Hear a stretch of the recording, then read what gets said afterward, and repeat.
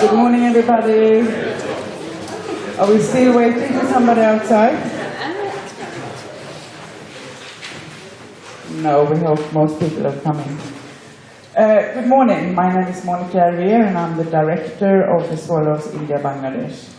And on behalf of the Swallows India Bangladesh, I would like to welcome you all to the third day of the 4 days of Glocal Development Talks. And yesterday we focused very much on the sustainable development goals, and we had different actors here. And today it's going to be this very interesting discussion on feminist foreign policy that I think we all still wonder what that is all about. So I hope we will get some ideas today and also maybe discuss what our ideas about the feminist foreign policy would be, and particularly from our colleagues in India and Bangladesh, what would be needed to strengthen the gender justice on the grassroots level in India and Bangladesh. I think that I just want to mention one thing from the idea, because some people might not have been here yesterday, so I think the idea behind the Glocal Development Talks are really important. Because as the name, the Swallows India Bangladesh, we work on the grassroots, but we do not implement anything ourselves. It's our partners that implement the projects and programs that we work with. And when we are out and have lots of discussions, lots of partner meetings, lots of dialogue with both farmers, with female farmers, Adivasis, Dalit, all the marginalized people that we work with. And we have discussions with our partners. A lot of the decision making that is done in Europe, on the European Union, as well as on the national level in Sweden, is affecting what is happening on the very local level in India and Bangladesh. And it's very, very seldom that there is a possibility to have a direct interaction and have a direct dialogue between representatives for the grassroots movements and organizations and the decision makers. And I think the voices from the grassroots are enormously important. And I think that's the very idea of Glocal Development Talks here.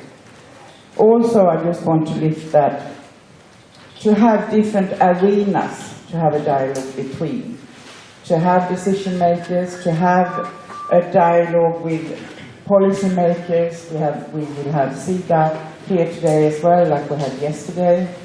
We will have a parliamentarian here as well, and we will have a feminist initiative here as well.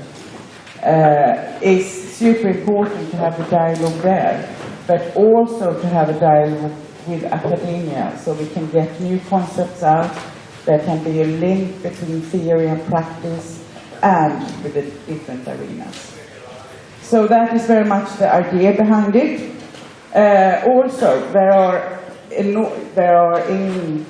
the world, and also in Sweden, a lot of new things happening when it comes to development cooperation, and also when it comes to development issues generally. And the Sustainable Development Goals, I think that many of us know that will take place this week, actually, at the end of the week in the UN Assembly. The 17 goals will hopefully be accepted, we never know. There will still maybe be some discussions. So that is one thing that is important. Another thing is what we talked a lot about yesterday is the Swedish policy for global development, and that is coming up on the agenda again with the new government. And then also there is a new civil society strategy that is coming up, and there is also the aid platform that is very much discussed now. So there is a lot of opportunities to actually influence right now. And I think what we really can see with the new government, and I felt very much yesterday as well when the state secretary was here, is that there is a possibility for dialogue. That there is much more meetings with the civil society today than it was the last couple of years. So that's why we also want to take this opportunity to lift issues and bring that to the national level. So the outcomes of the meetings, the 4 days meetings, will actually be, of course, a final report and so on, but will also be recommendations that our partners from India and Bangladesh, and also Latin America, I have forgotten about completely. We also have friends from Latin America here that is coming here through Future Earth. So the partners, the grassroots, the voices, what the recommendations from these voices will go to the national level in Sweden with these specific recommendations. Okay, that was a little bit about the general Glocal Development Talks. I just want to say 3 minutes, Annica. Yes. I know it's going to be much tougher today with time, maybe. but 3 minutes about gender justice. And I won't say anything about foreign policy, because feminist foreign policy, because still we don't know what that is. But the sort of, I remember I was at Beijing conference 1995 with actually one of my colleagues in those days that are sitting here today. And we were there actually representing the university, but also from civil society organizations. And the Women Conference in Beijing 1995 was historic in so many different ways. Because it was the first time actually that there was a lot of organizations from Global South, women's movements from Global South, that took part in the dialogue and the discussion. In India, I think there was about 780 NGOs that took part directly from the grassroots, and there was a lot of financing that made these women and men go to the Beijing conference. That was one unique thing. Another unique thing was the Platform for Action that came out in 1995. And that was the first time that violence against women was put in a document on that level. And from the Platform for Action, there was a lot of energy, and we thought in the movement that right now, finance was there, a lot of movements was there, we had documents that was really strong, and we thought now it's the time. It will be loads of changes happening. Gender justice is on the way right now. And yes, some points were certainly there. There was many UN conferences during the 90s. But the context, the landscape around the world has very much changed from 1995, particularly when it comes to gender justice. And I think that is something we have to have in mind today as well. Because when there was going to be further negotiations, when we were looking at a new conference, maybe 2005 or maybe 2015, to follow up this, it was quite clear that particularly women in the South felt that if we have a new negotiation, if we open the document again, it will be not the progress, it will be the other way around. A lot of the strong declarations, a lot of the strong paragraphs will be reduced. And that is something that we can see, that the fundamentalist forces, both market forces that one of the regional dawn organizations are talking about, but also the religious fundamentalist movements and forces are much stronger today. And that has really changed the scene for gender justice around the world. And yesterday Naila was mentioning the process also coming up to the Millennium Goals and after. And I think Naila will talk today again, and I think these are really important issues, particularly when it comes to economic gender justice. That is an issue that also our partners are working a lot on. Okay, I can feel that I could stand here for a very long time now, but I will not. But that kind of context, I think, is very important to have with us. And finally, I think that the discussion that is happening, I talked about the different arenas that we want to get together here with Glocal Development Talks, is important. But also, and maybe even more important, is the dialogue between Global South and Global North, that kind of cooperation. Because that has happened for a long time, but I think we need to strengthen it. When it comes to gender justice, when it comes to women's rights, the women's movements around the world needs to very much come together and see what is in common, because there are loads of issues that are in common. Maybe now when we see the economic crisis in Europe, when we see the fascist tendencies coming back in Europe, we need to even more learn from the South and have that kind of dialogue. So I think the cooperation in that way with our partners, with the groups in the South is important, extremely important, and that's part of the Glocal Development Talks as well. Okay, I will leave to Annica because she will be moderating the full day, or the full Glocal Development Talks actually. So I will leave over for you to take on the day. Okay, thank you. Thank you. So once again, good morning to all of you. I'm very happy to see that we have a quite good crowd today. You're most welcome. My name is Annica Holmberg, and I will be guiding you through the day. And those of you who were here yesterday know that I'm doing this task, this really interesting and exciting task, the full conference. I will not talk a lot today, but right now I will soon leave over to our first speaker. But I just want to tell you a little bit about the way we do the conference. First of all, please off the sound of your mobile phones. Those of you who like to Twitter, please do. There's a hashtag Glocal Talks where you can send out your ideas and thoughts. There's also another room outside here if you need to just move around or if there's no more space. So we are streaming the conference to the other room. So that's one way of sorry, yeah, and also on YouTube. But now we're here, right? So you don't need to open up your YouTube channels. We also have a setup where we are quite lucky. We have a lot of participants, representatives from organizations in India and Bangladesh and also in Uruguay. And we are taking the opportunity to listen to what they can teach us, what kind of messages they want to send to us and Swedish politicians and policymakers and decision makers, Swedish Sida and so on, and to the Swedish civil society working on global justice.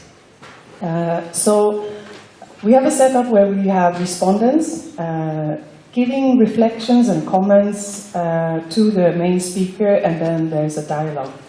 Yesterday we didn't open up for any questions. We might have time for that, but the setup is that way, that we will mainly have the discussion on stage here.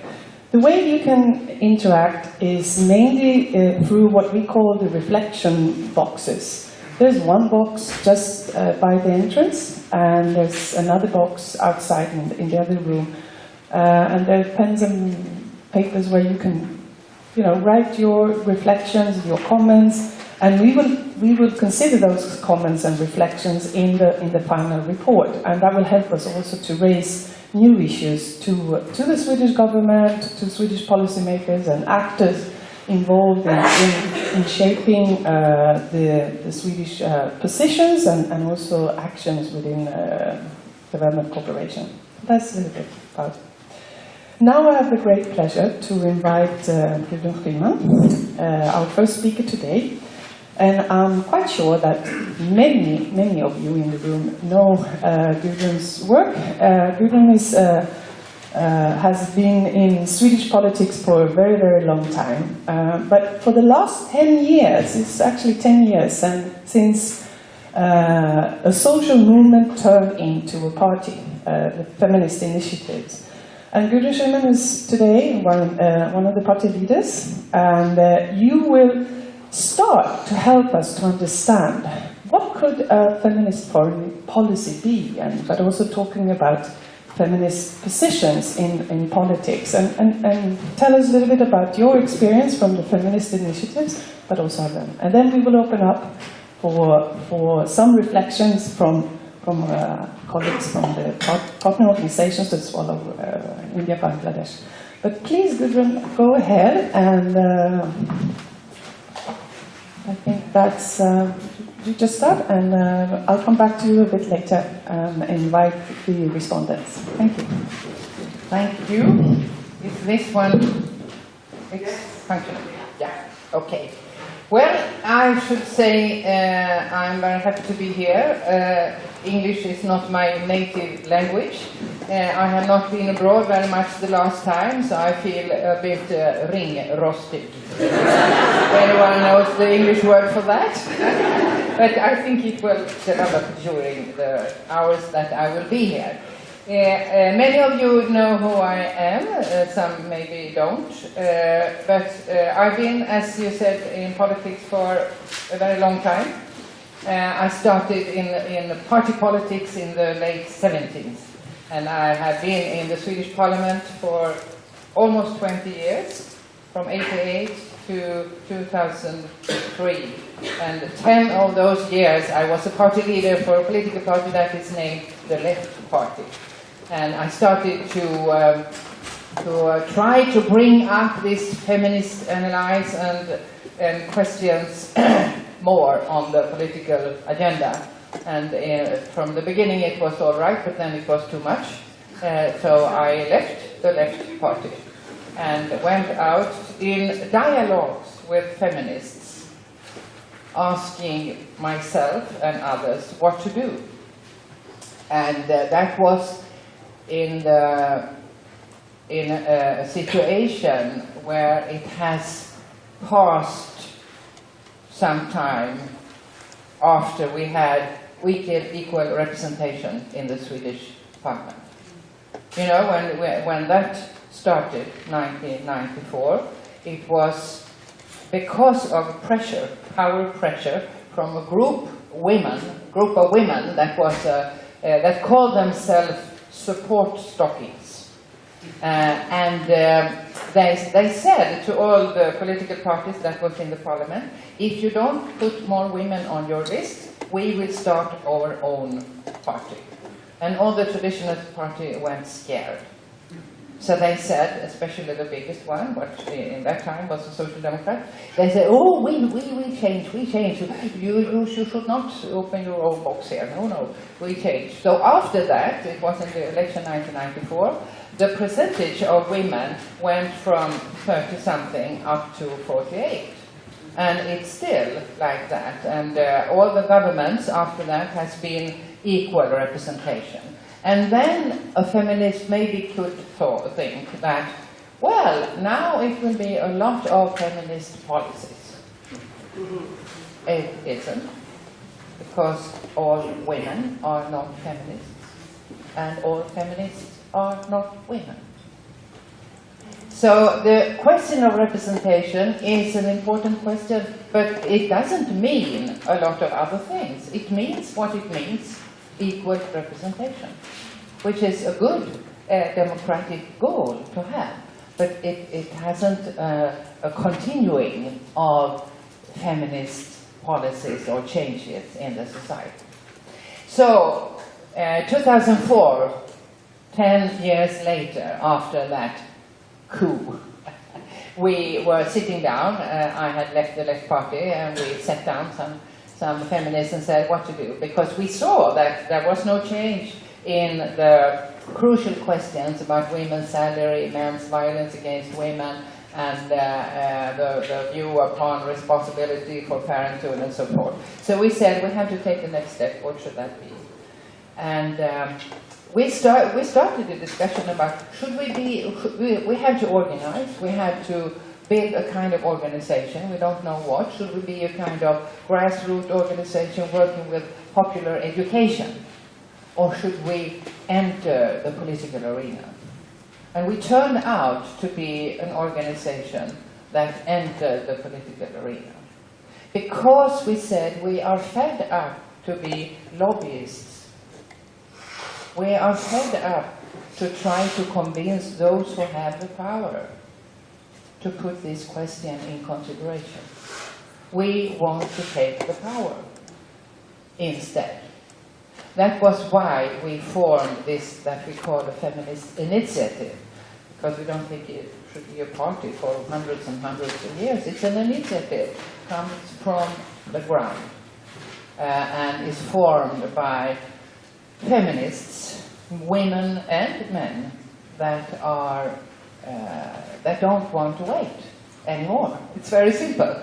You know, very many powerful groups has had a very long time to do a lot to make changes in this arena, but the changes are not there. And as you said in the beginning, it's a backlash. And in the beginning of around 2004, 2003, when we started this discussion, we also saw that in Sweden, a backlash, and we have seen it now. And we are a part of the world, and we see it's a global backlash when it comes to this question. It means, and what we have experienced in Sweden is that when you form a political group, a political party, you are making, you are a threat to the power. You are challenging the power. Instead of trying to convince those who have power, you go out and say, we want to take power. We want to be in the rooms, we want to have the seats where the decision is made. Which means that a lot of people that has bad conscience, maybe, are getting scared and are starting to discuss this question in another way, more high up on the political agenda. And that was in Sweden very clear last year when it was in Sweden, a lot of voting for the European Parliament and for the national and local and regional parliaments. And we were there, this feminist initiative, and made a lot of the other political parties to bring these questions up in a level that we have never seen before. And that's why we today have a government that call themselves a feminist government, that have the ambition to create a feminist foreign policy. I just wanted to give that background because it must be a bit curious to have a country saying we are having a feminist foreign policy. Because everyone knows, yes? And what does that mean? And what does it mean to have a feminist government? I don't know. I don't think you can have a feminist government. You can have a government that has the ambition to form feminist policies, to create a society where you have gender equality. But you can't be a feminist government. So it shows a bit that you are not familiar with the words and the analysis. So that's the background, and that's why I'm here. But I should say I'm also working. I mean, I'm a politician, as you understand. I'm working in the grassroots in the very local government in Simrishamn, a small city in the south of Sweden. And I'm a party leader for the Feminist Initiative, but I'm also a professional working with education when it comes to questions concerning gender equality and non-discrimination. So I go on two foots. Thanks. Yeah. And the question that you said that I should answer is, what is the feminist foreign policy? And as you understand, I don't have any answer to that. Because this government has not been very clear on the question. As I said, they expressed that they are a feminist government, and then they have to also have feminist policies in all fields, of course. But Margot Wallström, which is a very good person, she has turned this into, we are going to create a feminist foreign policy. And I really have tried. I have tried. I looked at the foreign policy declaration that was made in the parliament in February this year, and it says, now we are creating a feminist foreign policy, and our goal is to work against discrimination of women. We want to have women's situation better, and we want to be a part of making peace and development. That's right, that's what it's about. And it says it's about women's rights, it's about economic resources for women, and it's about representation. What you used to call the 3R, that you, it's a kind of technique that you can work with. So that is what it is. in the foreign policy declaration. And then I was looking at a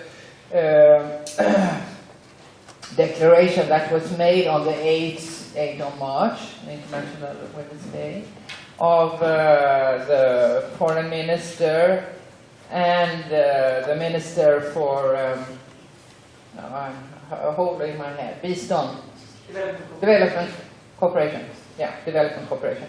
And they are writing that gender equality creates peace and welfare. And they take up the situation with a lot of women that dies connected to when they carry children or when they give birth. And they bring up the question of men's violence as one of the biggest reasons for death. If you see global, it's more women that dies as an effect of the patriarch violence than people that dies in military conflicts or in diseases, which is a very huge question. And they say that their feminist foreign policy is about creating the tools to high up the respect for women's rights and to secure resources, priorities for resources for women, and to show respect for human rights, fight against violence, to support sexual and reproductive health and rights, to strengthen women's economic impact, and to work for sustainable development. That is what is said. We don't know much more, really, which doesn't mean that they don't know what to do, but they haven't said it anyway. And maybe it's a discussion in the government, I don't know. I mean, this is a new field. I choose to be supportive and say, yes, yes, yes, very good. You have a feminist approach. You want to develop feminist policies here. It's wonderful. But you have to do something. This is the words, and then you have to do something. And then is the question, what should a feminist policy, foreign policy, be about then? We have had a discussion, of course, we have discussion in the Feminist Initiative, and we have made an analysis that is brought out from the fact that one of the absolutely biggest threats in the world globally is the patriarch violence. It's a real threat, as the climate situation is, but it's a real threat. And we think that foreign policy has to be about, which it always are, security policy. You put that together often. You say foreign policy, security policy, and you make security analysis and see how is the situation in the world, and from one country you see how is it around our country, what's it needed to be secure. And what has happened for a very long time, and what has accelerated, I would say, is the idea of that security policy is militarization.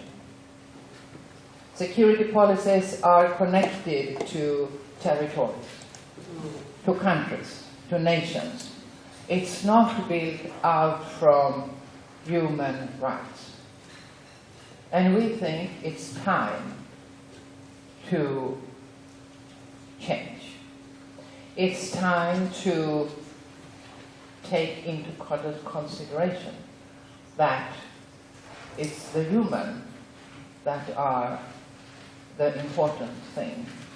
It's the human that needs security.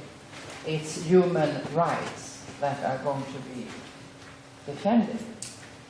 And you can never do that with military means. Everyone knows that. Still, it's going on. And it's going on in a way that we now all see the result of, which is 60 million people walking away from their countries because they are running for their lives. That is the result of a strong military view upon security. The idea that it's the nation that gives you your rights, the idea of that men are supposed to protect women and children, but also territories with weapons in their hands. The old patriarch idea that gives the group of men the responsibility for violence. And this is a kind of violence that has the same aim wherever it appears. If it is in the intimate relation, where a man that are supposed to be a kind of head of the family thinks that he has to educate the woman, to take care of the woman and the children, to protect women and children, this role can be needed to have control over those who you are going to protect. And this ambition of control could also go together with threat. And it could also turn out into violence. And this is the most common violence that we have in all our societies. It's global. The idea that in the traditional role of being a man is including the idea of being the one that are the head of and that have the responsibility to protect. And then you have to control. And then you can use threats of violence and you can use violence. I don't think I have to tell you all the figures about this, but I mean it's very clear that this is a violence that makes more people die than anything else, global. And it takes a lot of ways, of course, and a lot of expressions. And I mean, it could be in the name of honor. You know, it's a family to continue a kind of hierarchic idea of who is going to be the head of. Also could use threat of violence and also kill young women or young men because of their sexuality, because they are with the wrong persons. We have that in Sweden and we have it in many other countries. It can also be the violence in the society, the idea of, which we see now in the big cities, this gang fighting each other more and more with weapons. It's about territory. This part of the town is mine, and this is mine, and you should not go over. It's the idea of dominance that are in all this situation. It could also be in the area of sports. What lag? What team is the biggest and the most beautiful? You can fight about that, and people do that. 1.5 years ago, a man was killed by that fighting.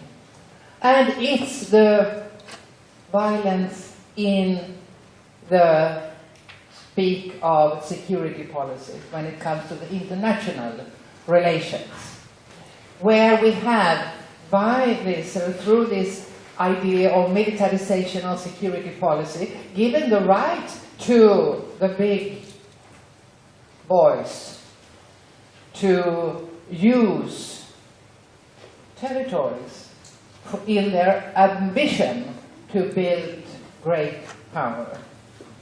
as we see now in Russia with Putin, for example. And this idea of violence, I think, is the most crucial question, is to get rid of that idea and to connect security to human beings, and to connect all these levels of violence with each other in the discussion, which means that it's the same aim for the violence. We have to see that when it is in the intimate relation and when it is in the international relation. It's the same thinking of dominance, and it's the same idea that men are those who are going to distribute this. And it's the same idea of that women and children are going to be protected. And it's the same idea that brings out a lot of... We know in every military conflict, those who are losing most is women and children and civilians. We know that. And we know that we, as long as this idea of militarization continues, we have big weapon industries in the rich part of the world that continues to construct more and more difficult things, high-tech things, that they have to sell somewhere. And they can't sell it in their own sphere. You know, because we don't fight with military arms in the Western atmosphere anymore. So someone else has to do it, which means that West are exporting a security policy look that brings out, for example, South Africa to buy extremely expensive aeroplanes from Sweden after they got their freedom from apartheid. Extremely expensive. They are called JAS. Some of you maybe know what it is. And what should they bring? What should they do with those planes? No one could explain. But it costs a lot, and they needed the money to bring to poor people, to education, to work against the AIDS, and so forth. So people that goes to military, money that goes to military means that you can't use it for welfare and strengthen women's situation, for example. Now it's a time, the same thing is happening in Sweden. We sell a lot of planes to Brazil, which have a country that has huge problems with poverty, with big demonstrations around the whole big country. And we export a lot of other things, and a lot of Western countries export a lot of weapons to countries that need their money to other things. There has been reporting in the UN that says that developing countries use 20 to 40% of their state budget to military things. And it doesn't, often you can't see it because it says development, forskning, research, and of different things. But it means that the money that should go to welfare system, to school, to health, to strengthen women's situation, all that instead goes to military things. And you know, this is blackmail from the Western part of the world. So all these questions we have to put together and see it together, and we have to talk about that. A feminist foreign policy has to make another definition of security. We have to make a new definition of security, and that definition are going to end up in a demand of military nedrustning. Disarmament. Military disarmament and global avrustning.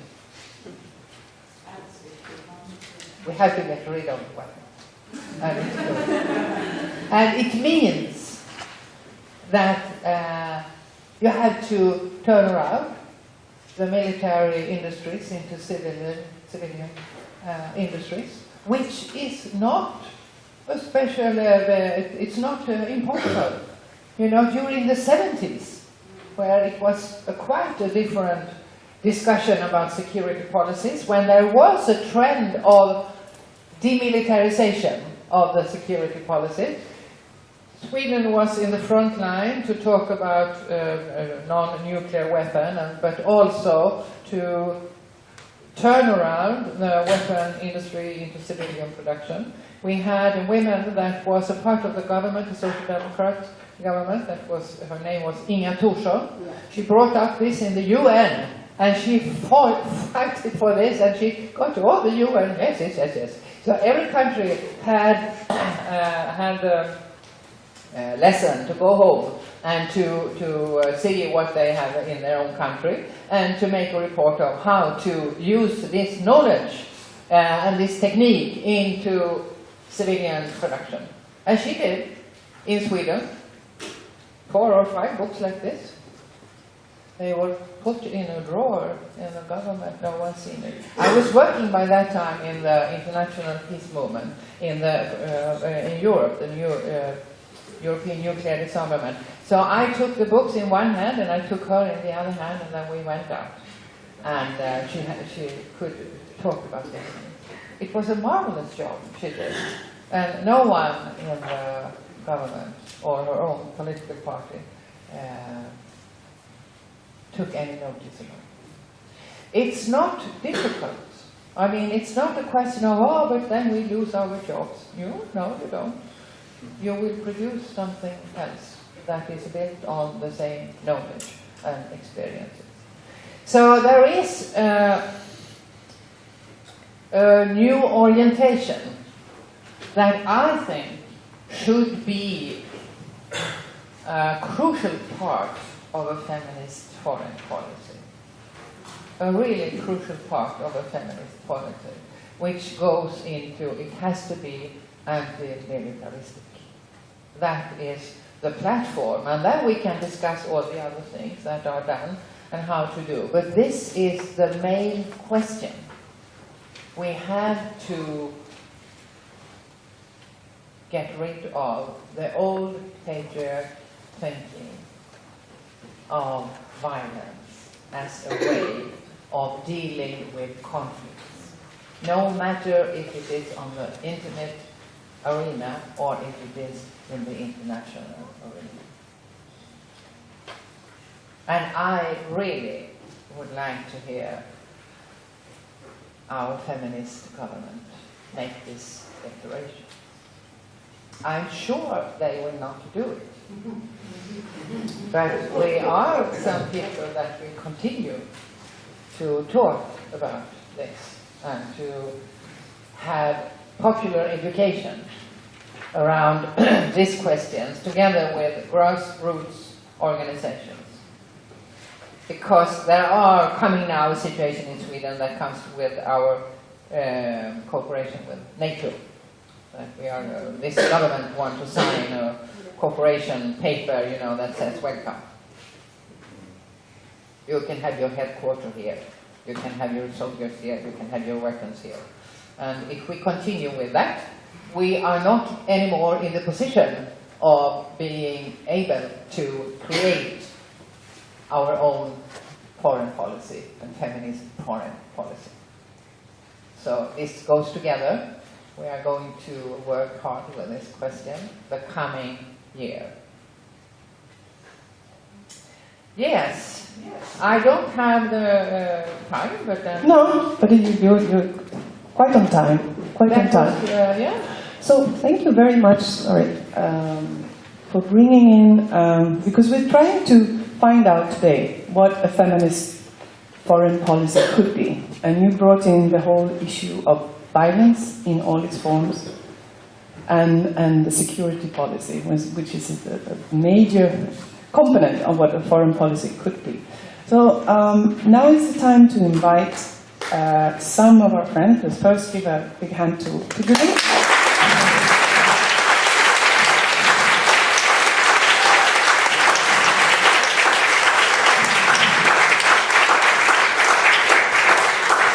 And let's see how are the respondents, if they're together with you in this line of thought, or if there are other components they also want to discuss. So, Professor Naila Kabeer from the Gender Institute at the London School of Economics and Political Science. Welcome back.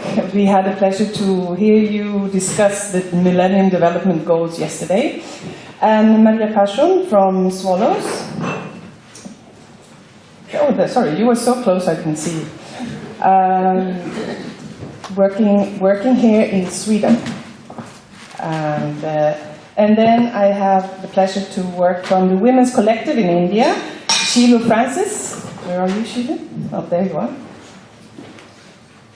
And while you get settled in on the stage, I just want to share with you that in the back of the hall, you will have a presentation of all the speakers and the respondents during this conference. So if you want to know a little bit more about them, you can find all the information at the Swallows webpage, but you also have them printed out there in the back of the room, and some of you might even have the information on the participant list, but there's not copies enough for everyone, I think.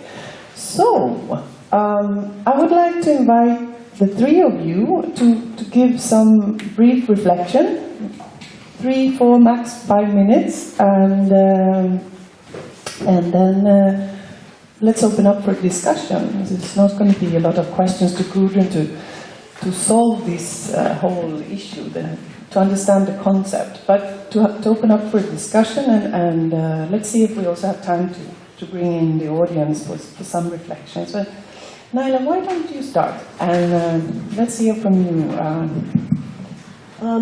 Thank you very much, Gudrun. I think I am now much clearer about what a feminist foreign policy might look like. I think you give a very compelling and persuasive account of why we might want to explicitly introduce the idea of feminism into the discourse around foreign policy. What I also agree with, it's a little bit difficult because I'm going to be speaking about this in 15 minutes. Yeah, and I think, am I just going to be repeating myself? Who cares, sometimes it doesn't hurt to repeat yourself. But I think one of the things I was thinking about when I was trying to work out what is this new concept was really along the lines that you argued, which is not so much a feminist foreign policy, but what the feminists bring to foreign policy, which is a slightly different way of talking about it. And you kind of ended by saying, a very key thing that feminists can bring to foreign policy is an anti-militaristic orientation. And an anti-militaristic orientation which is rooted in its resistance to violence in all forms. And the reason I find that very compelling is that one of the arguments I would like to make when it's my turn is that we can no longer make a distinction between where domestic policy ends and foreign policy begins. In other words, foreign policy in the world that we live in today, which is very interdependent, must contain within it the values that inform domestic policy.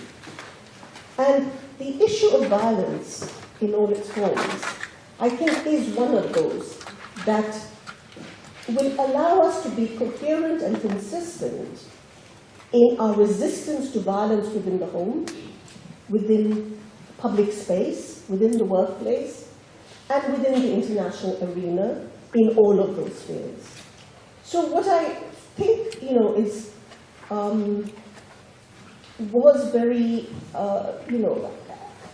had a coherence to your argument, is you brought a set of ideas that precisely transcend the boundaries between the domestic and the foreign. So I think if they're listening up there, I really hope that they find it helpful to have your own perspective on this. And just a very quick thought, when you were talking about they're not going to lose their jobs, if we start dismantling this kind of killing industry, people will not lose their jobs. We had a very radical kernel in the 1970s in Bangladesh, at a time when idealism in Bangladesh was at its highest. We had just won independence, and we won independence around values that were defined in opposition to the oppression that we had suffered. So the values of the Bangladesh constitution were secularism, nationalism, socialism, and democracy. And there was a colonel in the army called Colonel Tahir. And I don't know exactly how he phrased it, but what the phrase today is, my takeaway from that was, why do we spend so much money on an army? Men in the Bangladesh army are like much taller than the rest of Bangladeshi men, because they're better fed, right? Why are we spending all this money, part of our budget, on a group of people that by and large are idle, right? I mean, what do we need? Are we going to fight India? And if we fight India, is it worth it? They're going to walk all over us. So we're putting all our budget into an army whose only purpose must be internal. Must be to keep law and order within the country. And his idea was, why don't we put them to work during peacetime? Right? We need roads, we need public works, we need bridges. Why can't the army be employed in all of those years when it's not actually fighting a war? Well, actually, the Bangladesh army now has found a role in life, a role in the world, and it's become peacekeepers. So it goes around the world and it does peacekeeping, and I think perhaps it's gainfully employed in that way. But there was a time when we could ask these questions about the huge sections of our budget that went to feeding people. We're not actually doing anything but exercises anyway. Thank you. Thank you.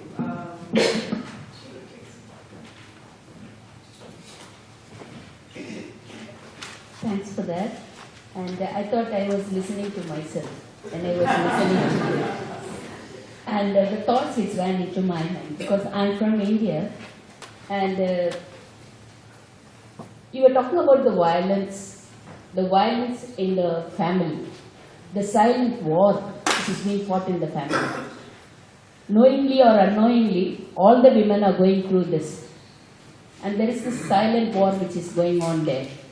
The violence is not explicit, but almost all women are undergoing violence. So I think, as Naila was putting it, it may be how the feminist thought is being brought into the foreign policy. This is something which we have to think about. And there is a link with the domestic policy, and that values have to be carried on to the foreign policy. So it is not that we are going to have a feminist foreign policy. We are going to have people who are thinking about the equality of men and women, bringing that values into the foreign policy. So similarly, this, the whole thing of violence against women, the silent war which is there in the family, is something which has to be taken into consideration, I thought. The second thing I was thinking about was about, you were saying that there was, the women threatened that they will form a new party, and so there was representation given and all. In India, we have this 33% reservation in panchayats. At the panchayat level is the lowermost level, then we have the state assembly, and then we have the parliament. At the panchayat level, there is 33% reservation given, and in some of the states they have given 50% reservation for women. But this reservation has not actually brought women's issues in forefront. Because as you said, all feminists are not women and all women are not feminists. So it's the same way, the mere number is not making any magic thing. It's the same patriarchal value which is being carried out and things like that. So I was wondering whether the women in our own party will come together and challenge. Definitely no, because the whole 30% reservation in assembly and parliament is a bill which has been pending for almost 20 years now in the parliament. And all the parties say that they support this. But when it comes to the discussion and when it comes for voting, we don't have enough votes to pass the bill. So that is the kind of situation there. So this is something,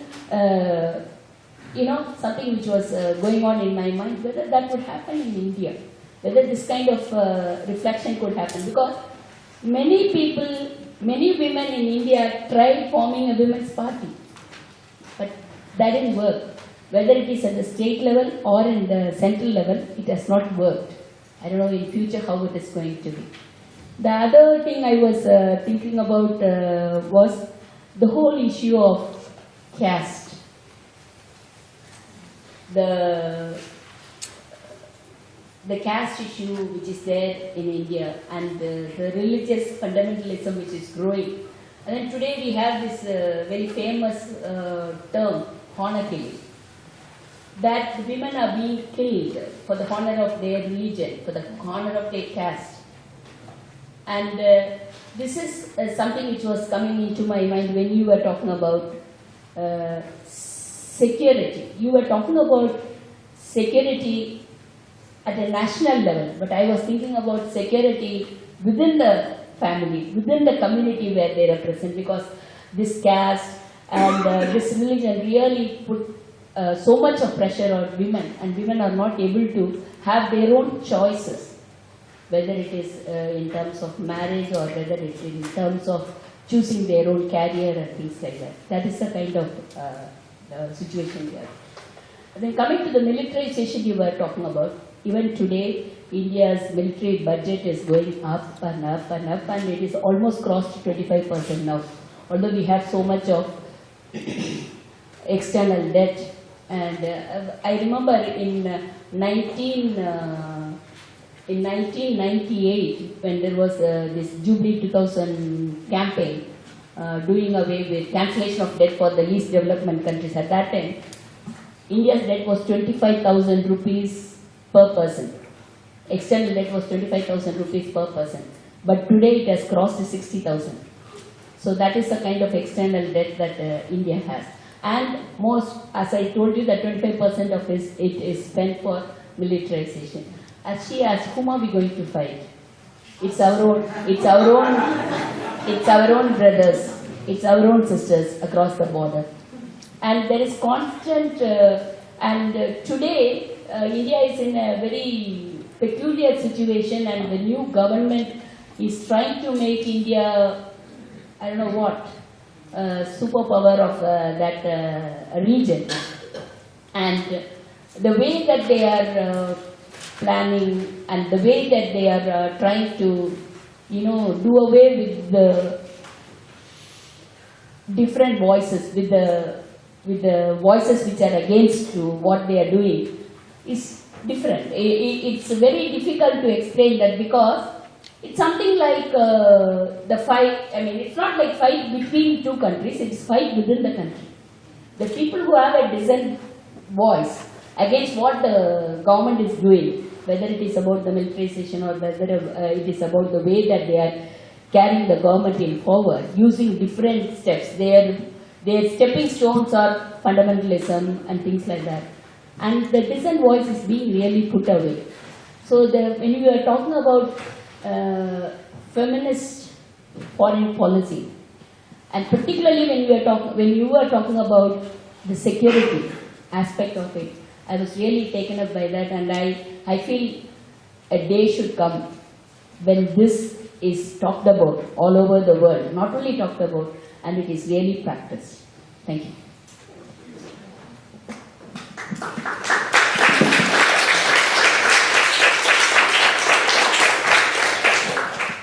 Thank you, Shilu, and thank you, Gudrun. I think it was very important to hear today the distinction between possible feminist foreign policy and security policies on military budgets.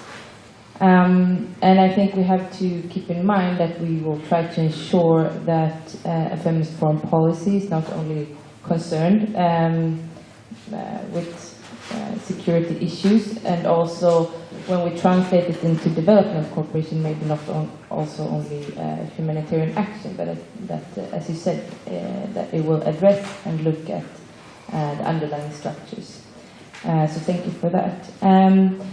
I basically, as Annica said, I work for the Svalorna India Bangladesh here in Lund, and thinking now what Shilu said, I just wanted to reflect and ask your reflections on what role we as a Swedish civil society organization can have, where you see the openings where we can affect the feminist foreign policy in terms of making the voices from our partner organizations to be included and to be brought forward. And also if you see possible mechanisms where we can ensure that we are being listened to, and that these voices will actually be brought forward. We have had 2 days of Glocal Talks already, and we heard yesterday from representatives both from the state and Sweden development corporations and authorities, that Sweden should act as an example, and we should work on what Gudrun from Sida said, Team Sweden, which I thought was Team Sweden. I thought this was a very interesting term. And I think that they were talking, you know, of course, with the Swedish relatively high standards on gender equality. My question here is how do we bring this into the development cooperation without doing so in paternalistic way, where we reinforce already imperialist structures. And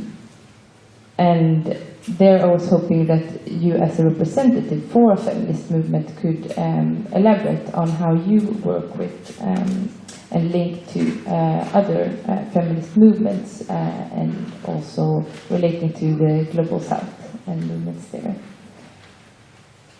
I think I'll give the floor now and I can come back maybe later. Okay, thank you Naila and Shilu and Maria for your interventions there. So Gudrun, have a go. Yes, I will try to answer the questions or give a comment. I'll start from the end. I'll start with you then. It's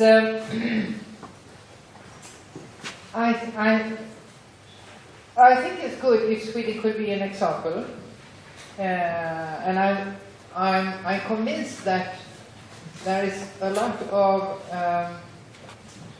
strength in good examples, really. But I think that we have to understand better that the world looks not like in Sweden everywhere. I think we have to listen more, and I think there is an understanding in Sweden of trusting the power, trusting the state, trusting the declarations, and we are very fond of declarations, and we push it in the UN system, and we push it in the European Union work, and we make the.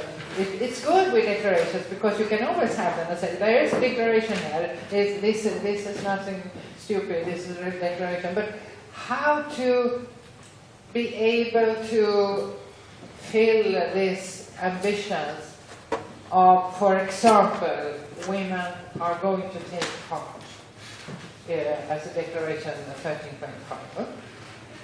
How? When you can't leave your home because you will get killed if you go out, or you can't leave your home because you have babies that no one else take care of. How should you enter the meeting rooms when you don't know where it is and how to get there? I mean, there is a kind of infrastructure that very seldom is discussed, which is step number one if women are going to be able to be a part of it.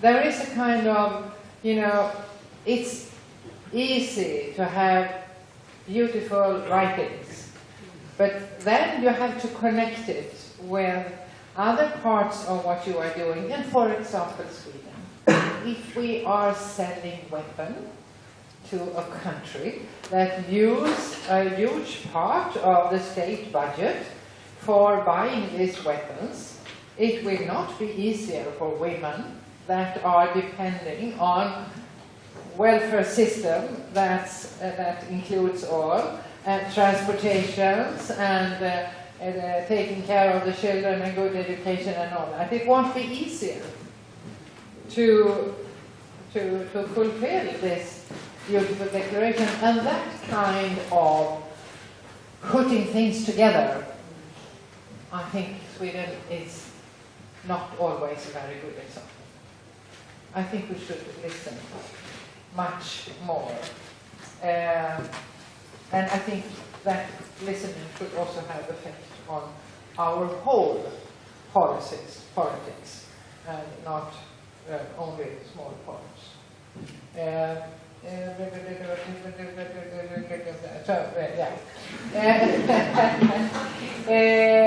Chilo, you pronounce it like that?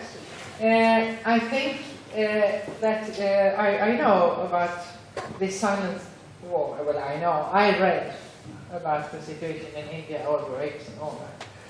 I think the question is how to stop the silence, how to create a possibility, how to build the bridge from the silence to the opinion voices, the high voices.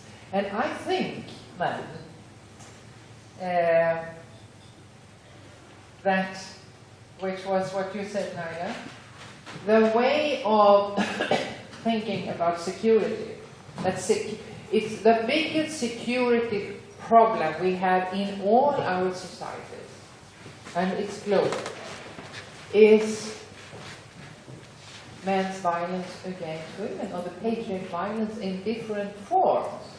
It's the greatest, the biggest security problem, and it's addressed also in Sweden, I would say, as a women's question. And women's questions, you don't want to deal with them, because then you are not making a career or have a position in politics. And a lot of women that are elected into politics choose not to work with these questions because they want to be in the real politics. I mean, so that's why we have to, I think, to use this discussion about security to connect the silent war with the militarism. And we have to see what is combining them, what brings them together. And we have to put up this. It's another way. It's a way of not accepting that this is a women's question, because it isn't. It's a society. It's a question in society. It's a structure that is perverse, I would say. And you have to connect it with militarism, because it's the same idea. And that is another way of doing it. That I think, I don't know if it's going to work in India. I don't know. But it will be interesting. And especially with your relation with Sweden, we have a lot of military weapons going, you know. So, I mean, it's, I think it will be very interesting to see, is it possible to write? Because I think now also when the question of this sustainable development also has been included in this, and everyone understands that war is not to make a sustainable development. And I think everyone understands that it would be much better to do all the efforts that are now brought out after the war, when you had a fight for decades, and millions of people have died or fly, and the earth is spoiled. Then the countries come and say, okay, we don't donate, now we have to build up, now we should put our effort in the dialogues and democracy and all that. Why don't you do that ahead instead? It's very easy, I think, which means, and that is what I mean, that the Swedish foreign policy, which would use the feminist analysis, should do, to build up a peace institute that works with, what do you call it?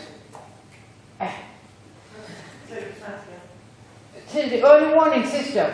You know, it's not difficult to identify coming conflicts. It's not difficult. And then you should put in all these efforts to have a non-militarization of ongoing and coming conflicts. To learn to have another way of dealing with conflicts. As we do in the society, and then you have to exercise.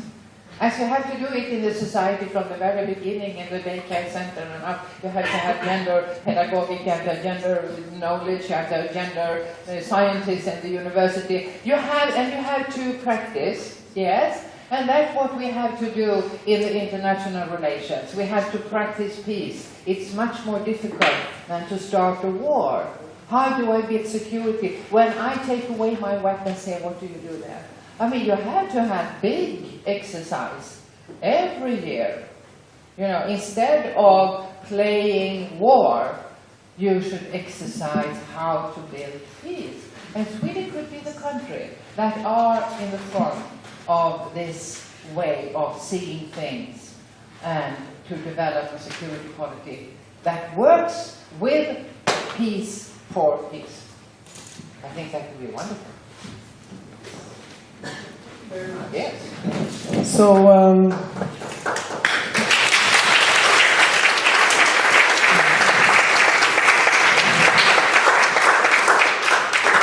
So we have a discussion on violence at the core of the discussion, the security policy, what a security policy could be, and you also brought up the breaking the silence, and I think that's a core issue that's been within some tendencies in development cooperation, that we talk so much about breaking the silence and really talk about what's the problem, which is the core feminist question, right? But it's also about a hegemonic masculinity that kills men, that kills women, that kills boys, that kills girls, and kills nature. So the continuous of a society that doesn't break down the structures that are killing us. So that's you're bringing up so many good issues here on that. I think I would opt to see if we could break this structure a little bit and see. I think Naila, you have the yes, this one. So Monica, would you help me? Sorry? Yeah. So, is there anyone in the audience that would like to raise a question? I think I would bring on two. There could be no democracy here, but I would open up for two questions and then back to the whole panel. And it's not only to you, Gudrun, but anyone at the stage here right now. So let's hear from Anita. Just a suggestion, because we had all women here talking also. Probably like some of the men who would also like to respond to this. not a question, but you can bring it to demand.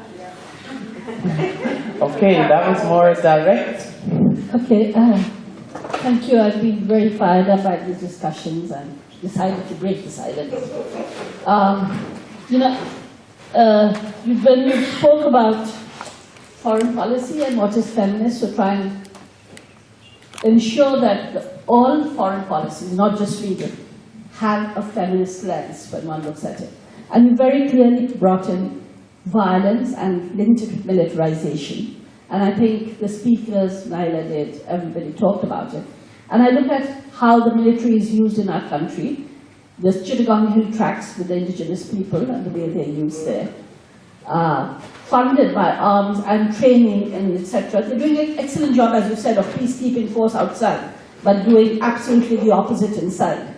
We look at the northeastern India and the role that the military has been playing there, and the role of Sharmila in trying to bring this issue into focus. I just had a discussion a few days back with someone, a woman from Syria who's now at the UN, and she would be heard in trying to say that the nation, the states have to now declare that they should stop funding institutions like the IS who are leading to the kind of situation that leads to mass sexualness and what it does to women, because everybody doesn't want to leave their own country. And I think you really touched upon a very strong point. And I think it goes beyond just women, but it is a feminist perspective looking at the whole thing. Thank you very much. So, you can take another question. Yes. My question is in relation to violence and women, or let's say instances when women perpetuate violence. Where exactly does women who take on resistance through violence for their own rights fit into this violence, anti-violence spectrum? I didn't understand the question. Where does women who do take on armed resistance or violent resistance against patriarchy fall into this into the issue or the spectrum of between violence, patriarchal violence, and let's say feminist peace building? So what happens when you try to fight patriarchy by violence? Trying to. Okay.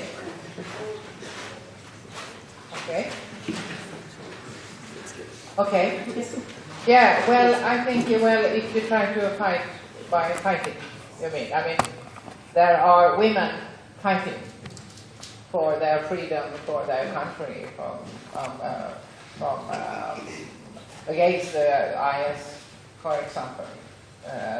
So I don't think you should make it into an individual standpoint. It's structures that we have to break. And not every woman is a pacifist. But I think many women want a society free from violence. And these different levels are connected with each other. I think if someone is trying to kill you, I think it's better that you use violence to save your life. But what I was thinking of is a question that sometimes comes, which is in Sweden, to have a gender equality perspective into every political area means, when it comes to military, that we should have women in the military. That's a way of developing gender equality, which means that you are not challenging the whole idea with militarism. You are taking gender perspective into the ordinary patriarch system. And this is a crucial question, because it's what, for example, they say in Sweden, but we work with gender perspective. Yes, we have educations, and it's very important also when women goes out international in peacekeeping projects. We have to have both women and men, because women are much better to talk with women in the small villages. You know? And this is something that we really should discuss, what's happening when you, inside a patriarch idea of militarization of security, enter women as a way of promoting gender equality. What effect does that have? Yeah, you don't change the system. It's a kind of gisslan. Sorry? Gisslan, vad är det heter? Hostage. It's a kind, women are a kind of hostage for continuing the military thinking. And that is a crucial question. Yeah. So, Sheila, you want to add anything? I just wanted to share one of our exercise what we did. We had a women's parliament, and I'm just reminded about the feminist. We had a women's parliament where we had all the women's group working all over India had 543 representatives from different constituencies, and we had our own prime minister and all that. And instead of GDP, we had GNP, Gross National Happiness, GNH. So we said that women would like to have peace and security. We would rather like to have happiness than income. So economic returns alone is not going to make the women happy. It is the peace at home and it is the peace in the country that it is going to. And in this parliament, we went around reducing military budget to 5%, from 25 to 5%. And then we passed bill 50% reservation for women. I mean, whatever we wanted to do. And we also passed a bill to right to recall the elected representatives if they are not doing good there. So of course, we wanted something like that to happen. We said it is the parliament. This is the way, and we had opposition and ruling working hand in hand for the betterment of the community, not fighting them, not fighting for their own. So we thought that is the model. So something what you are talking, in my mind it looks like the model. I got inspiration from what you shared to go back and to do something more in our women's parliament. So Sheila, where is the happiness indicators? You know what, the work, yesterday we talked a lot about these sustainable development goals and also the Swedish policy for global development. And they're supposed to be, as Monica said today, this weekend, the UN Assembly is gathering and they're supposed to adopt the 17 development goals, but the indicators are not in place. And that will only happen next year in March. So what will be the indicators of happiness? That's one issue that we need to take on. Yeah, that's the first thing what we are trying to do is to do away with the military. And we want the military, whoever the sketchy military what we have to do development work to support the community. And then we are talking about we were talking about a welfare society, where we are talking about a society where both men and women have equal representation, and people have she was telling that people have more gender sensitiveness, whether it is men or women, because women are also into the whole patriarchal value system. Because they are women, they are not, you can't claim that they are gender sensitive. So like that, there are so many things, and also we had health indicators, we had education, all those things. I think that freedom from violence is a very crucial question in all levels for all human beings. Well, animals too, but it's a question that is essential for your possibilities to be a human being and to develop in your potential. It's much more crucial than it has been said, because of this idea of domination and militarization is so strong. So it's really something. So yeah, and the multidimensional view of poverty, as we heard some of us yesterday, is one of the dimensions often raised is security, but what is actually said is freedom from violence. So that's one of the main aspects. Naila, please go ahead. Oh, you without mic now? No, you have one here. Oh, No, since if I don't speak immediately, I forget what I'm going to say. that's good. No, I was thinking when you were talking about freedom from violence, I think there's a phrase that we use in the development discourse, which is freedom from fear and freedom from want. And I think those two go together. Because Freedom from fear and freedom from want. What? Want is lacking things. So freedom from fear is about the ability to exercise voice without retribution, without punishment. And freedom from want is the security that you need to be able to exercise voice. So in a sense, it brings issues of economics and politics very close together. And I liked what you said about, women participating in, peace building, etc. Well, you cannot participate without the infrastructure. No. So there again, it's bringing in the issue of, to be politically active, you need the infrastructure of even a road in place. So I think it's that, the interconnections are what we are constantly reminded of, because one can be very idealistic about one issue without looking at the practicalities of how that issue gets translated. There was actually something else I wanted to say.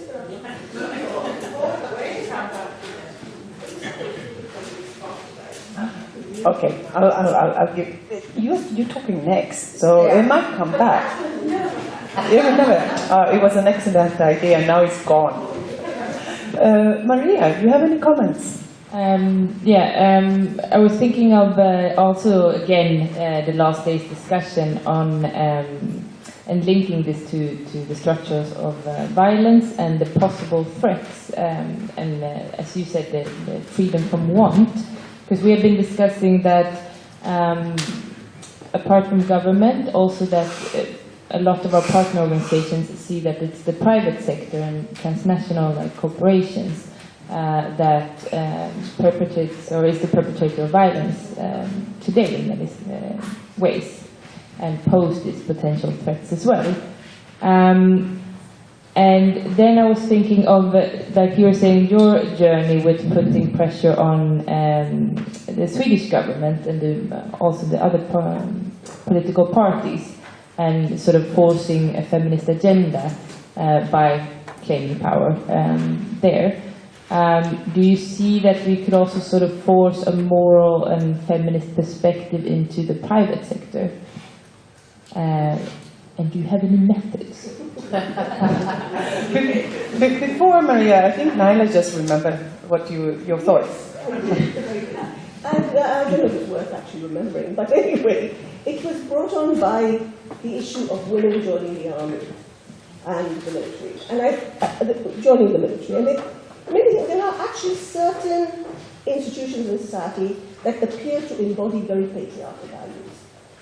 The military is one of them, and I see women wanting equal rights, equal opportunities in the military, and I can see there's a certain kind of liberal thought that believes that should be the case. I sometimes think about the church, and I sometimes think about the police. That on one level, why should there be any institution that is not open to equal opportunities? But on the other hand, are some of these institutions so intractable in their patriarchal values that actually all you do is get co-opted? And it really means that we need to rethink the nature of power. These institutions embody a very negative form of power. And I think if you want to be a part of them, then you have to become able to exercise that very negative form of power. And to that extent, I think, what Shilu's exercises are talking about are rethinking power, but in a much more positive and generative form, a creative form of power, rather than a destructive one. Before I let you speak, Gudrun, just let me link to Maria's thoughts there on, you talked about the private sector, but I would just like to address the panel, all of you, about, we're talking about violence and we're talking about security policies, but what about economic violence? And I think that is a core issue for all of us working on. I mean, we have a strong agenda in the world to raise, fight for human rights, but how do you do that when you are, as Maria said, you're constantly attacked, and the attacks on human rights defenders, and that includes all human rights, of course.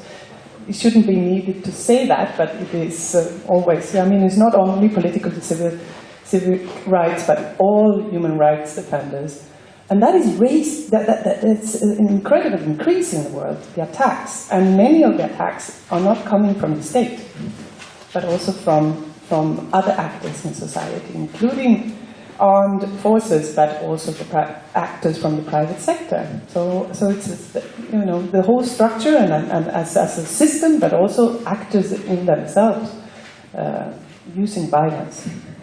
So just connecting to your question there, Maria. Yeah. It's a question at the very end. I think it's. I agree with the description of the development during the last decade that you had in the very beginning, where you have where questions that deals with human rights and gender equality has been going backwards. It has been a backlash. When it's a backlash for women's rights, it's a backlash for human rights.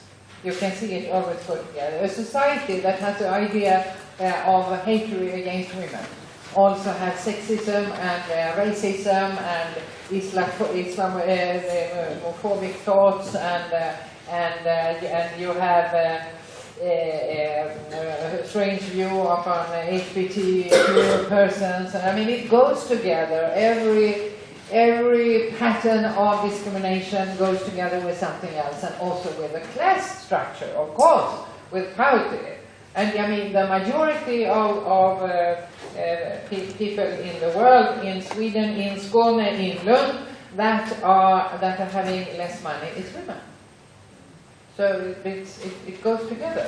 Class question and gender questions all over, which means that when you have a situation of development in the society that goes to bigger gaps between class groups, women are losing.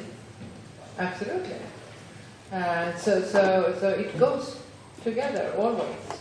And as I see it, I mean, the way of working as to build that up something else is to be in every level always at the same time, which means that we have to be a lot of people that are doing this. But you also have to be in the political arena. You have to work with these questions in a structural way. If there are structural problems in the society, you have to meet it with structural reforms. It's not the kitchen table question. We can't deal with these problems. I choose to not be a part of that. I choose to be. I mean, it's not on that level. Of course, we have a private life too, and it's not always easy, and you have to decide what fight you want to take. But it's always good to have this, small brochure from the Statistiska Centralbyrån that has the hard facts about how it is with the gender situation in Sweden. You should have that on the kitchen table. It's very good. Or in the bedroom. It's very good. Because sometimes you have discussion, no, but we are already, no, we are not. Yes, now you want too far. No, we are not. And then you have this. I always have that. It's very good. Because it's knowledge and it's facts. Yeah, so I mean, you have to take it from the knowledge of this, that this is an area of knowledge. It's not ideas, it's not thoughts, it's like that. So, but when it comes to, as you said about the military, I agree. Then you have the church, you have the police, of course. I mean, those who have power to have the obligation to use power in the society. The repression area, of course. But and I think every area should be open to everyone. Absolutely. In Sweden before we said we had common värnplikt. Common military service. But it was male military service. But it was never said. Because it's so common that it is male that have this position. But nowadays it's common. And I think that's good. But you can't say this has done anything to equality, gender equality in the society. We have quite a lot of women and immigrants and so in the police because there has been organized work with widening the representation, which because you should be able to connect to people with different backgrounds, which is good. It doesn't mean that the police force in Sweden suddenly have become nice and easy. But you have a representation. I mean, representation is representation and no more. And we should have the possibility to be everywhere. But to change the patriarch thinking and power system, it needs much, much more. It needs a feminist analysis, I would say. Thank you very much. I think we stop there because I think that was a good end line. So a big and warm thank you.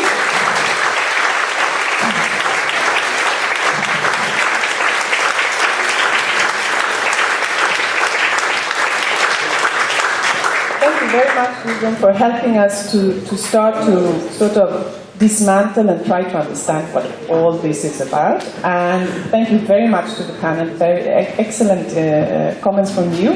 To the audience, we have 3 minutes, and I mean 3 minutes, to move around and shake our bodies and maybe do what we need to do. And we are just making room for the next speaker. Shiro.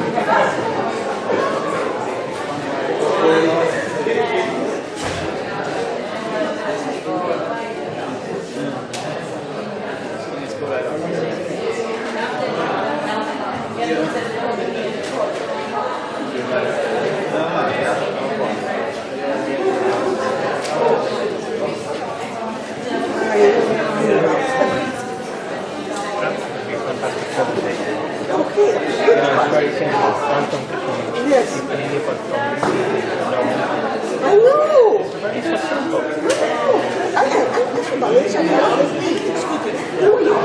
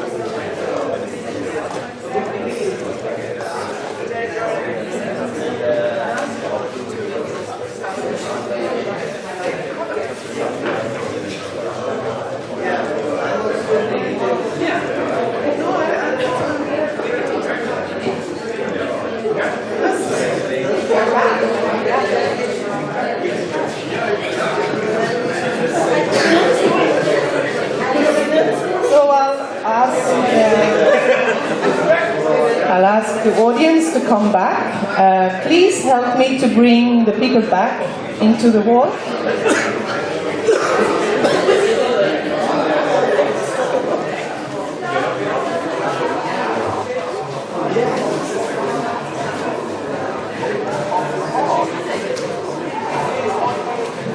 Help me to bring the masses back.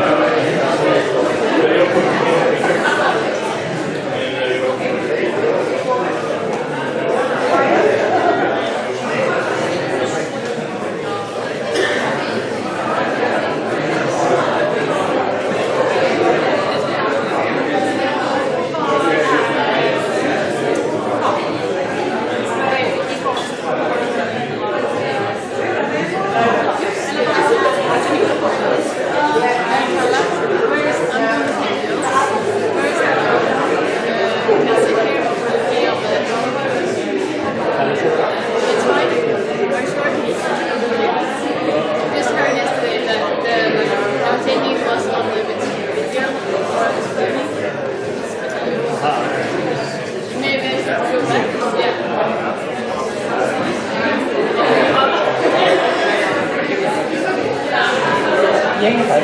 Okay, I think I've been too generous now. So, please take a seat. Please come in. Alla är välkomna tillbaka. Those of you who see a lot of people out there, call them, ask them to come in. Please take a seat. I think we had such a good start of the morning, and now we're all excited, and probably we need to discuss the issues, right? But just wait, we have so much more coming today. So I'm not actually welcoming you back because you're already on stage. But Professor Naila Kabeer, who is with us today, and you were here yesterday as well, and you were also part of the respondents. So I don't think you need any longer introductions. But for those who don't know Naila, please go. You need to read her work. But I think from a Swedish perspective, Naila has been helping us to understand how gender equality policies could be developed and strengthened in so many ways and under a very long time. So you have a special insight on the Swedish policies. You cannot be held accountable about it, but I think that's really helpful in this room. Right? So please go ahead and you will introduce us to your thoughts, and then we will do the same thing. We will invite some respondents, and we will continue with the dialogue. So please go ahead, Naila. Okay, thank you.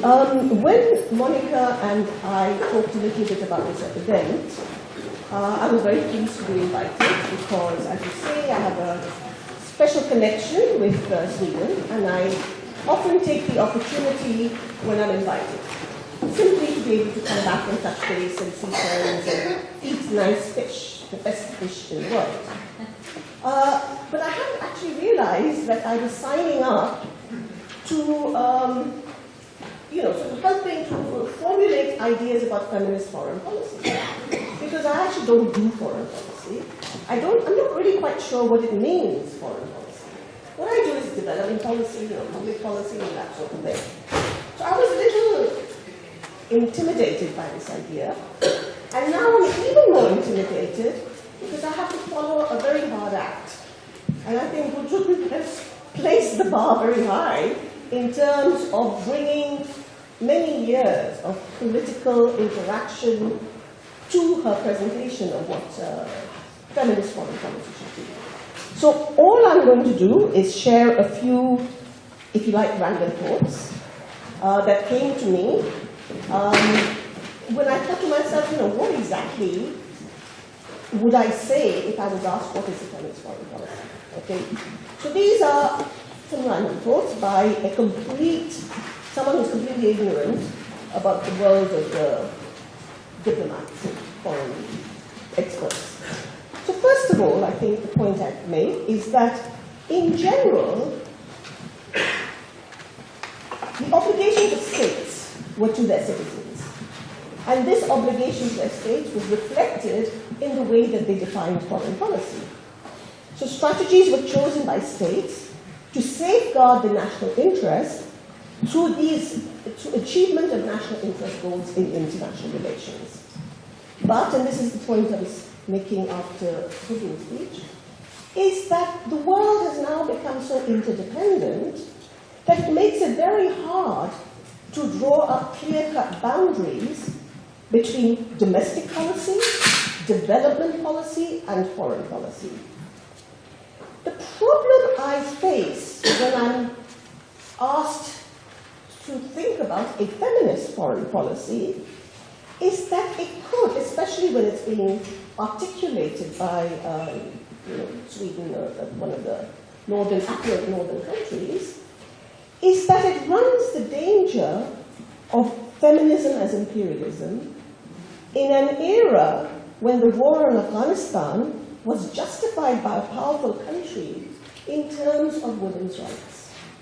So we got these unexpected feminists in George Bush and Laura Bush who told us that they were going to invade Afghanistan because Afghan women's rights were not being respected.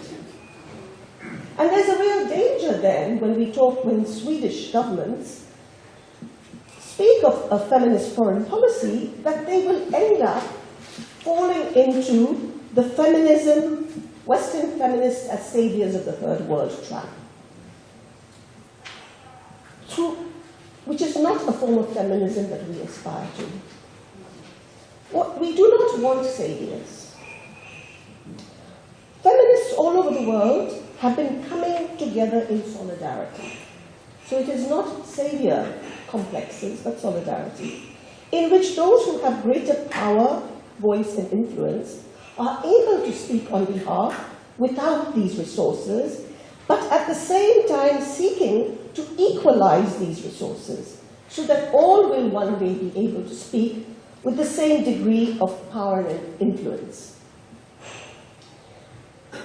So it seems to me the other reason that I'm a bit concerned about the idea of a feminist policy, and these are very personal reflections, and as we all know, discourse can be interpreted in many, many different ways, depending on your position.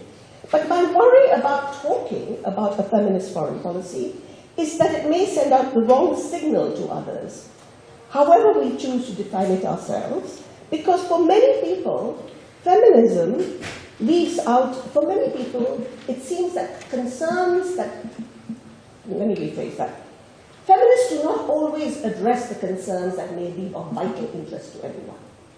So feminists may appear to be connected far more with certain issues than others.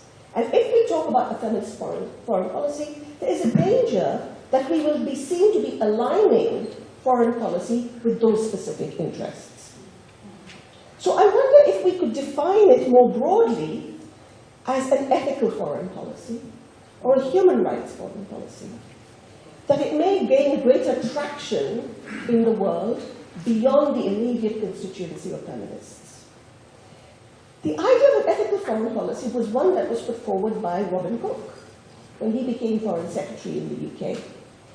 And he made a very excellent comment to justify bringing ethics into the domain of foreign policy.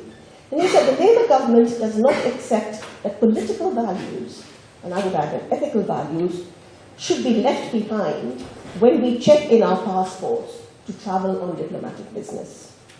Our foreign policy must have an ethical dimension and must support, and now I'm rephrasing for Robin Cook because he didn't say these, but let me say, a foreign policy should have the ethical dimension and support the demands of other people for the democratic rights that we insist upon for ourselves.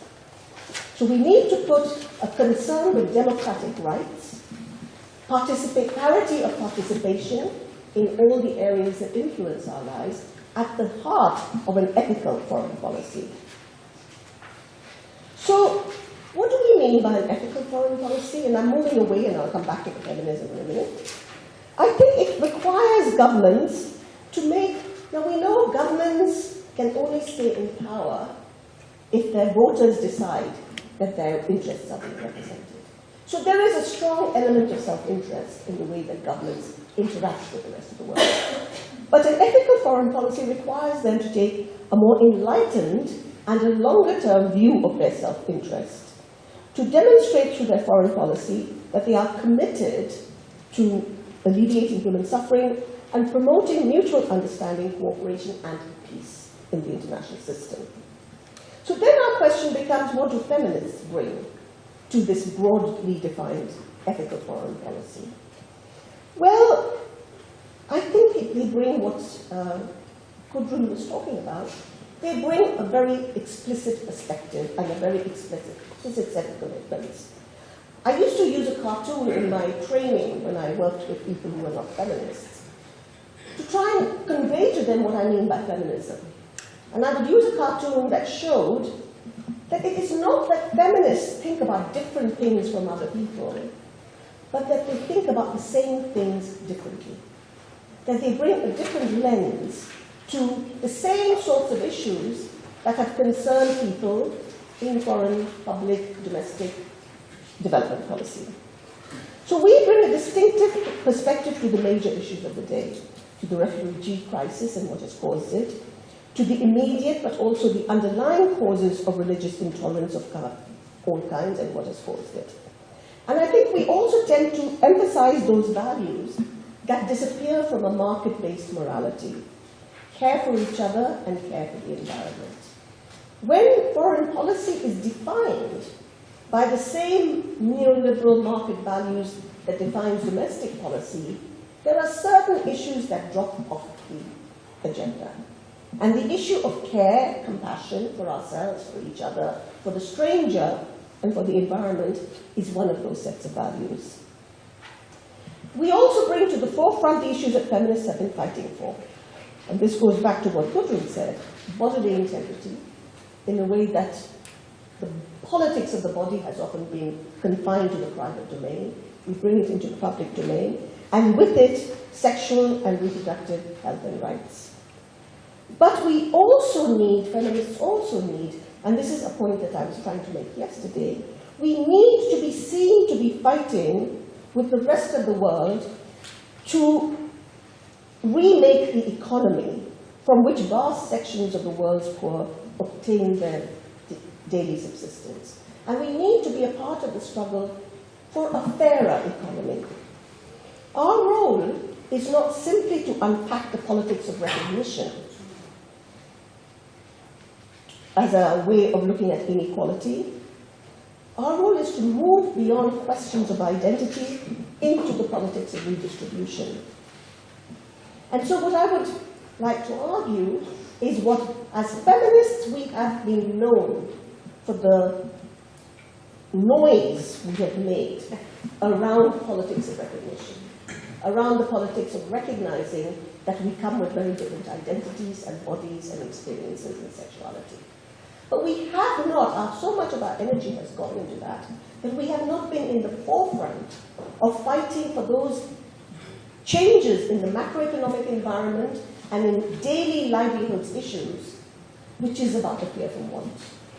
And so the fear, the freedom from fear, one of the reasons I brought in the freedom from want is because I believe that the political and the economic are completely at one. That hungry people are disciplined people, are compliant people. People need a certain security of livelihoods in order to be able to voice their issues with violence, in order to be able to walk out of the violent home, and so on. So it seems to me that a feminist foreign policy must be seen to be speaking on all the different fronts, on the politics of the economy and the politics of the body. The SDGs that we talked about have many shortcomings. Nothing is ever perfect. But as feminists, it gives us the opportunity to join as equals, to examine our own shortcomings. And that goes for affluent as well as poor countries, as well as the shortcomings of others. And to become a part of an international dialogue of what we can learn from each other. And so, in a sense, to me, a feminist foreign policy would be an extension of the way that feminists are fighting on all the different fronts, within their own homes, within their own economies, and in the international arena. So, if people want to call that a feminist foreign policy, that is fine. But I would caution about the message that it might communicate to places where the concept and the word feminism doesn't always carry the same meanings as it may be in Sweden. Thank you very much.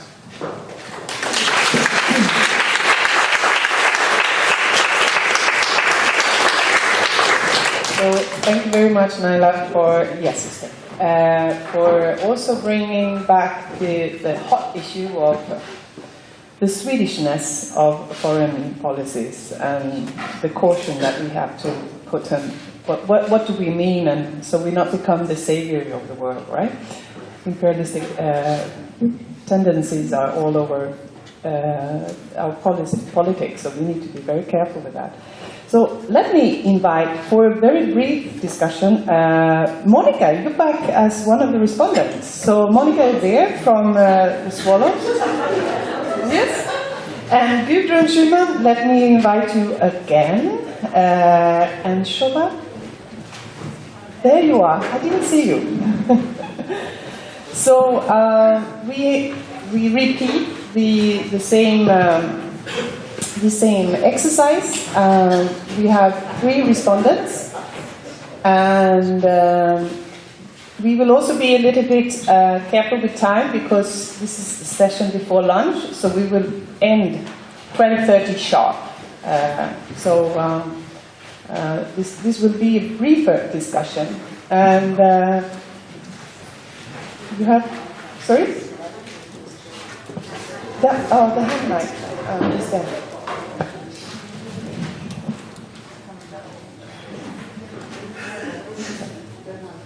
Okay, so now you have different names, but that is okay. But that's okay. So I would like to invite.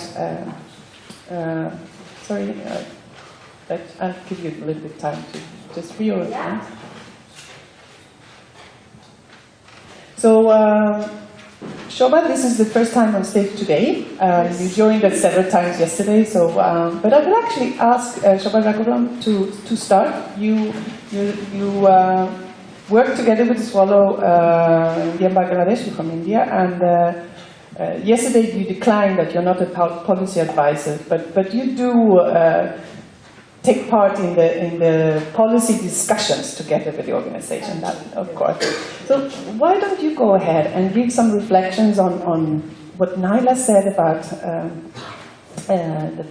what a feminist foreign policy could be, but also go ahead to discuss some issues that were raised earlier as well.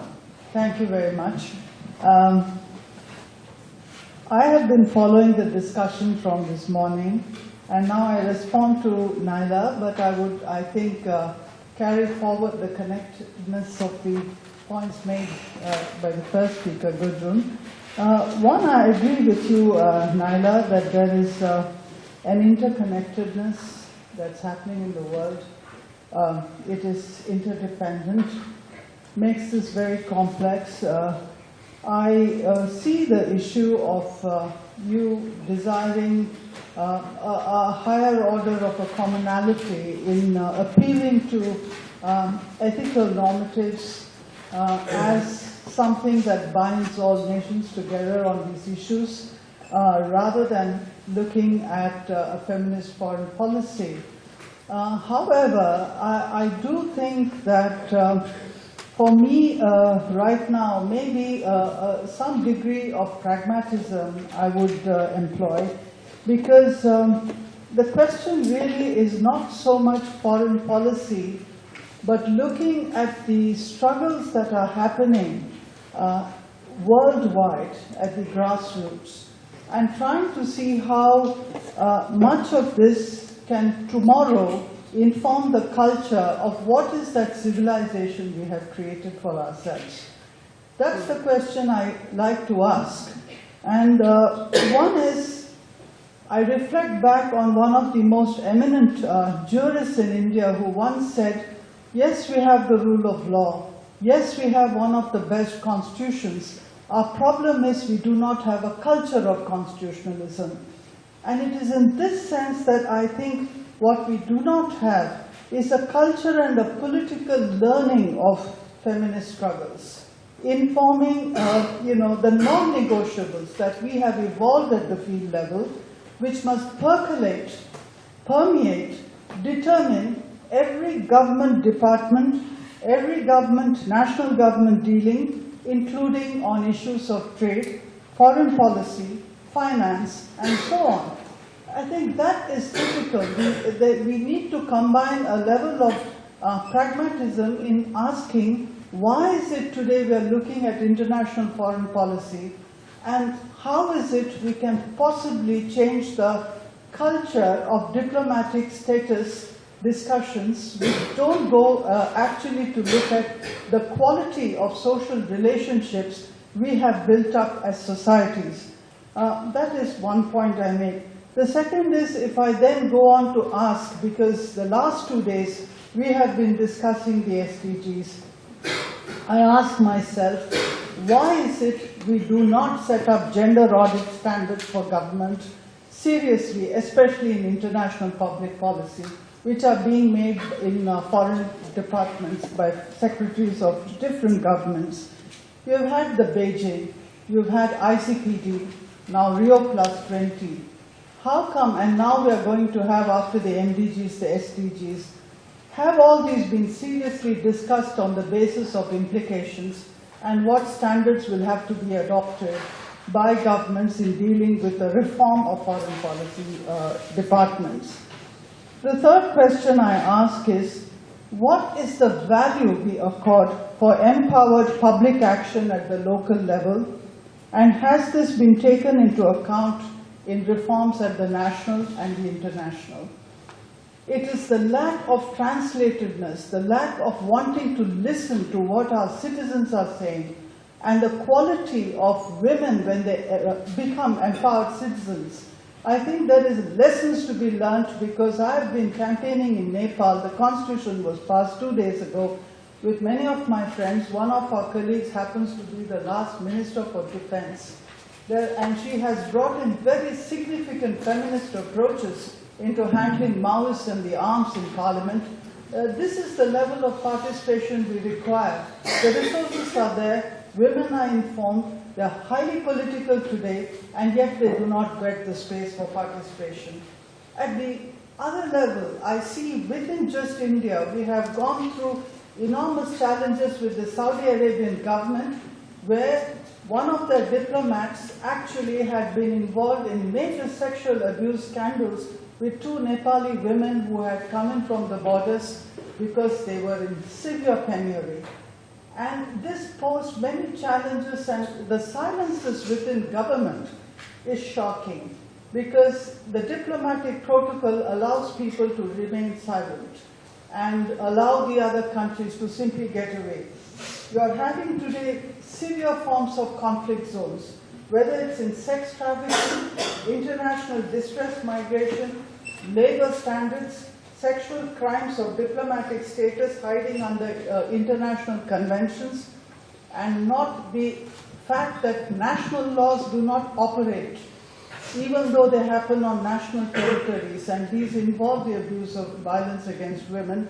All of these require enormous amount of simply throwing out conventions that are no longer applicable, given the kind of national laws and reforms we have brought about for the protection of women. Therefore, I'm going to conclude this by just asking a question. We can call this a feminist policy, we can call it what we like, but I think the question of just looking at equality and the right to dignity, the economic, social and cultural covenant, ESCR, happens to be one of the most powerful documents, and in the last 15 years, the women's movement at the international arena in Geneva and in many national countries has looked at the feminization of the ESCR and its implication when any national government is to enter into diplomatic protocol status. The instruments are there, the tools are there.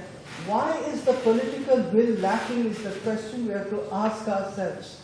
And I think the issue of a feminist foreign policy raises critical, much needed questions, and I hope the responses can be pragmatic and it can be fought through. Can we afford a value neutrality today anymore? Why should foreign policy be exempt from a gender-sensitive scanning? Thank you. I think that I rest with that. Thank you very much. Gudrun. Yes, well, when I was listening to you, I heard you said this about Afghanistan, because there was a lot of people that wanted to go into Afghanistan with the military forces, and they did it because of the women. You have to free the women.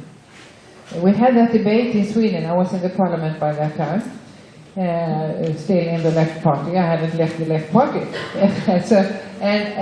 It was like that.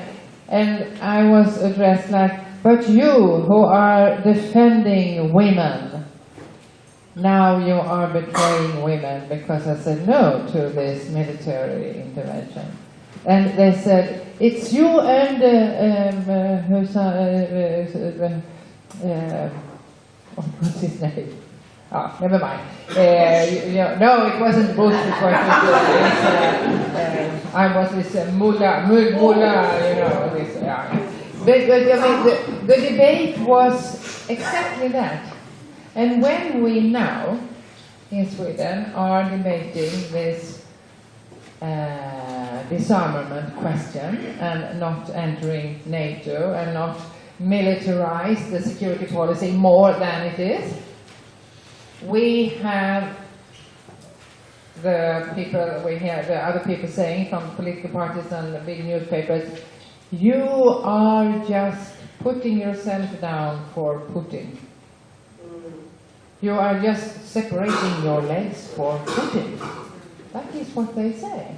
And I think it's very clear how this is working, the connections between the different levels when it comes to security idea or what it is to be a man and a man's role to come into a body or a nation or a territorial. It's really something. And there was a lot of people that expressed themselves as defending women. And you can use women for a lot. You can use women to start war.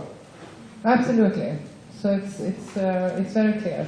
The other thing I was thinking about was when you talk about economy, I also think it's very needed that we work out another kind of economy thinking, because this is also a dimension of this idea of domination and things like that, the old economy. And I know there is one expression of that, and it is caring economy. We don't have any good word for this in Sweden, but I can see caring economy includes the right to have a welfare system, and it includes also the fact that we only have one planet and not 5. So it's sometimes you talk about circulating economy. So I think caring economy is a good word. And I need help to have some good translation, to have an expression in Swedish for what that could mean.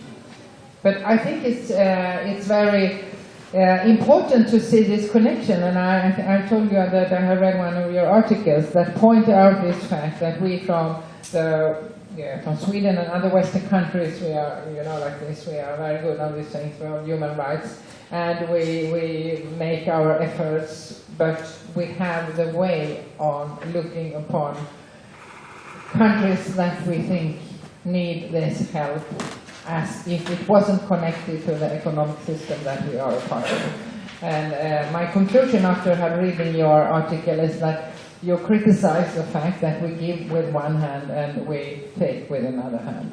And that's also the connection to the militarism.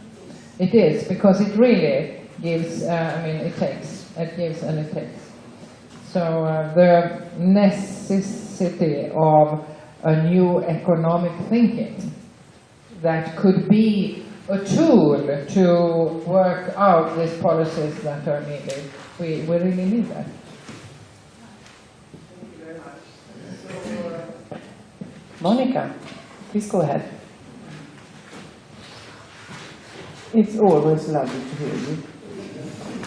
And it's always very inspiring, and you get a lot of energy, because when you get into speaking, you get a lot of energy. So I think that energy goes out, which is very good.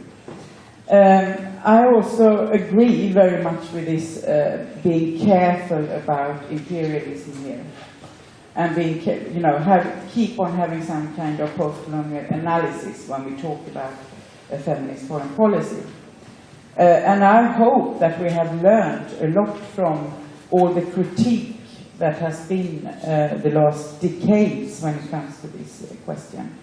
And also within the feminist movement and the women's movement, because there has been a strong critique from the South about what Western feminism wants and what Western feminism is all about. There's a woman that has 1.2 children or 2.1 children and lives in a city in Sweden. Does she represent all women and the feminist interests of the globe? No, definitely not.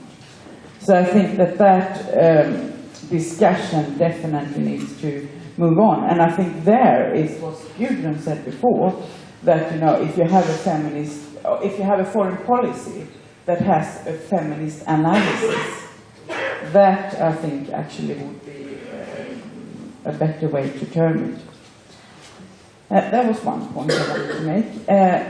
You were talking about human rights policy, thinking about it from human rights perspective. That's interesting. I think that what I would like you to elaborate on that is what you think about human rights in terms of that we often, when we talk about human rights, it slips back to not human, it slips back to man. And we know that with the Vienna conference we were fighting for, integrating all the different kinds of rights. That was one fight. And we were fighting also for women's rights.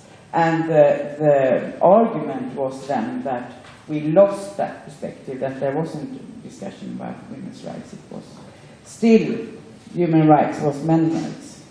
So I think I would like you to elaborate a little bit about that. What more? Yes, I was thinking back to the other days here when we talked about, yesterday we talked a lot about the cooperation and the private sector, and Karin was lifting trade in the very end. And I think this would be very interesting to also look at a foreign policy with a feminist analysis that comes to trade relations. Yet before you were lifting that, the macro level, often of economics and politics, have been left out. We have, it's talking among the boys, it's not talking to the boys. And I think that when it comes to trade then, how do we do here? How do we have a feminist analysis, which is done much more today than just 10 years ago? How do we integrate that into a policy, foreign policy with a feminist analysis? How do we do that? Can you answer? I would be very happy if you did that. Finally, talking against myself now then, if we do have this Swedish example of feminist foreign policy, would that be possible then? I'm not asking you that, I think we all have to think about this. Would it be possible then that, for example, if there are negotiations with India or with Bangladesh or other countries, that Sweden could ask questions like Margot did about Saudi Arabia? Could she ask questions about violence against women? Coming from the point that violence against women is also big in Sweden and in Europe, but would that be a possibility to ask questions about when you deal with arms?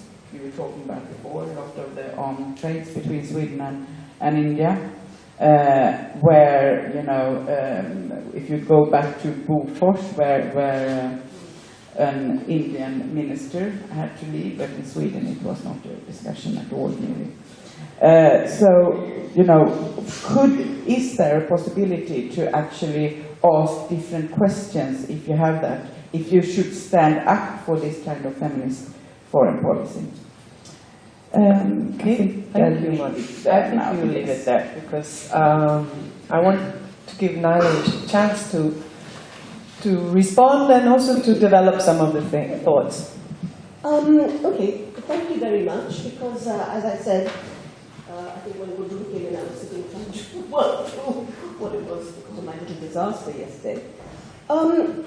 let me begin actually with Schyman, because I think you misunderstand what I've said.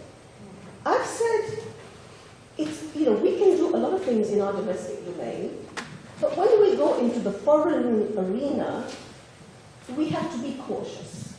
So there are many things that Sweden can say within Sweden, but it has to be careful how it says them internationally, precisely because of unequal power relationships. And to some extent, having lived in Sweden for that year, I know that Swedes are very proud of their track record on gender equality and feel that it can offer lessons to the rest of the world. And we were hired by the Foreign Ministry of Sweden. I hope you see this book, Gudrun. It was to bring together scholars from the South to ask, what can scholars from the South learn from Nordic approaches to gender equality? And they very kindly added, and what can the Nordics learn from the South? And we know, underlying it, was a real and a deserved pride in what the Nordics have achieved. But I was able to add the last chapter about what the Nordics can learn from the South. And that was that Sweden is a relatively homogeneous, perhaps far less now than it was, homogeneous country. And so the differences it has to deal with were not as intense and awful as, say, the differences you have to deal with in India. So this idea of consensus in politics within Sweden was a real possibility. Whereas when I told somebody in India about my experience in Sweden, they said, in India, if you say one thing, you can guarantee that someone sitting 5 minutes away from you will disagree fundamentally with you on that. So it's how do you deal with differences of opinion and inequalities? So, in a sense, I think that was my caution, that when you step out of the domestic domain and you step out as a world power, language is important, and we know that language is important. And for Sweden to come and say we have a feminist foreign policy, I worry about the mileage, the weapons, the tools it can give to other people. Anytime Sweden tries to do anything talking about gender, there's always this. So to me, it's about the feminist orientation. It is how does one bring feminist perspectives into foreign policy, whether we call it ethical or human rights, and we can come back to that. So I guess that's what my caution was about. When I did a lot of training with people who were not feminists, so there were bureaucrats and practitioners of various kinds who had been forced by their governments to come to my courses to be given a dose of gender analysis, I found I was doing work with Indian bureaucrats, senior bureaucrats, and they did not like the word women's empowerment. But they were perfectly comfortable with the word social justice. I dropped women's empowerment and I talked about social justice. I don't want to lose my audience because they don't like the words I'm using. If I can find another word that encompasses what I want to convey, and if that word sits more comfortably with how they think about inequality, I will use it. I have no problem about changing the language, as long as the substance of what I'm trying to do doesn't change. So in that sense, I am by no means asking for value-free foreign policy. Not at all. I admire Margot Wallström for her courage in speaking out against a nation that we know is at the source of a great deal of the world's problems. I admire her for that. And I wish there had been much more support for her. So, I agree with a lot of what you were saying, but I think it's just trying to make a distinction around what is possible amongst people who are all kind of part of the same citizens. On the alternative economics, I think there is a lot of, and I think we all thought that the global financial crisis would lead people into looking for that alternative economics. But in Britain, the financial crisis has been turned into to blaming the public sector and public spending, rather than the huge bonuses and the crappy economics of the financial sector. I don't know how that happened, and with Jeremy Corbyn, I think his popularity arises in the fact that he is saying it like it is.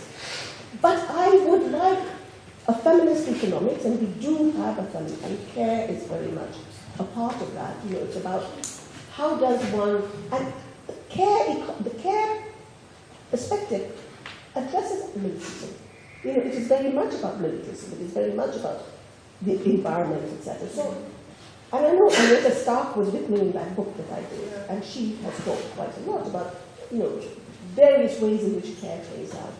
So I want us to have a bigger role on the economic framework. I want the unpaid, unacknowledged, the invisible values of the environment and of looking after elderly people and so on to be acknowledged in a way that the market economy does not. And I'm not saying we get rid of the markets. I think that, you know, socialist revolution is not happening. But I think we certainly regulate the market. And we certainly regulate the corporations and we make the corporations accountable. And feminists have to be there as a part of that struggle. Otherwise, the interpretation of that struggle becomes very male-biased. And so I think that's, when I talk about economics, I think that's my... Naila, I'll just give you 2 minutes now. Very interesting, Yvette Cooper, who was one of the people running for the leadership of the Labour Party, talked about how we need a feminist economics. The Scottish government takes advice from Diana Nelson about how do we manage the budget in a way that acknowledges, you know, the feminist concerns about unpaid labor and so on. Can I just ask you one thing, because I have to run? Okay. The new Women's Equality Party in England, are they feminists? I don't know very much about them. Okay.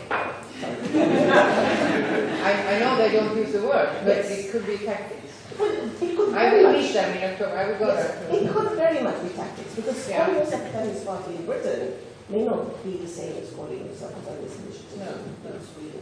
Okay, very quickly, to Monica, I think this issue about rights, human rights, well, you use human rights as a shorthand for a series of rights. And it is about rights attached to the different identities that we occupy as people. So it's rights of parents, rights of workers, rights of citizens, and rights of human beings. So I think there is a full array of rights. Whether that should be at the center of foreign policy, I don't know. It's what Robin Cook was talking about. And I was looking for alternative vocabulary. I think, really, I'll stop there. Okay, so you started to, you know, open our minds. Thank you so much. We know that Gudrun has to run, so thank you again. I think that we just had some, you know, waking up this morning with a lot of important issues that helped us to reflect. Those of us who were here yesterday, I think it helped us to, what did we talk about yesterday? Did we talk about it in the right way? And did we bring up the right issues? Well, maybe we were not prepared. And today we came back on track on really discussing power issues again. Well, we did that yesterday. And tomorrow we will continue this discussion on the issues of climate justice, of course. And we have a full afternoon continuing the debate and the discussions on what is this and what do we want out of it, right? So please, there's an hour for the lunch break. We start again 1:30. All back here again, and we have an exciting afternoon ahead of us. So thank you for the morning and enjoy the lunch.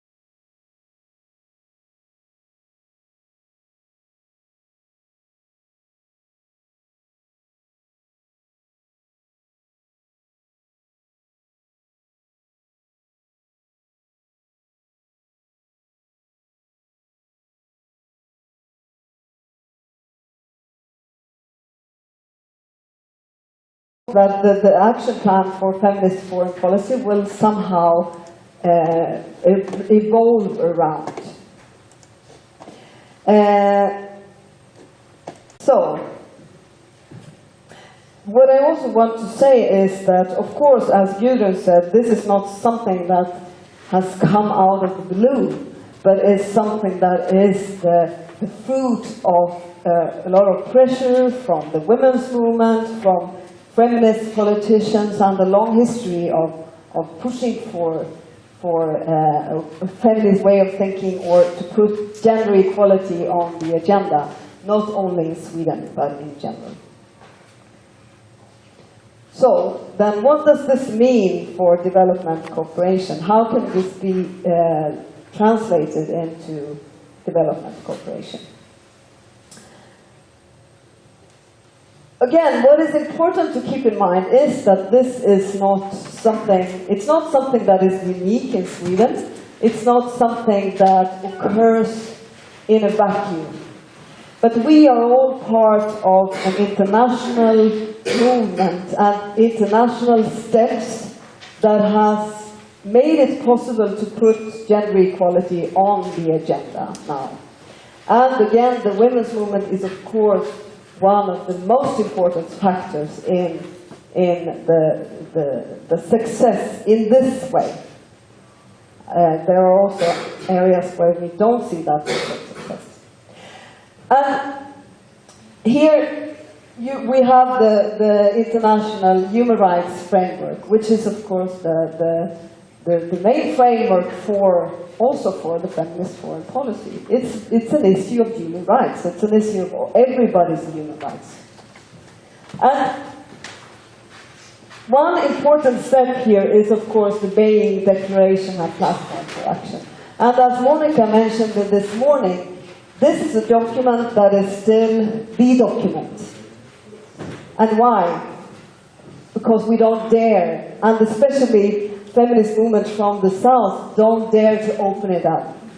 Because, and not only from the South, I would say also, because we have so many forces nowadays that push in the completely wrong direction.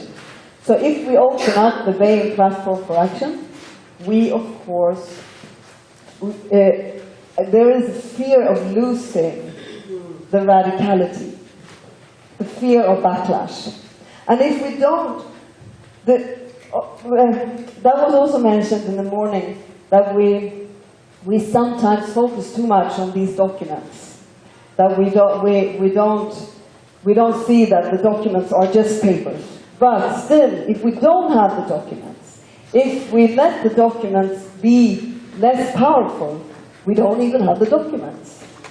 And we don't have the papers that can be used to put pressure in reality, that can be used to make a difference on the ground. So therefore, it's very important also to have documents. We need them. And this is one of the reasons why we don't have another. We have Beijing +5, we have Beijing +10, we have Beijing +15, and this year we have Beijing +20. We don't have another women's conference. Because this is also a good platform. So the most important thing is to use it. And of course we also have all these ongoing processes, Beijing +20 being one of them.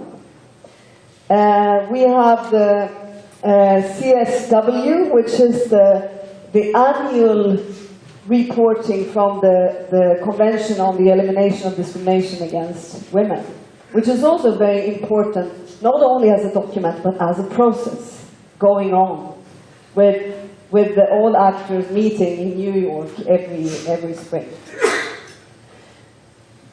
Then also, among these ongoing processes, we also have this one. Probably Ture mentioned that yesterday, the Financing for Development agenda.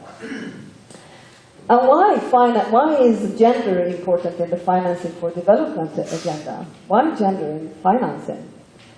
Well, of course, because if we are going to reach somewhere when it comes to gender equality, of course, we also need resources.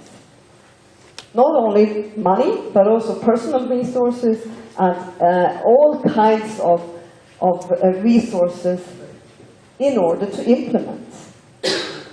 So, and here actually, and there I do think that we as Swedish should take pride, because Sweden has been quite active in pushing gender equality into the financing for development agenda. Because this is still not something that we can take for granted, that when we talk about this, we have to also to talk about women's rights.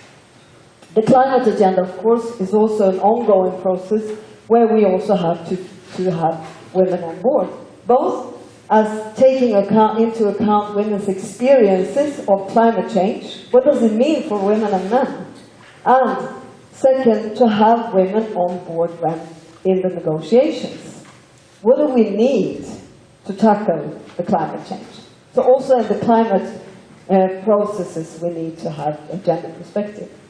And then the SDGs, of course, that I know that you were talking about yesterday, and Naila also mentioned. And as she said, the strength here is that it includes everybody. It is a tool for us also to question what we are doing, not only to look at the others, or the development countries, or whatever you want to call it. So this is also, of course, the context in which Sida is working. This is our context. And apart from that, of course, the Swedish goals for gender equality, they're quite old now, but we don't have any other goals yet. I think they are to come soon. That's also part of our, where we are working, how we are steered. And gender equality has been a priority in Swedish development cooperation for quite some time now. We had our first plan of action in 1983, and now, 1914, since last year, we have the feminist foreign policy, or we're in the making, so to say. So gender equality is a priority at Sida. We are right now working with a government assignment called full gender mainstreaming, meaning that all Sida's work should be gender mainstreamed. And we are now working with a plan to achieve this. Together, I have to say, with 40 other Swedish agencies. So this is a big assignment coming from the government about gender mainstreaming in all Swedish, not all, but 40 Swedish agencies, which is quite many of the agencies. I don't know the number of the agencies, but still, it's a lot. We also have a new instruction since June, which says that gender equality is one of 4 perspectives that should be integrated in all work. So it's gender, it's human rights, it's climate and environment, and it's also conflict. And this is something that is now put more effort into, more pressure into, more focus on conflict. And again, gender equality is defined by the Director General of Sida as one of 4 priorities, and we also have a strategic goal on gender equality, and one of our lead policy advisors is within gender equality, that's Carolina. So this is for sure an area which is prioritized within Swedish development cooperation.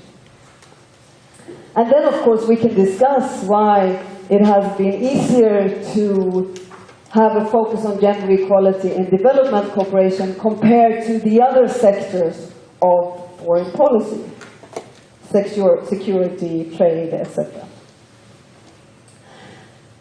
So, the political will is our job at Sida. We don't define what we are going to do ourselves, but it's the foreign ministry that gives us the assignments. But what we try to implement or try to do through our work is to see the results in terms of gender equality. And when we look at gender equality in development cooperation, we say that it means two things. First, that it's a goal. It's a goal in itself to reach gender equality through a certain project, or reach gender equality, but take one more step towards gender equality. So it's a goal in itself, and that of course has to do with this human rights framework that we have. The same women and girls have the same rights as men and boys. But it's also a means which points to the fact that in order to reach sustainable development, in order to make a change in all countries, in Palestine, in Sweden, in Bangladesh, we need gender equality. So it's also a method to make better economics, for example. If we don't use the workforce in a society, the development will be less. The change will be less. And the change will not be real and sustainable.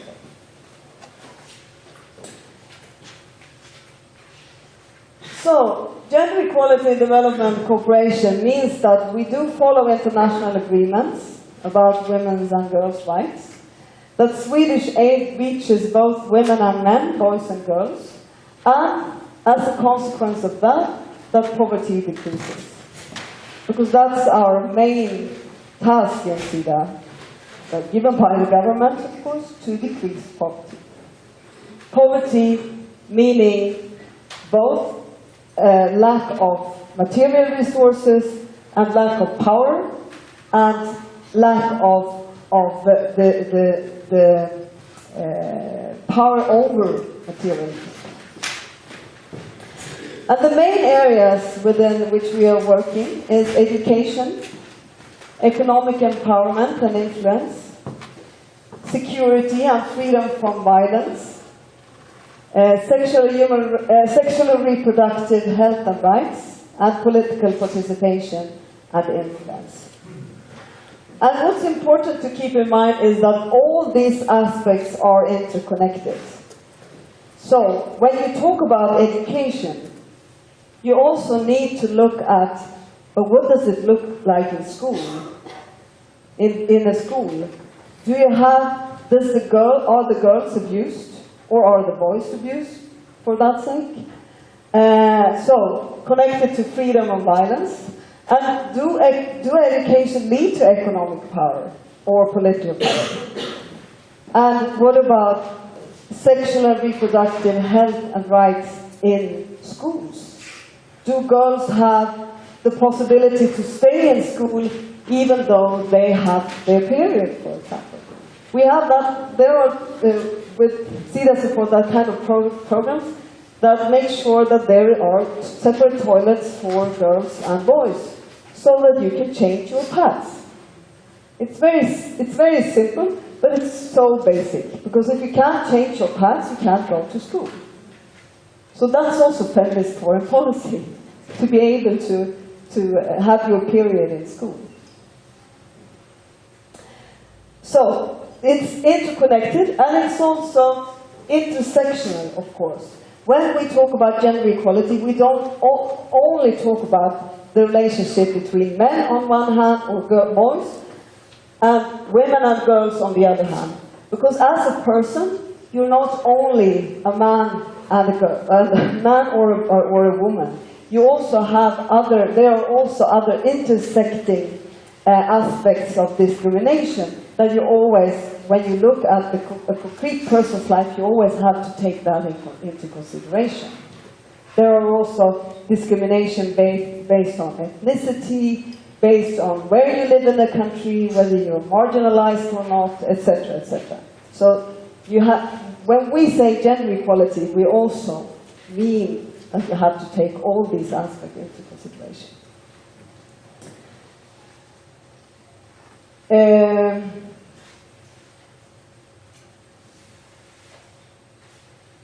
Yeah. So, this is I have 5 minutes, right? Yeah. Ah, great.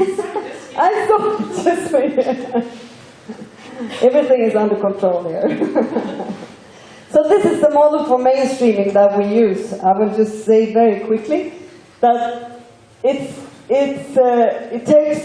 uses a gender analysis as the point of departure, then identifying how something should be addressed, an integrated perspective, integration of gender equality into a project, a targeted project, meaning that the target group is women and girls, or that the target goal, or the main goal, is to achieve gender equality, which means that you can also work with men for gender equality. And also gender-aware dialogue. And this is what we have today. Of course, this is a tool that is not always trustable, but still, this is what we have. That the principal objective, meaning that the main target is gender equality, has increased from 7 to 17% since 2008. We are now aiming for putting that number up even more, because where we see the real results is where we have the targeted interventions. And this also means that in 87% or 85% of the intervention, gender is mainstream, but the quality of this mainstream, of course, differs a lot. So, just very, very quick, where are the challenges today? This list is from the UN General Secretary's report on the Bain Plus 20, saying that we do see progress in terms of gender equality. But it's important to also see where we don't see the progress. And it's important to also see that it's not always about everything being slow, but in some areas it's actually going in the wrong direction. And one of the main threats, both in developing countries and in a country like Sweden, is growing extremism and conservatism.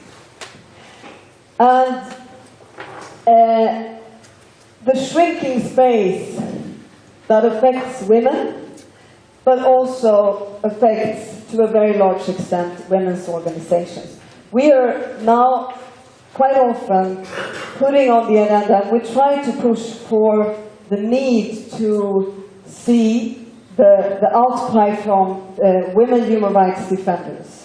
Because women are murdered in many places because they fight for women's rights. I wanted to say a few words just about the Women, Peace and Security agenda, which is one of the areas where where Sida has actually done quite a lot of work, but we also try to step up.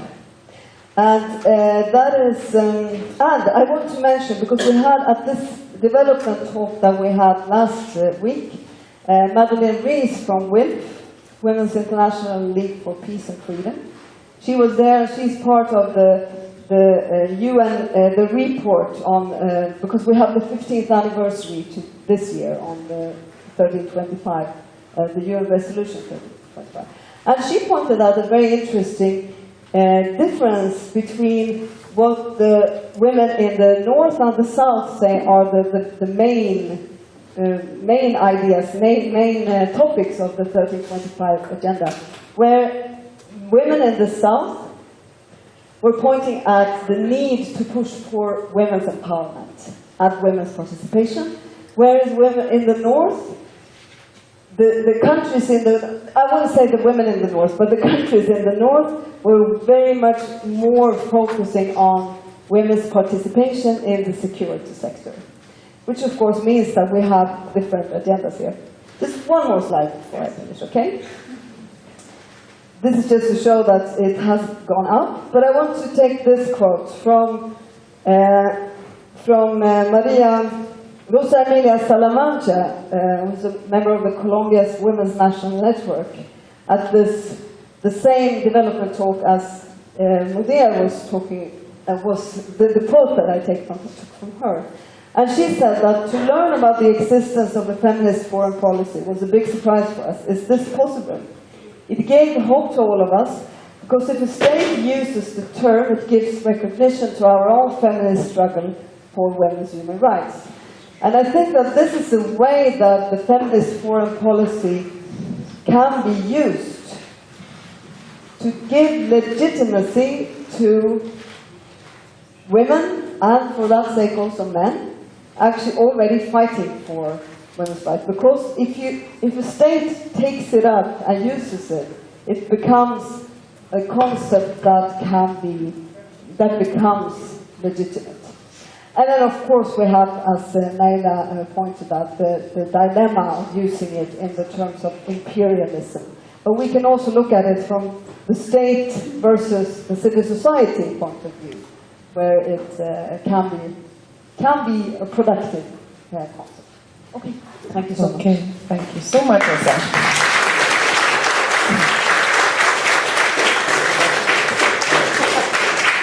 So, to give some comments and also raise some questions, it's now time to invite some of our friends here at the conference. First, from Swallows India, Bangladesh and India, I would like to invite Annica Santakumari, and from Keystone Foundation in India, Pratik Roy, and last but not least, Kabeer from Nigeria in Bangladesh.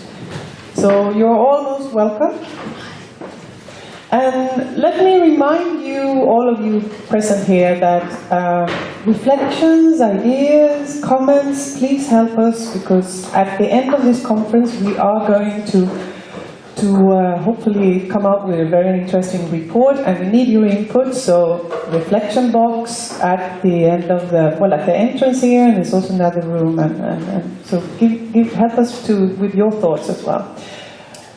Thank you very much, Åsa, for clarifying, and actually you had some quotes there that we were asking ourselves yesterday. So I mean, those quotes would have been really good yesterday, because we were starting to say, so where did we find these things? So that was good.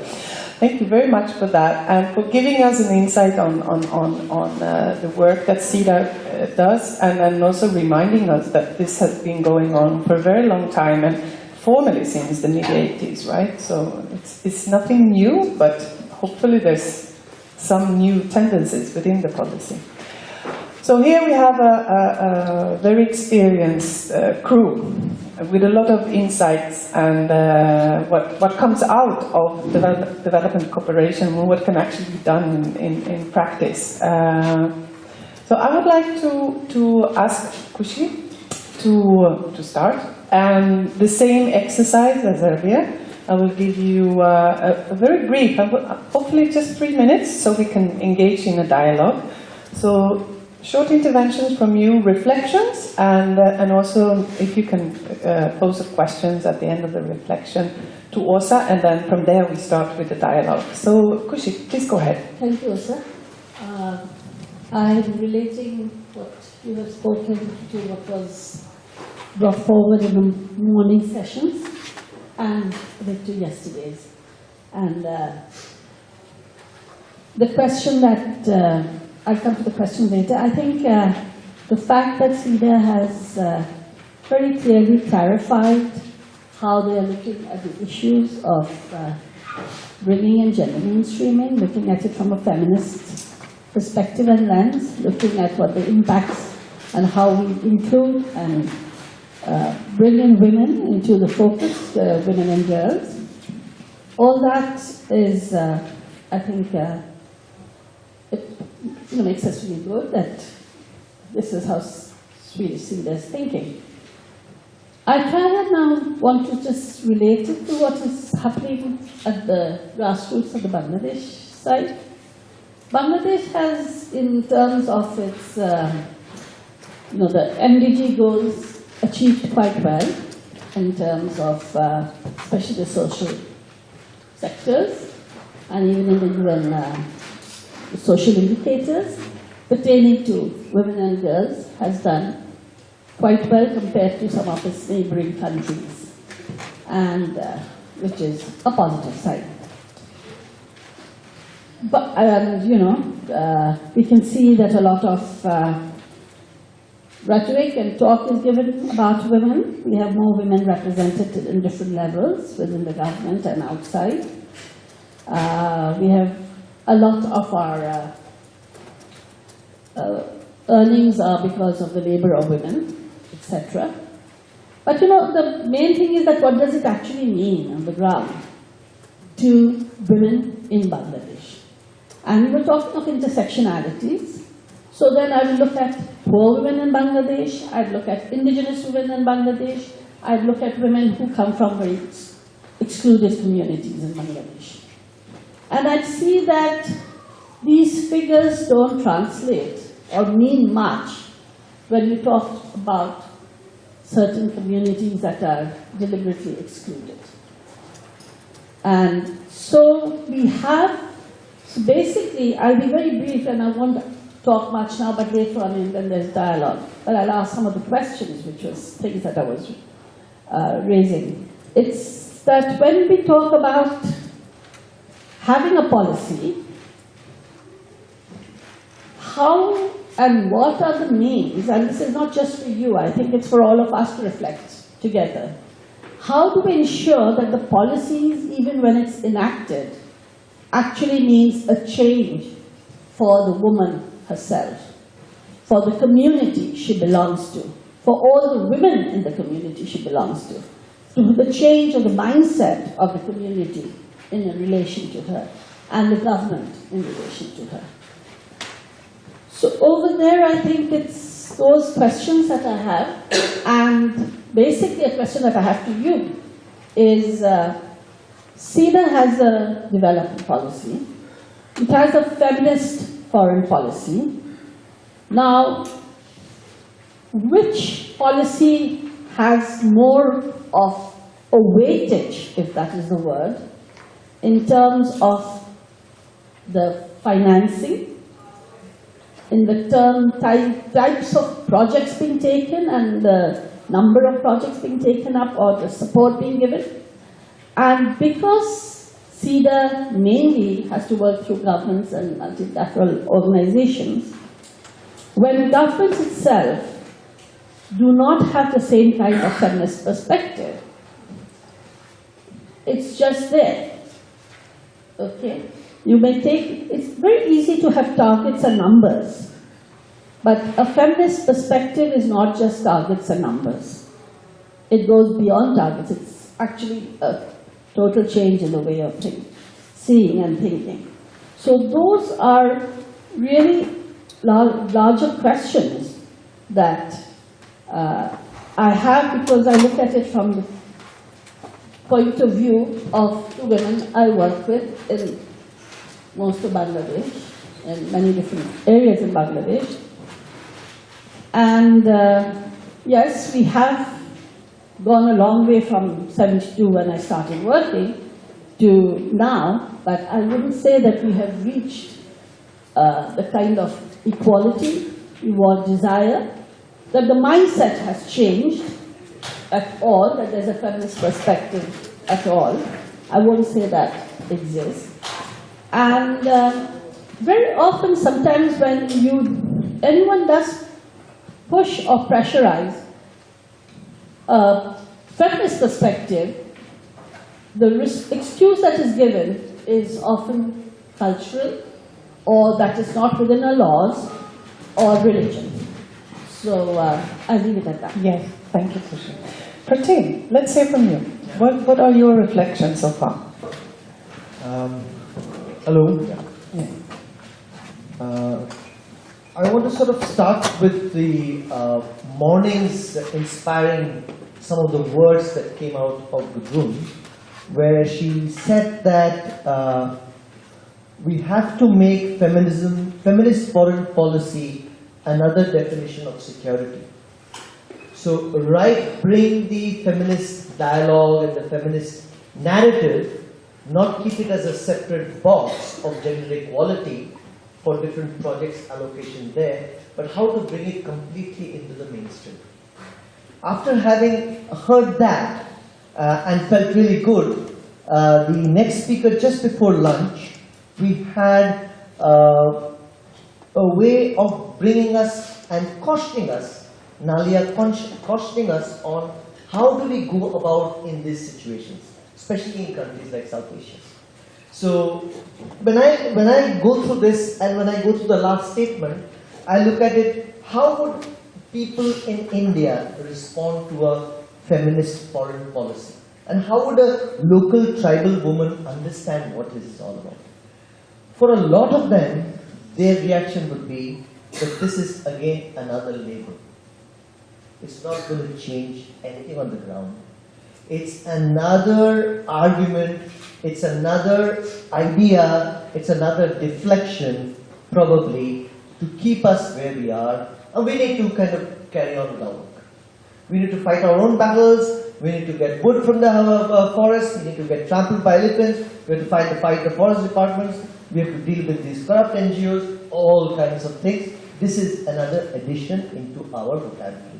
Through technologies like iPad, or internet, or community radio station, or anything like that. So if I picture myself to be the person on the ground looking at all these things, either I have a sense that, okay, these are instruments and these are stepping stones in the rough water for me to traverse and get into new ground, or I would look at it in a very spiritual sense that, yeah, here comes more shit on my head, carry on.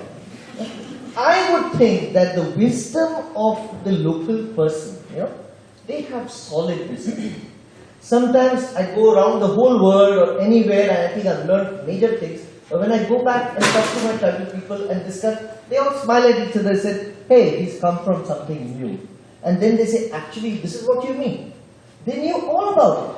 But they say, okay, why didn't you tell me? He says, you didn't ask. So I think instead of listening only, we need to ask the right questions. Because a lot of things is completely locked in, which we just don't ask, and we get completely, covered with the noise and all the technologies. So how to make things very simple.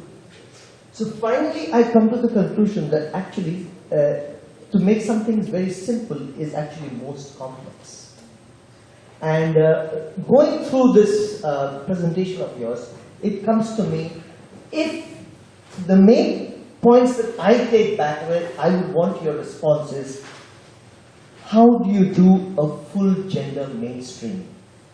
If you have to give one simple explanation to do that, I can take home something and share it. Yeah. Thank you, Pratim. So full gender mainstream, yeah, we want to know what that is. Anita, what are your thoughts? Okay.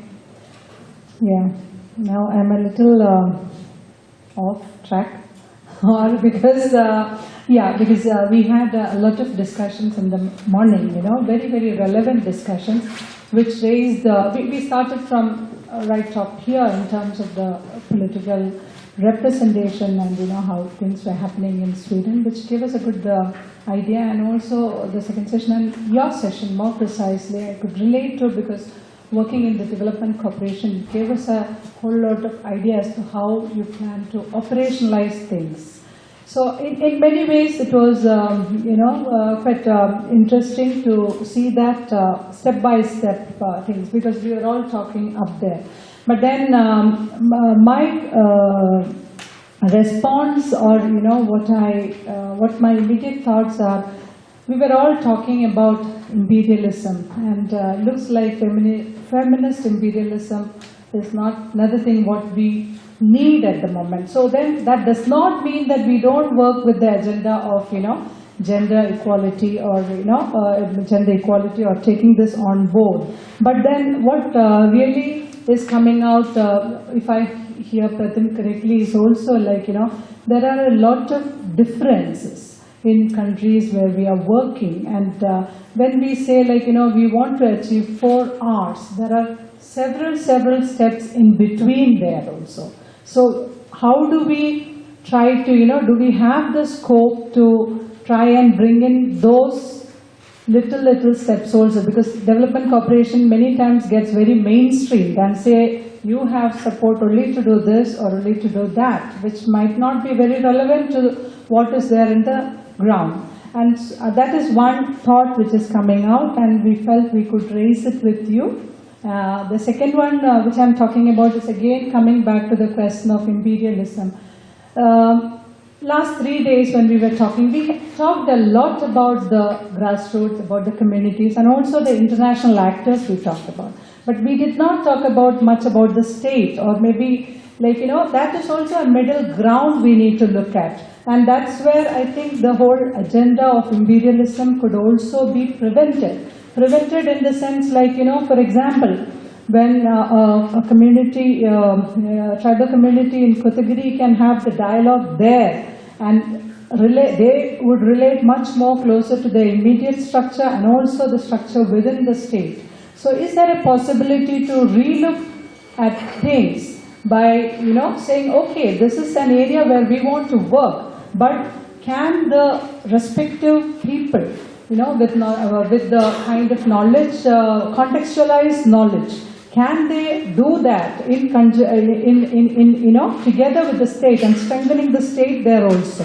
So that is one of the reflection which I wanted to, you know, bring in, and also as sitting in, when we were talking a lot about the imperialism, one of the ways to prevent that, you know, let the ideas come, or the knowledge that is there get transformed. And I don't agree completely with all the structures that there are in the structure. There also we need to be very critical about it, you know. Does it, for example, a panchayat in India, or, you know, is it representative, or does it include the caste or the gender dimensions there, you know?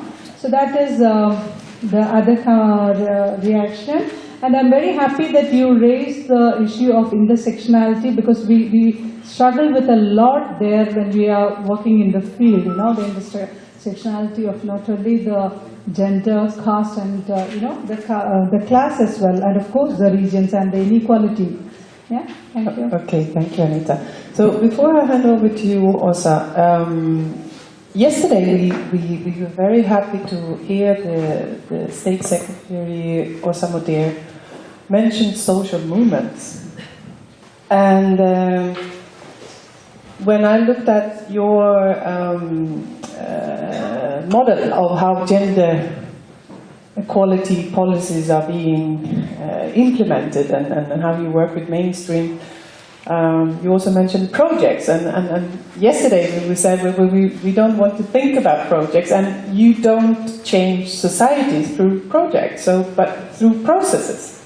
And if you're going to involve social movements, and we're actually talking about grassroots movements and reaching out to the people that we are supposed to address, right? Project agendas is not the solution. We know that, all of us. And we still keep doing it, whether we want or not. So I just want to add here the question, like, what do you see from your position and from your perspective within Sida? Are we becoming better in that? Are we reaching beyond the short-minded and very focused way of looking at results, and finally looking into more social processes and social movements? So I would like to add that to the discussion. So please, Åsa. Yeah. A lot of questions to you here. Yeah, but most of them, of course, reflections and brilliant thoughts from you. Thank you so much. I will.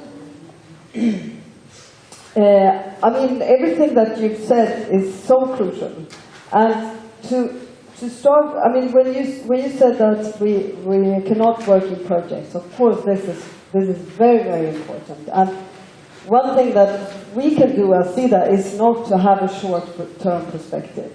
It's to have a long-term perspective in cooperation, and this is also something that Sida strives for, not to close projects after 3 years, because you can't reach change in terms of gender equality in 3 years. We know that. But also, I mean, getting back to your question, does it actually make a difference on the ground? And the thing is that all the measures that we have to count when we look at and that is the policy, the OECD DAC policy marker that we use, which is not a very good tool. But we are now looking at, is it possible to look at also results, and not results in terms of just counting, but results in terms of action change. And when we look at, sometimes when we look at programs that we have had for many years, you can actually, sometimes even if gender equality was not a very specific goal, you can see that things have changed in terms of gender equality. And that would be great to know in the end. This was not the intention, but actually that made a difference. The project was housing, but it made a difference in terms of gender equality. And vice versa. For example, conflict.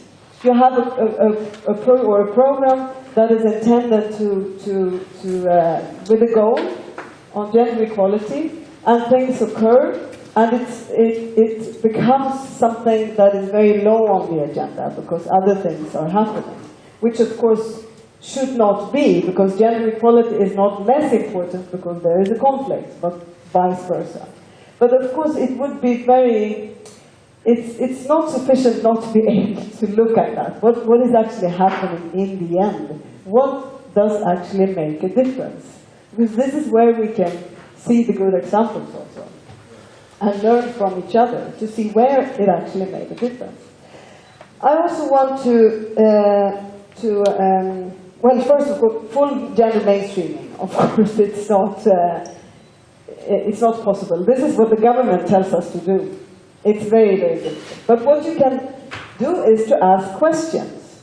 Is gender relevant here?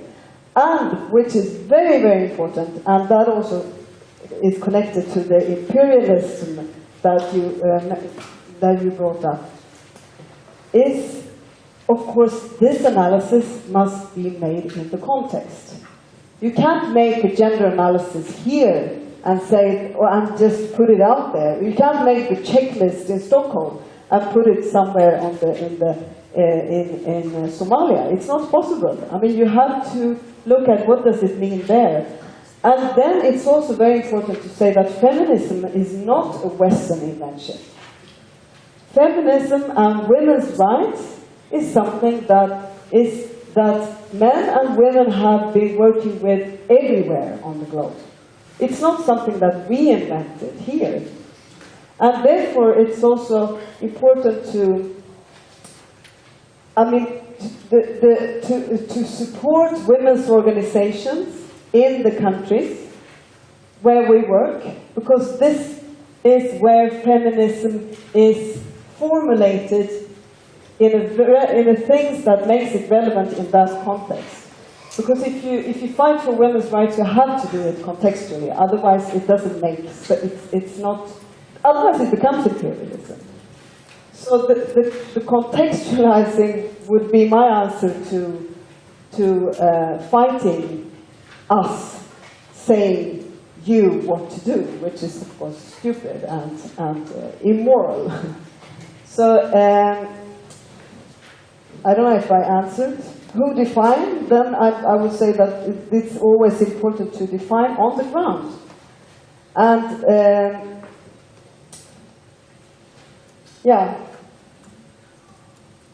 you were also talking about Kushi, how that mindset doesn't change, and we have to make sure that it actually makes a change on the ground. And there of course, long-term perspectives are crucial. And also when I put this one up, what we see as the positive and the negative processes or tendencies that are right now. We have gender equality is on the international agenda, but if it doesn't make a difference, then the meaning of this international agenda will disappear. And maybe it will be an alibi that doesn't mean anything, and that's dangerous. So now, when we have been able to put that on the international agenda, the whole international community has the responsibility to actually do something, because otherwise we will see a backlash. Yeah, I don't know if that was the answer of it, or no, this was my reflection. Yeah, yeah. Exactly. You're not expected to give us all. No, I know. Of course. Well, thank you.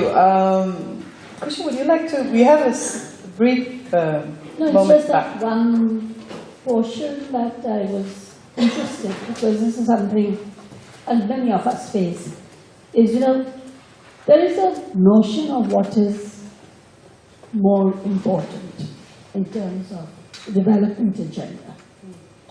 And though the rhetoric is given that, we want gender equality, we want equality at all levels, it's more the hard,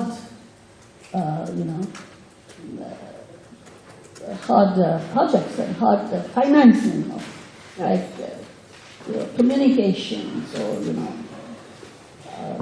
expenditure at a different level, which takes on the more important position. This is looked at as a softer. So, which, I agree that this is important and has to be important and made central. But we are talking about dealing with people to whom it's good to bring out these numbers and these success stories in terms of achievements, but when it comes to giving the kind of importance nationally, that's not given the same. So, I don't know if whether in Sida you face the same issue too. You have the feminist foreign policy, but you also have your other development policy. Yeah? So how does one merge the two? Because yesterday we seemed to, or even this morning, lack of clarity that what the feminist foreign policy actually meant. So that's, those were reflections I had, and I just wanted to say, one thing is that,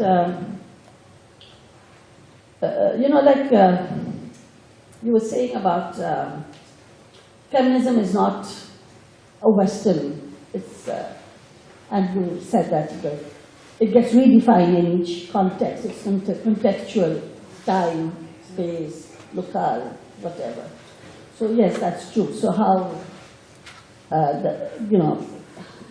it's both the questions are actually related. That's what I think. Can I just say, because I knew there was something that you said that I forgot to comment, and that was the development policy or development cooperation framework and the feminist foreign policy, which is, we will now have a new development cooperation framework, which hopefully will bring in the feminist foreign policy into it, where it will be, part of this, or at least covered by it. So hopefully there will be no, a hierarchy between the two. But we don't know that because we have a new government since last year, so we don't know exactly what this will look like. So, yeah. Our time is almost out, but I was reflecting on this list, and you said it's from the General Secretary's report, right? Mm-hmm. Yeah.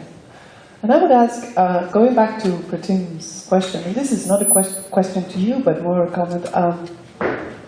So, if we go back and look at different grassroots levels, I think maybe most, if we talk to the women and the young women and the girls, they would agree on this list, but they will also raise a lot of issues that are not there. So what is feminism? How far do we reach when we say that it's intersectional approach, and what can be within? What are the issues, and what do we measure?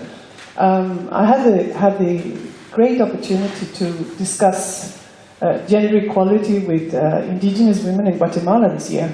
And they talked about dignity all the time, and they talked about the control of the territory and the control of the whole production of of their food and not seeing food as a commodity.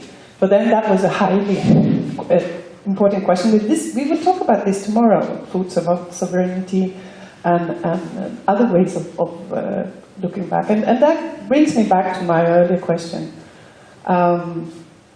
Do you see that there's a bigger space for Sida to support social movements? Because most of the participants here actually, one way or another, represent civil society. And reflecting inwards, we don't want to be a civil society only representing NGOs. We want space for social movements and another way of working with social movements. Do you see there is an opening there? And could that opening be through the feminist foreign policy and even greater emphasis on gender equality in Sida? I do think that it will be a greater emphasis on gender equality at Sida, and also, I mean, no, but the question is not, it's on social movements. And the CSOs. Or on social movements in general. Yes, the civil society organization at large, but not excluding social movement. No. Well, I mean, from a gender perspective, Sida is going against the global trend to give less support to women's movement. That's the figures that I know. And since 2008, it has been, Sida support to women's movement has been tripled. And I think that will continue. I mean, we will not lose that opportunity to support. Then yes, I do think that this will be an opening, but it's not, I mean, this is something that is formulated in the strategies given by the foreign ministry to Sida. So it has to be the foreign ministry that opens up these possibilities of prioritizing more in that direction. So I will have to leave that question to the politicians, because we are following what they are doing. I mean, the future agenda, I will have to leave to have Hans coming actually. Well, thank you for that. And we do have the policy for global development, which says that we should focus on people living in poverty and in a multidimensional way. And we have human rights-based approach, which is now the thing. So we have that. We don't have to wait for the politicians. We already have it. So it's just get on the good work. Åsa, thank you so much. And Kushi, Pratima, and Anita. Well, actually, our time is out, but very quick, then it will be more a comment. Yeah, it is actually a question, because in terms of... Okay, you go ahead, Annica. Yeah, because it's also like, Sida works with middle income or least developed countries, or that list is also something which you take into consideration when you are working with other countries. Now, in the context of India is a middle income country, and Bangladesh will soon be a middle income country. So in that context, but when you're talking about gender, the indicators are much different, or very different. So in that way, if you are taking this agenda, you're already taking this agenda, but in future, will it only be with countries that you have cooperation with, or will you also go with the number or the kind of context analysis that is there in the countries when you are deciding the focus, or which all countries to take on board to address even the issue of gender analysis? I mean, gender equality. I didn't really get your question. What I wanted to say is that, for example, if a country is economically developed, but when it comes to the gender equality or inequality, it's at a lesser score.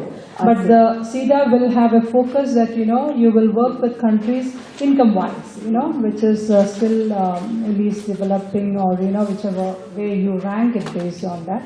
So in that way, will it be only with the countries that you work with that you will further the agenda of gender? Or will you also consider the large number of people, who are living in the context which is gender unequal? Yeah, I mean, of course, the gender equality it's very much a priority also in Sida support to middle-income countries. For example, Turkey. In the Turkey portfolio, gender equality is very, very important. So it does not have to, I mean, the gender equality perspective is there regardless of where the country is in terms of economic development. So yeah, that's the simple answer. That's another question to send back to the politicians and the decision makers. So could we challenge how the DAC list categorize countries in the world? That's another. So Åsa, thank you very much, Kushi, Pratim and Anita for the very discussion.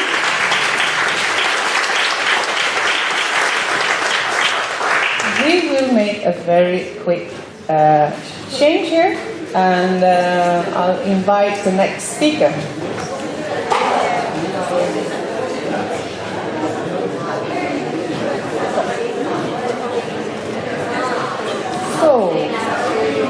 So it means that we are going to start instantly, almost. So you may stand up, but you shouldn't leave the room because you will miss the beginning.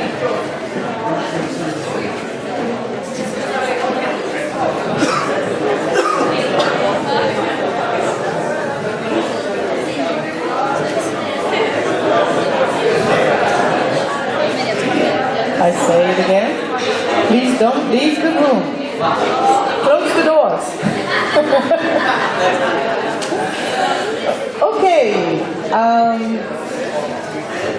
Yes.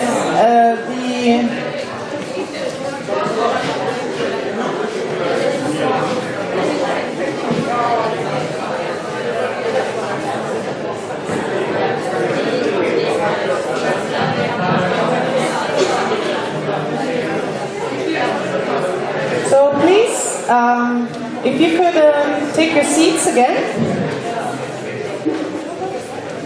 I promise you will have a coffee break a little bit later. I know that is an important issue. I now have the pleasure to invite a member of the parliament, the Swedish parliament, and I just learned during lunch that Hans has been 9 years in the parliament. I knew it was a long time, I didn't know it was that long time. And Hans Linde, well, I call you a young senior at lunch. I think that is okay, right? Wow. So he's a young senior, because if you've been in politics that long, you've been seeing policies and policy making coming and going. And I know from early experience and other cooperation that you've been following the steps of the development cooperation policies, because for a long time, and not only that, you've been part of all the discussions that we've been having the last decade on what is Swedish foreign affairs and foreign policy about, and how should it be shaped. You're a member of the Committee on Foreign Affairs in the Parliament, which is a committee where all the parties are represented. And you also represent the left party, Vänsterpartiet, and you've been very much involved and engaged in following a lot of the work that also Swedish civil society organizations have been and are doing when it comes to gender equality and climate justice and human rights from very different angles. So I think you're very well informed of what many Swedish organizations are doing. But today you're going to help us to understand. It says government perspectives, but of course you're not part of the government. You're a member of the parliament, and you're not in.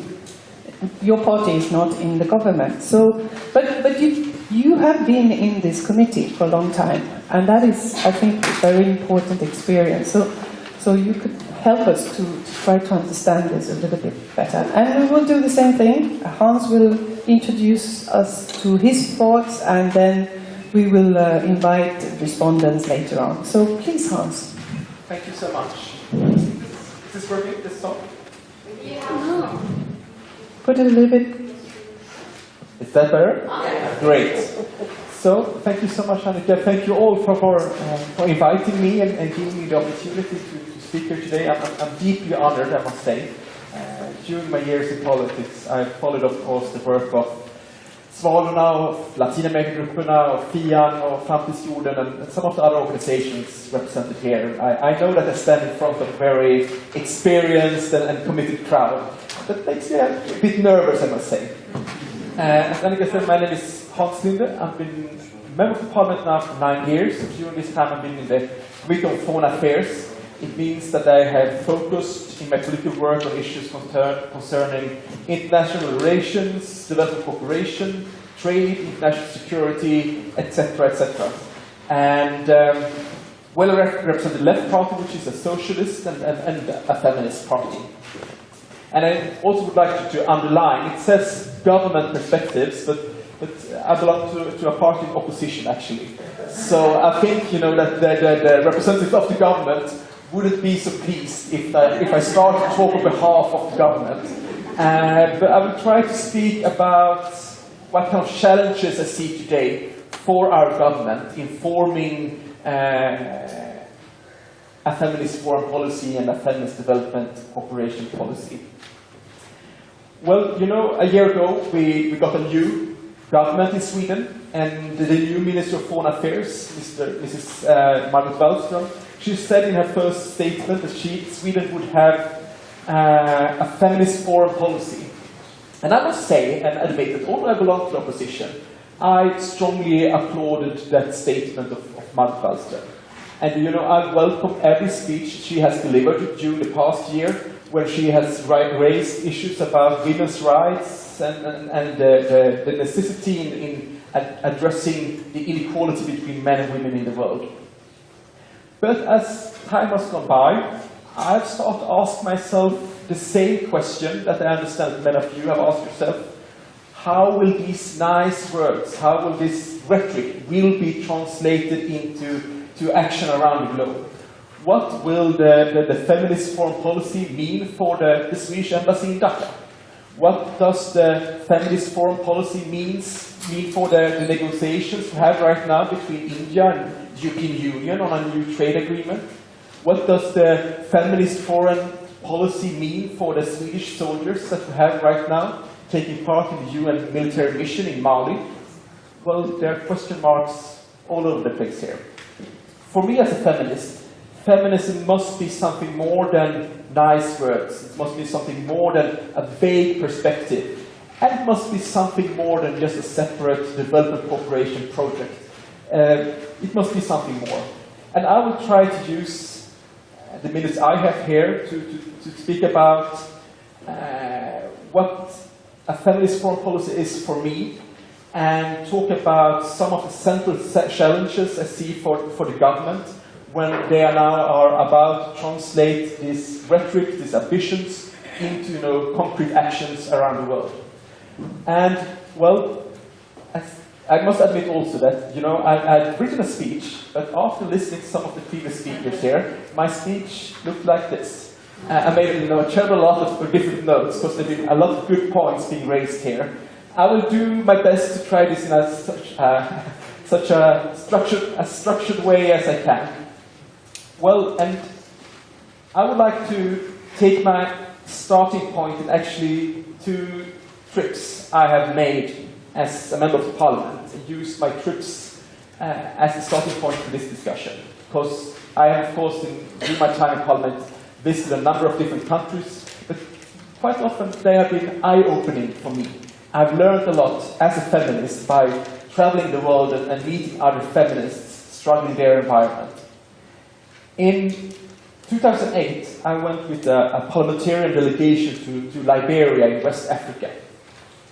In all the briefings and all the memos we received before this trip to Liberia, we read that Liberia was described in all these memos and briefings as a post-conflict country in the middle of a peace and reconciliation process after decades of horrific civil war. And this view, this picture of Liberia as a country that had left the war behind itself and was going into this peace process, it was repeated. when we met with the UN, with the Liberian politicians, with Swedish diplomats, they were saying all the same thing. All of them were saying the same thing. The war is over, the fighting is over, the peace is now being built in Liberia. But one morning, at the end of the trip, we had opportunity to sit down with women's organizations and feminist activists in Liberia. You know, and as very polite Swedish politicians, we raised our hand and say, well, we have a question. What are the great challenges for you now, when the war is over? And these Liberian women, they looked at us and said, what are you talking about? How can you say that the war is over? Where is the peace? The war on us, the women of Liberia, is still going on. When you are talking about peace, when you talk about reconciliation, when you talk about war, you're doing that from a male perspective, not from our perspective. They described a reality where all the different parties in the civil war in Liberia had used sexual violence and sexual abuse of women as a weapon. They had used rape to a degree when it could be described as a weapon of mass destruction in Liberia. More than 60% of the women in Liberia say today that they have been raped. Most of them say that they have been raped on a number of occasions. And in 2003, Liberia had a peace agreement. And the men, they stopped shooting at each other. But the war on women, the sexual violence and the sexual abuse continued on. You couldn't really see a decrease in the violence of women in Liberia. So they were telling me that we, the women of Liberia, we are still waiting for our peace. That was actually really an eye-opener for me as a feminist. When I went to Liberia, I've been calling myself a feminist for like 15 years. But I realized that when I talked about peace, war and security, I did it from the perspective of the men in Liberia. And although the majority of the people in Liberia, of course, are women, like in most countries in this world, the UN, the politicians in Liberia, the foreign diplomats, the aid workers, use the experience of the men in Liberia as the starting point for their analyses and their views of the country. And this, of course, didn't only affect the memos they sent home to their capitals or the briefings they had for us, the foreign guests. It, of course, affected their policies, their work, and their priorities inside Liberia. And that had, enormous effect. Men were considered to be the norm. Their perspectives were the rule. Women, on the other hand, were the abnormals. Their perspective were looked upon as a special interest. Do you get it? Great. I tell you this story because Liberia is not the exception. I've seen the same thing in almost all countries I've visited during my time in politics. And I must say that in so many meetings with NGOs and civil society organizations and foreign organizations, I've seen the same. Over and over again, I meet with these extremely competent, committed men and women that fall back into the trap of talking from and using the experiences, the perspectives and realities of men as the norm, as the rule for their political work. And this is totally devastating for our joint efforts to fight poverty, to promote human rights, to build peace and security, etc., etc. And I will try to give you some examples. One of the most important challenges for us today in Sweden and as a global community is to fight poverty. As Ban Ki-moon says, we could be the first generation ever that end poverty. Then let's look at poverty. We know that women own 1% of the assets in the world. 1% of the money in the bank, the shares, the land, the companies, houses, etc. are owned by women. We know that 70% of the poor in the world today are women. We won't be able to fight poverty. We won't be able to fight economic inequality if we don't see that poverty has a gender, that inequality actually has a gender. If we try to use some kind of gender-neutral perspective, we will fail. we must realize that in this global economy we are living in, the backbone of our economy are women with low wages, terrible working conditions, and often casual employment, working in factories in countries like Bangladesh. We must realize and acknowledge that the backbone of our economy are all the women working at home, doing their household work without being paid a single krona for that. I can give you a very Swedish example, the company of H&M.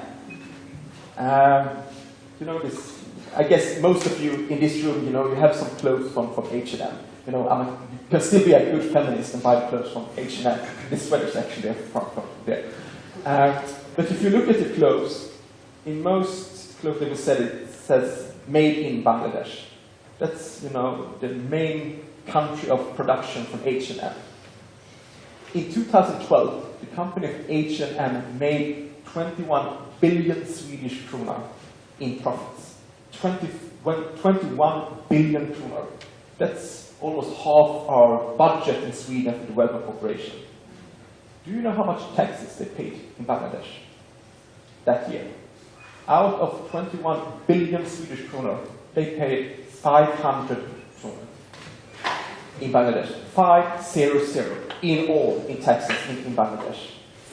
Well, with those kind of, you know, how can we ask and expect the government of Bangladesh to fight poverty, to reduce child mortality, when we see this dramatic distribution of wealth from the poor women working in the factories in Dhaka to the shareholders of H&M here in Sweden.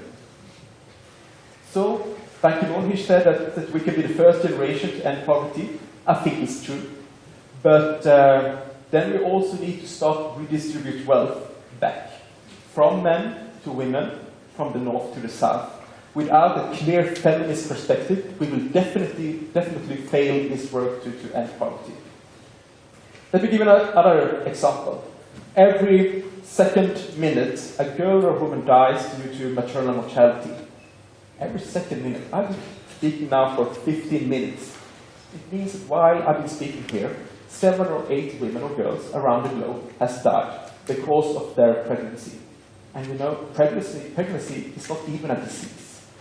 How can we eradicate poverty? How can we promote development, build democracy, without all these women dying in vain in Bangladesh, or in Nicaragua, or in Afghanistan? I think we need to realize that the struggle against poverty will fail if we don't also address the issue about the sexual and reproductive health and rights of women.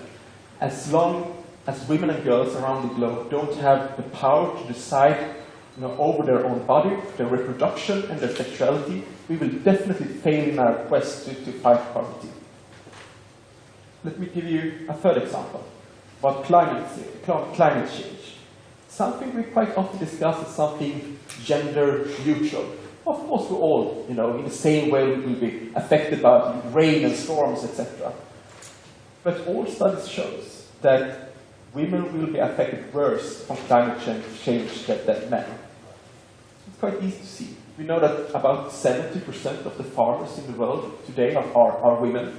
We know that women around the globe are depending on small-scale agriculture for their survival. We know that women around the globe don't have the resources to adapt to these, you know, dramatic changes. So we need to realize that a successful strategy against climate change for adaptation to this new weather can't be gender blind. If we think that we can have a climate change policy that is gender blind, we will fail in this aspect as well. Well, we need to consistently visualize realities of women over and over again. We need to do it on the individual level. I need to question myself and my perspectives. Whose perspectives am I using when I look upon the world? But a country like Sweden that says that we want to have a feminist foreign policy, we need to do the same as a country, but on a structural level. from the minister down to civil servants, we need to do the same. Question ourselves, our perspectives. And I must say that during my time in Parliament, I have learned that you can't really underestimate the need to break the silence about gender equality. I must say that the vast majority of the meetings and the conferences that I have attended during my now 9 years in Parliament, gender equality and women's rights has not even been on the agenda. Most of the time it has not been mentioned at all. But I have seen what happens if someone, a single person or a single country, breaks the silence about gender equality, starting using new perspectives, starting to question the perspectives of the other participants. Then there's suddenly start to happen things in the room, in the discussions. And quite often you also see that other countries, other delegates, other participants start to raise issues about gender and women's rights. Well, so it can seem like an insignificant thing, but I think it's fundamental for a feminist foreign policy to constantly be that voice that breaks the silence about gender, about women's rights. When it comes to the discussion about the Sustainable Development Goals, in the ongoing meetings we see right now in the European Union about the refugee crisis, when it comes to the dialogue with every single country where we have a development cooperation.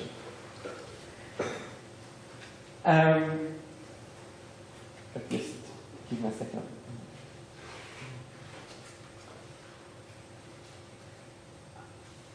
I must also say that something I have learned is that if you want to ensure that there's a gender perspective and that gender perspective is not forgotten and that it's just translated into nice rhetoric and not really real action, you need to follow the money.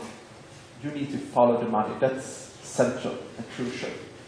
I have seen too many examples of nice, inspiring rhetoric, well-written policies, but when you go abroad, visit the concrete Swedish projects, you realize that Sweden has employed a male expert to run the project.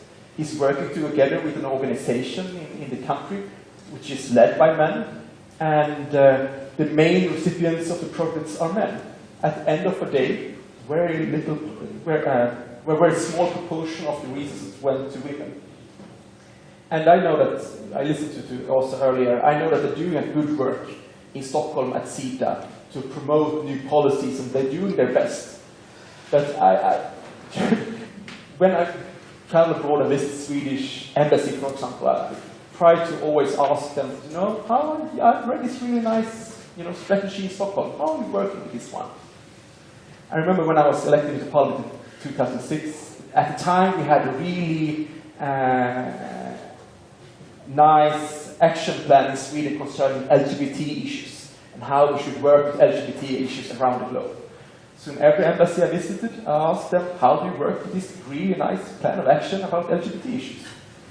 Most of the diplomats and ambassadors and aid workers at Sida, they said, I've heard about it. And I remember visiting one big embassy. I'm not in the business of naming and shaming, but a big embassy in Africa.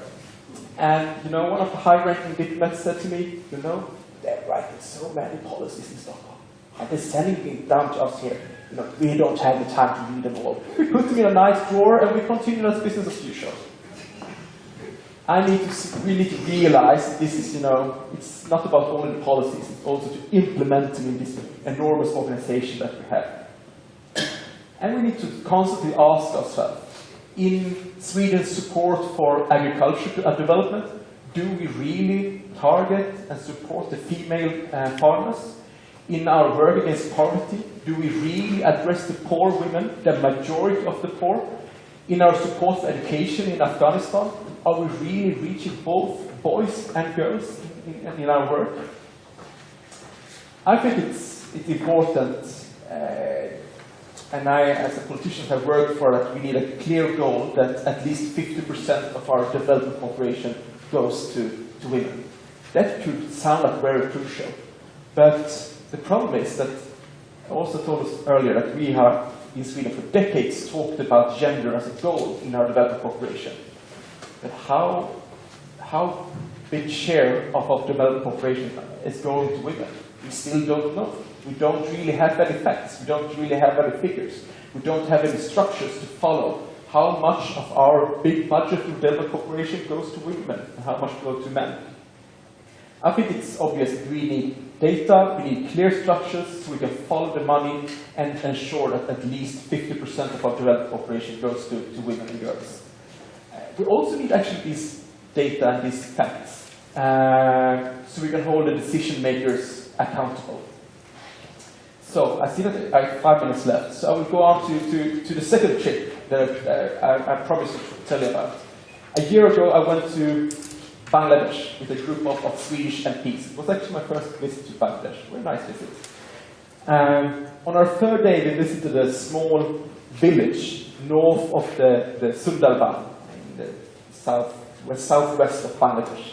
And we visited a project led by UN Women for economic empowerment of women. And we were sitting down, the Swedish MPs and all these women in the village, talking about their projects.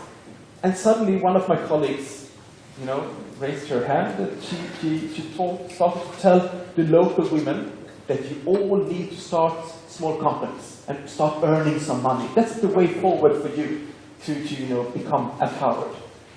And then the second MP for Sweden raised his hand and he said, well, you need to go back to your husband and tell them to use contraceptives. I must say I felt quite embarrassed, quite uncomfortable.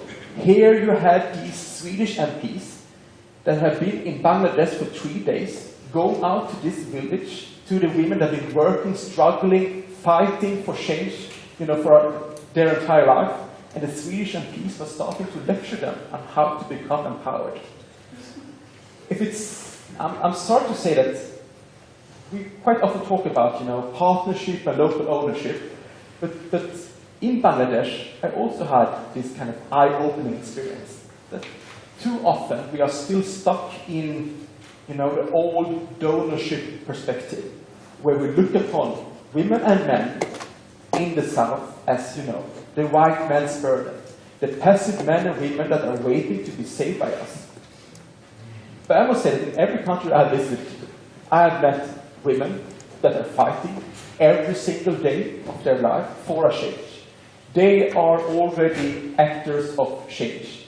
They don't sit around waiting for us to save them, but they can see and definitely see that they need some friends and they need some allies in their work.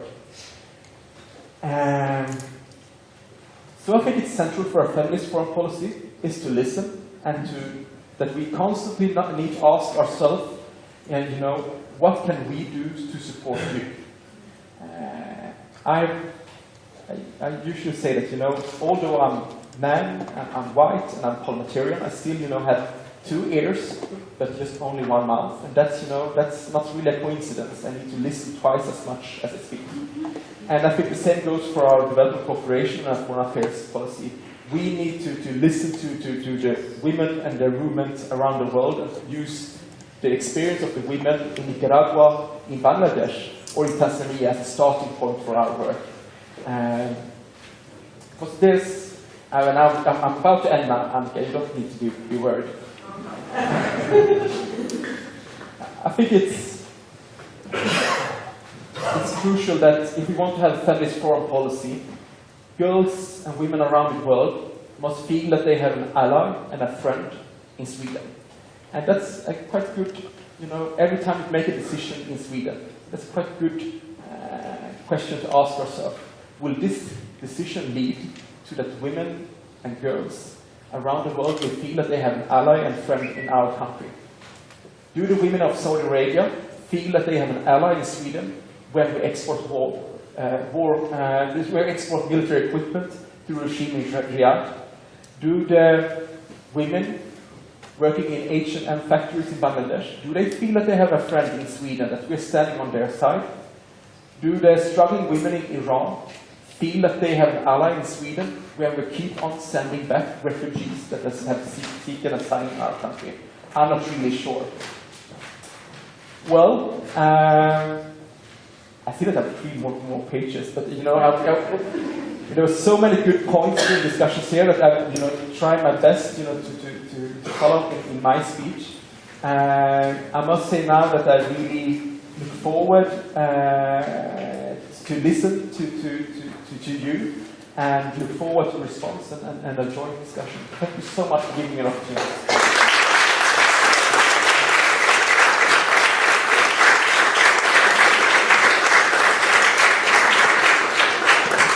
Thank you very much, Hans. I will not take any space and time here, but directly go into the next steps, where we invite 3 respondents.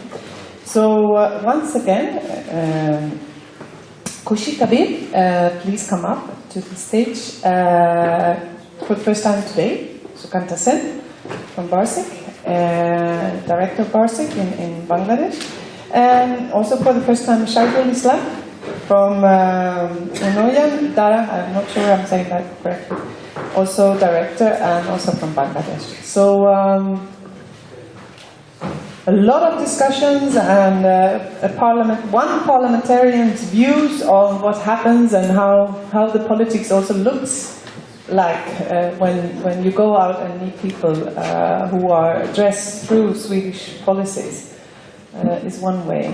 So I think Sukanta, I'll ask you to start, and then we go we'll start with you and some of your reflections, and also if you could pose 1 or 2 questions to Hans so we can continue the dialogue. Okay. Thanks for the opportunity. And unfortunately, we are 3 people representing Bangladesh, where there is no active parliament actually. And most of the parliament members, like out of 300, 154 are selected. And even we lost our voting rights as well, because I was not able to cast my own vote to elect the member. Anyway, but it's fine that we are here, and thanks for this. And I have some reflection and there is some questions, as you mentioned, especially the blind profit of Swedish company, that nearly 21 billion SEK from Bangladesh, but they paid only 500 taka, yes, or 500 SEK is whatever it is correct. And I can see from the first one that in the early morning, in the early session, the speaker, Gudrun, actually presented the policy. And in her policy, in her speech, she also mentioned that once she was also engaged in the left political party. But she left because there was not enough space for discussing about the feminism and other policy issues. And she also raised the question, then she left that party. And as you are also representing left party and also presenting the policy, how the space has been created in new party as well as the left political wings, that you can get some. Actually, personally, I was also engaged in left party, but now I am not no more. So I will be interested to understand how still it is working well. And the blind profit, as you mentioned, of course is a blind profit because 21 billion, which is also, as you mentioned, the 50% of Swedish budget, Sida budget, which is more. And is there any scope for actually for creating the enabling environment or sharing the profit? Because when the policy is there, the feminist policy, especially is ensure the security and space for the women and men together. So, how the foreign policy, the feminist policy, can try also, or you can contribute. How Bangladesh, especially the garment laborers, are nearly 40 lakhs women, especially the major portion of the women and girls from the rural area are working here. How they can get their fair ways and also decent ways in the environment, and you can also pressure the company that they can get enough PR and they can share also some profit from them, especially to ensure to establish the youth policy that you were talking about. And in the climate issue that you also mentioned, in the same policy, the adaptation. Whatever we have through the different policy and acts, it is always there is adaptation. And in youth policy, in the recent policy, that is also adaptation. Adaptation means that people, those who are affecting, we have to adapt ourselves. Yeah.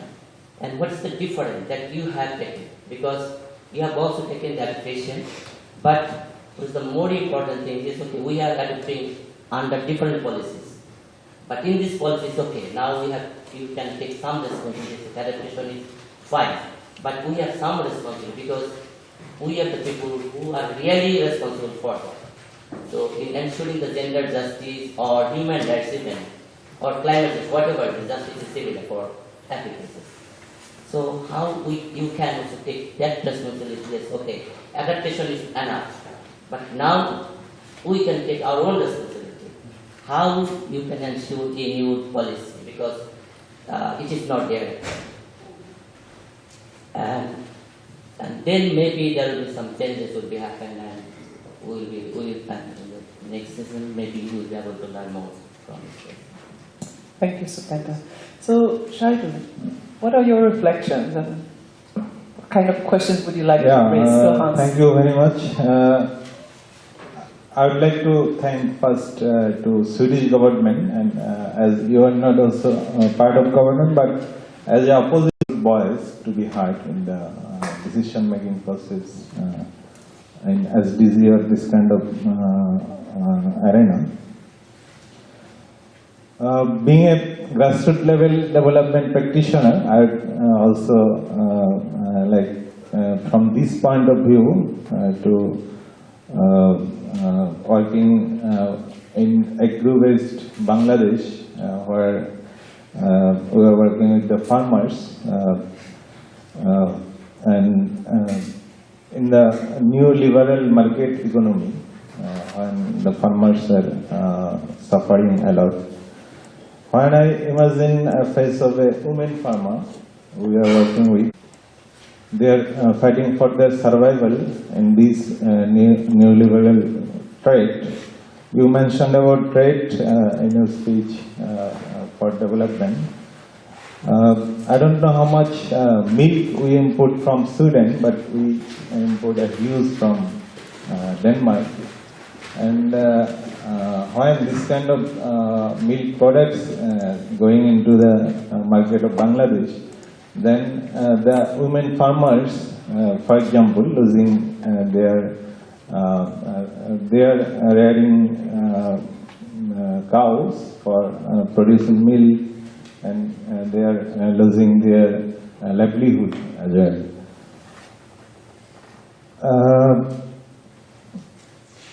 In the new liberal market economy, as they are depriving of all basic human rights, now market is giving all the basic human rights like food, like healthcare, education, everything. Then how these rural women can buy these products, all our products now, for their fulfilling their human rights in this new level trade system. I was impressed very much with the speech of Gudrun, yeah? And also from you that you are talking about peace and against the militarization, expenses in military,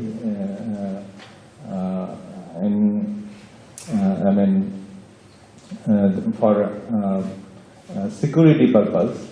Yeah, it is very impressive, and I would like to ask you that how much you have, as a Swedish, you have influence in EU level and UN level to in trade negotiation in favor of the poor farmer, to lead our market for our farmer, and also to influence the global policymakers to not to spend more for military purpose, spending more for ensuring human rights.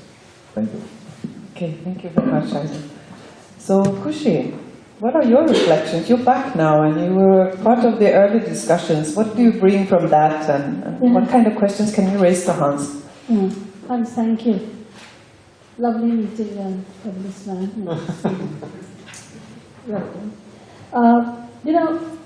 Yesterday too, there was this discussion which is happening today, and I see that a lot in Bangladesh and in other countries. The government bureaucracy and the politicians. The bureaucracy states that they cannot implement as they're supposed to implement because the policy that is coming down is not always very clear. The implementation, how that will be done, is not very clear, and the politicians feel that they are giving the policies, but the bureaucracy is not really following it up in the way. And you gave very concrete examples of talking to people within whichever country you went to, and they say that you just very frankly mentioned to you that they keep it inside the drawer. I think this is something that I'd like you to reflect on, is your role as a parliamentarian. How do parliamentarians, policymakers, politicians make bureaucracies and government work? It's very important. I think it's important not just for you, I'd like you to reflect on it, but it's also important for us, as citizens of our countries, to ensure and see how can we make our bureaucracies and even our politicians well.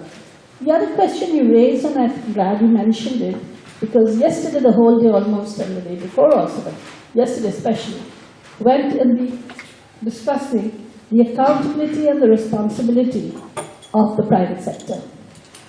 And when you mentioned a particular example of how much tax was being, less tax than the average citizen in Bangladesh, who is not really rich, would be paid, is being paid by somebody, a company that's made millions out of the exploitation and sweat of the workers.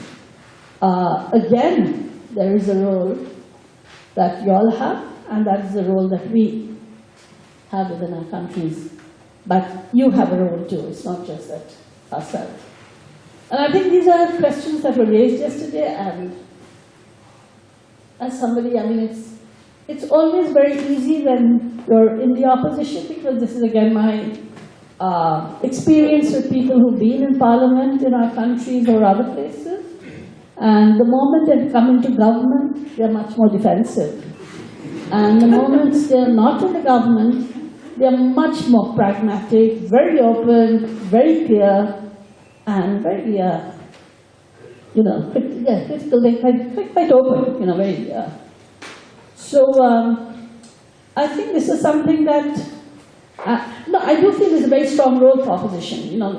Shukanta was mentioned right at the beginning that Bangladesh, unfortunately, we are now in a parliament without an opposition. And I think a good democracy needs an opposition.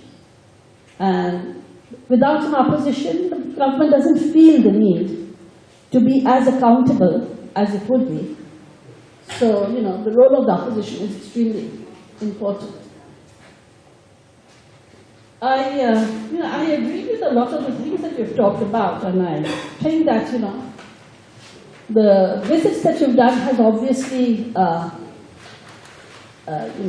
helped you in your understanding, your mindset, etc.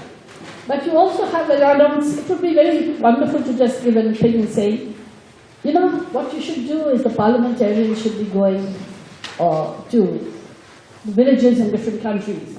But then you talk about how some of your colleagues would talk about, this is what you need, this is what you need, this is what you need, and the women saying this is not what we need. Yeah.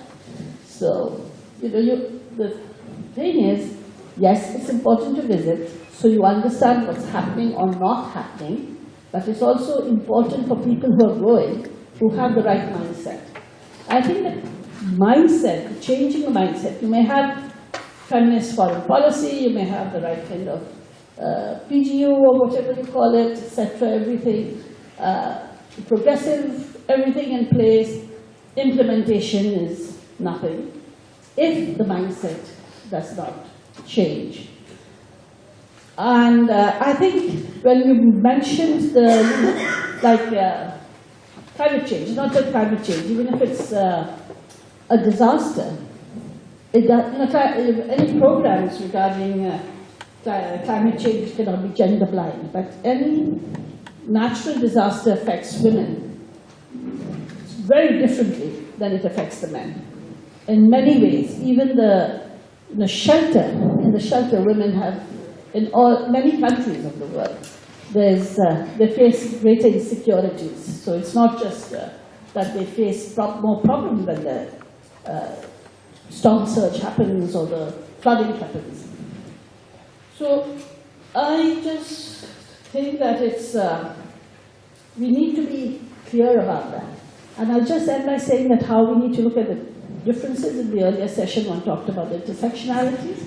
In some of the discussions I've had with women in the indigenous women in the Chittagong Hill Tracts. The Chittagong Hill Tracts is an area in Bangladesh where the military has been quite brutal in many cases against the indigenous population, which our government claims are non-indigenous peoples in Bangladesh. There are small ethnic minorities, but not indigenous people.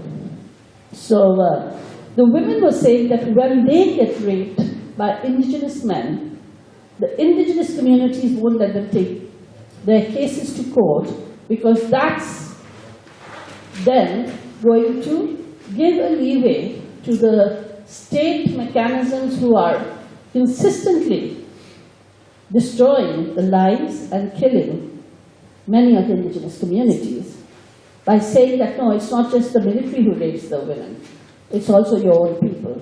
And that dichotomy is something that has been raised. So I just raised it here in the sense that there are many variations, there are many each community and each section within the community, and the women in particular, have a different perspective, which sometimes gets diffused in the name of culture, in the name of religion, in the name of tradition, in the name of whatever. Thank you. Or for rights. Thank you. Thank you. Well, a lot of questions and comments for you there, Hans. Have a go at it. Thank you so much. A lot of extremely good and important comments here. Let me start with Natasha's comment about capital flight tax evasion. I think actually this is like a crucial and central question in a broader feminist foreign policy. If we want to decrease the gaps on a global level and on a national level when it comes to income, wealth and power between men and women, we need to address the question about tax evasion, capital flight. If we can ensure that a bigger proportion of the profit ends up with the factory workers, ends up with the government so they can spend it on welfare system, social security, etc., that will result in decreased gaps between men and women. And I think we also need to remember our own journey here in Sweden. 100 years ago, we were one of the poorest countries in Europe. We had higher levels of maternal mortality in Sweden 100 years ago than you have today in Bangladesh. How did we go down this lane? How did we manage to transform our country? Well, very central was that we managed to mobilize our national resources, tax our companies, tax our population, and use these incomes in investing in housing, in infrastructure, in a welfare system, in social security. That is our experience in Sweden. And I don't think in exporting our model, but I think we have learned something crucial here in our country that we need to take into account. We look also to a country like Bangladesh. I think I'm very glad that Shaidul raised the question about trade, because I must say that when we talk about feminist perspective, well, I must admit, when we talk about development cooperation, for example, in my committee, there is almost always some MPs, asking about feminist perspective, raising the situation for women's rights. When we talk about trade, then there's suddenly no gender perspective at all. As trade and trade agreements were something gender neutral. That's of course is not the case at all. We know from research in, for example, West Africa, that when they have signed free trade agreements with the European Union, we see that it affects different parts of the economy in different ways. We see that it affects companies led by women and by men in different ways. And I think we need to take a feminist perspective also into account here. Of course, in Sweden talk about we are very committed to free trade.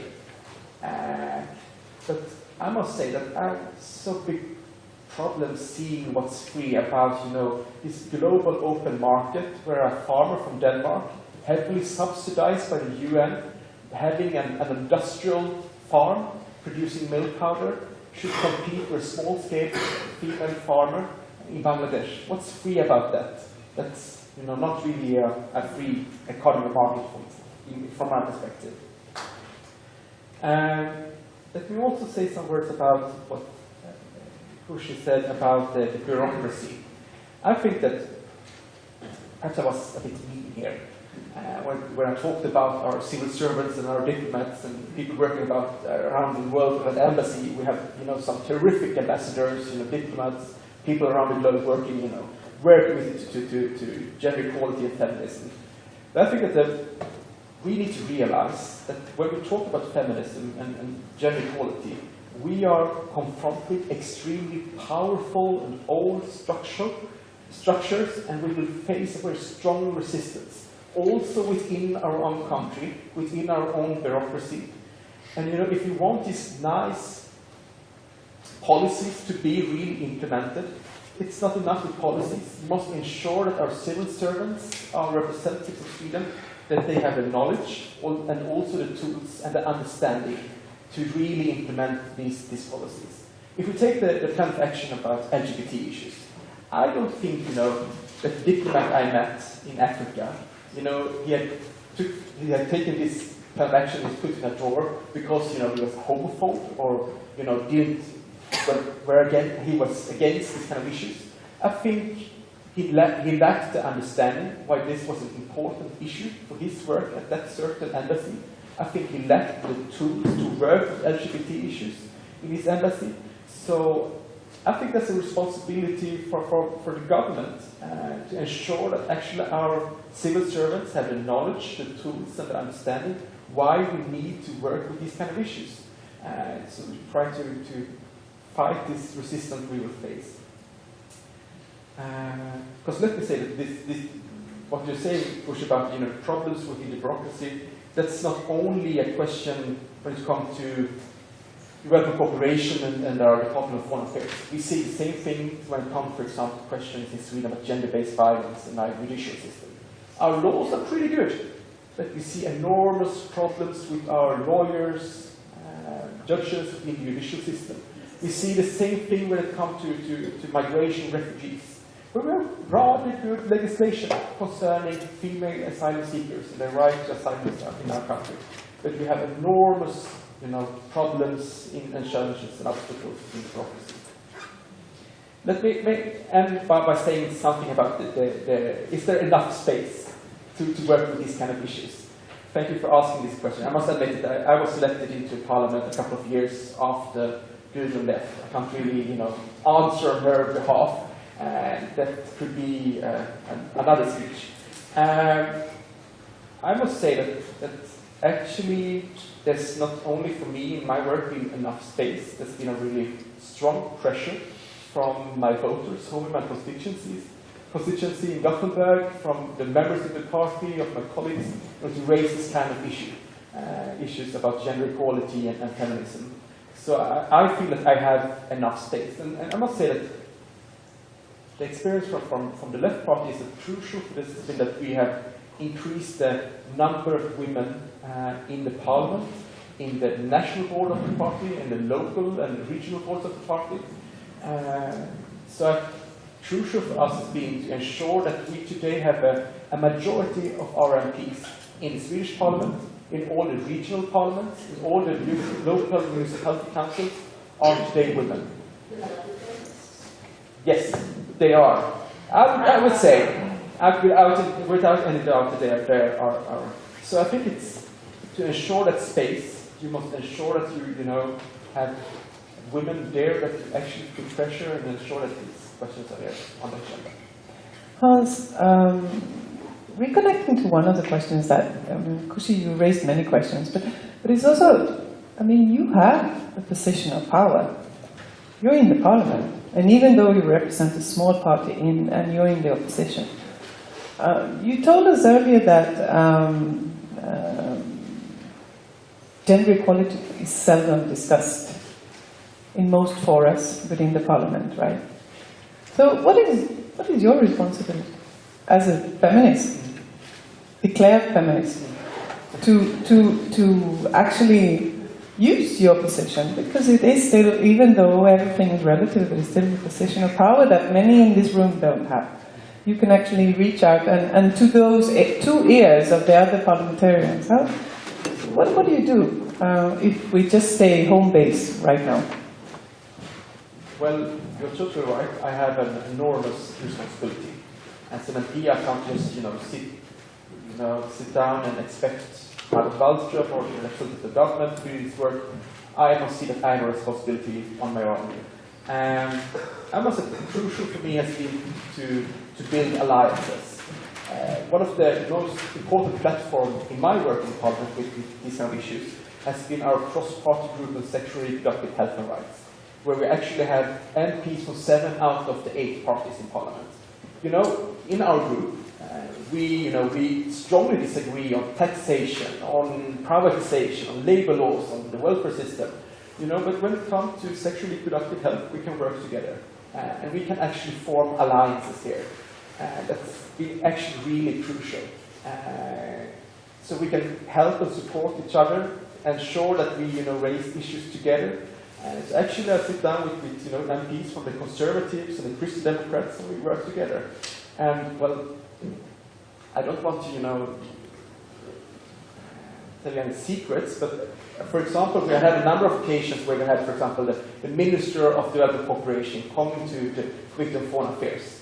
And I sit down with my allies, my feminist allies here, before those meetings and say, okay, if you raise this issue, I will take the floor and support you. And we do the same. So sometimes actually, we have quite peculiar situation in the committee that, one of the Conservative representatives, she says, well, I think there's not enough emphasis on women's rights in this document. And I raise my hand, I totally agree. And we can put pressure together from the left and the right, finding these, good MPs that we can work together. Of course, if, as a parliamentarian, I should say, I'm the only one. We love that as politicians. I'm the only one fighting for women's rights. I'm so lonely in the parliament. But I think it's actually wrong. And it's not really benefiting the struggle. I must be honest to say that there are really good MPs in not all parties. They're not good MPs. That's one specific party. But we can find allies in most parties and build this kind of alliances. So our time is out, actually, but I think we will come back to all the discussion at the end of the day. But just to remind us that trying to find, the full spectrum of what feminist-inspired or feminist analysis on foreign policy and foreign affairs could be and should be, and we've been touching upon some issues, and I strongly hope that we are taking this with us tomorrow when we talk about climate justice.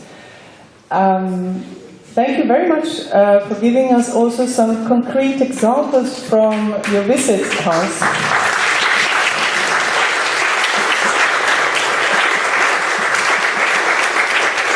And thank you very much, Kushi and Shahidul and Sukanta,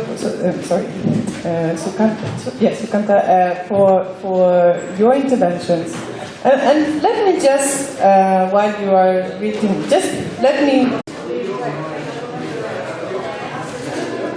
It's been very good. Today has been better than yesterday.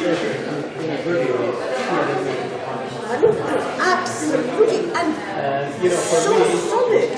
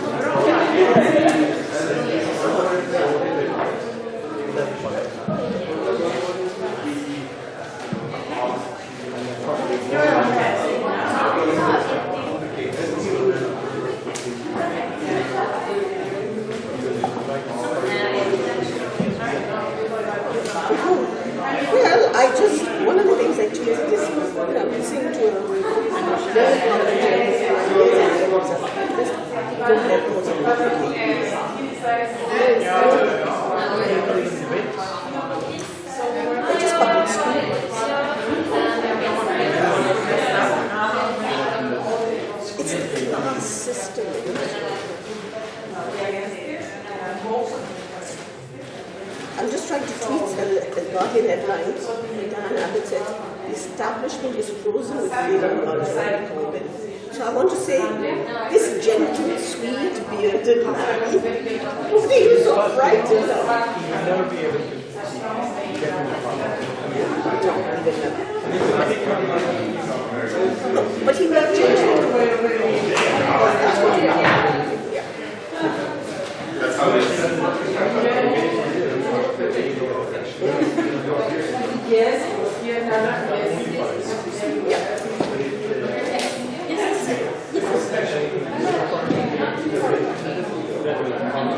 here we are. Diana says established frozen in fear of Jeremy Corbyn.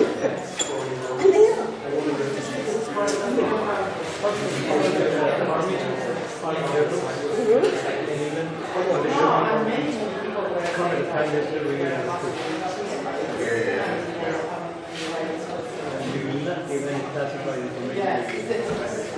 They have no business saying that.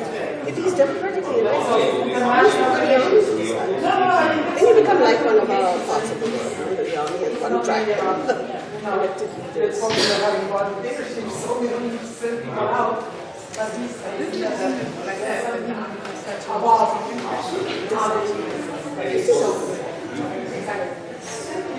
And I think the public will be outraged if the army says that he will not engage with them.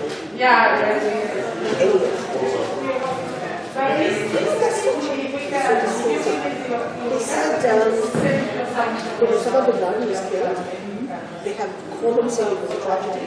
What they don't have is him saying, all human deaths are They have him saying, and here are my friends, Hezbollah. But they don't tell him that he calls anyone who comes to Parliament his friend.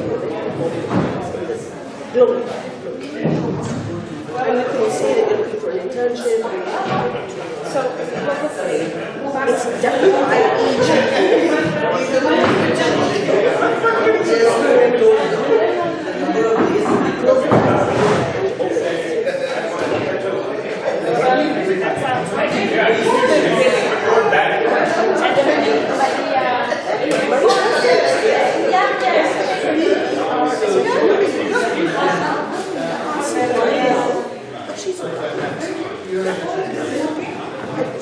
in management. And you know, if you have management, you go along with half of your management. You have quite a lot of work as well. Good. Thank you very much for that. I will look forward to this. Okay, thanks a lot. I posted she and I.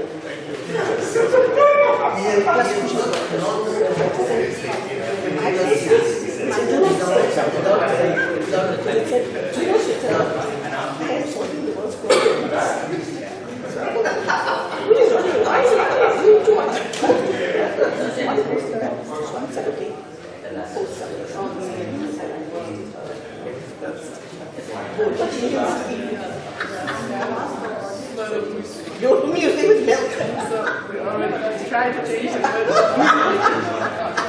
they're expecting elegant or something or other. I mean, that posted us.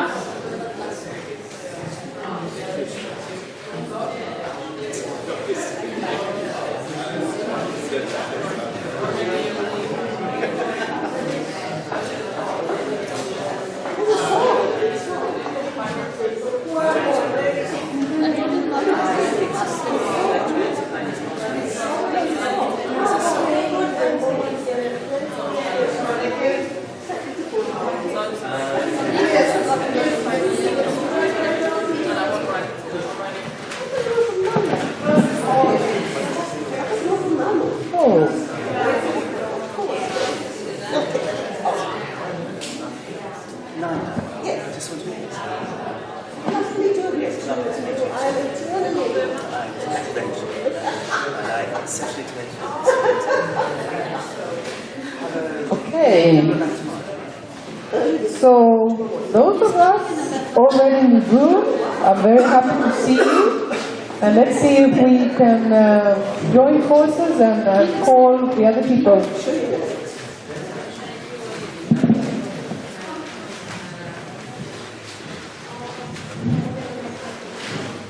So we will start again in a couple of minutes, and you will have a rest from me.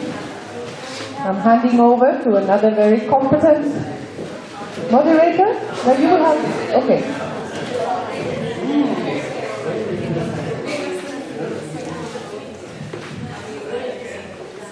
So a lot of people out there, or did we lose her because we didn't shut the doors? Yes, we did. So maybe you will invite her to panel? Yes. Okay.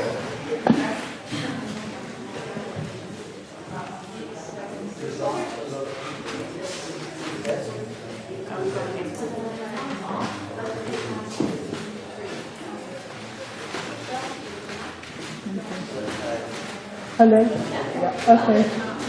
Right. We're going to start now the last session for today, and I really am looking forward very much to working with the participants in this session on what promises, I think, to be the perfect conclusion for the last 3 days at least of a very strong and sustained debate on not just the SDGs, but all of life actually, of politics, of livelihoods, of how to have sustainable action and so on. It's a privilege to invite for this last session the following members of civil society who happen to be partners of Swallows, but also partners with a large number of networks and alliances and citizens groups within India and Bangladesh. So I shall begin with inviting Kabeer. She requires no introduction whatsoever, and she's a feminist leader, worked extensively and continues to do so with rural women. She's a trainer and has, I think, protected women's rights over the last 20-odd years of work. Thank you, Kushi, for joining here. Next, we invite Shilu. Could you please come up here? Shilu has a fascinating background, and I think the more she will share this with you, it will be revealed. It was a surprise to me to know that she also had a degree in law. She's one of the extremely well-known trainers. She's worked with donors and now works with large women's organizations and collectives and membership bodies. She will be sharing some very deep insights over the years of committed work she has done.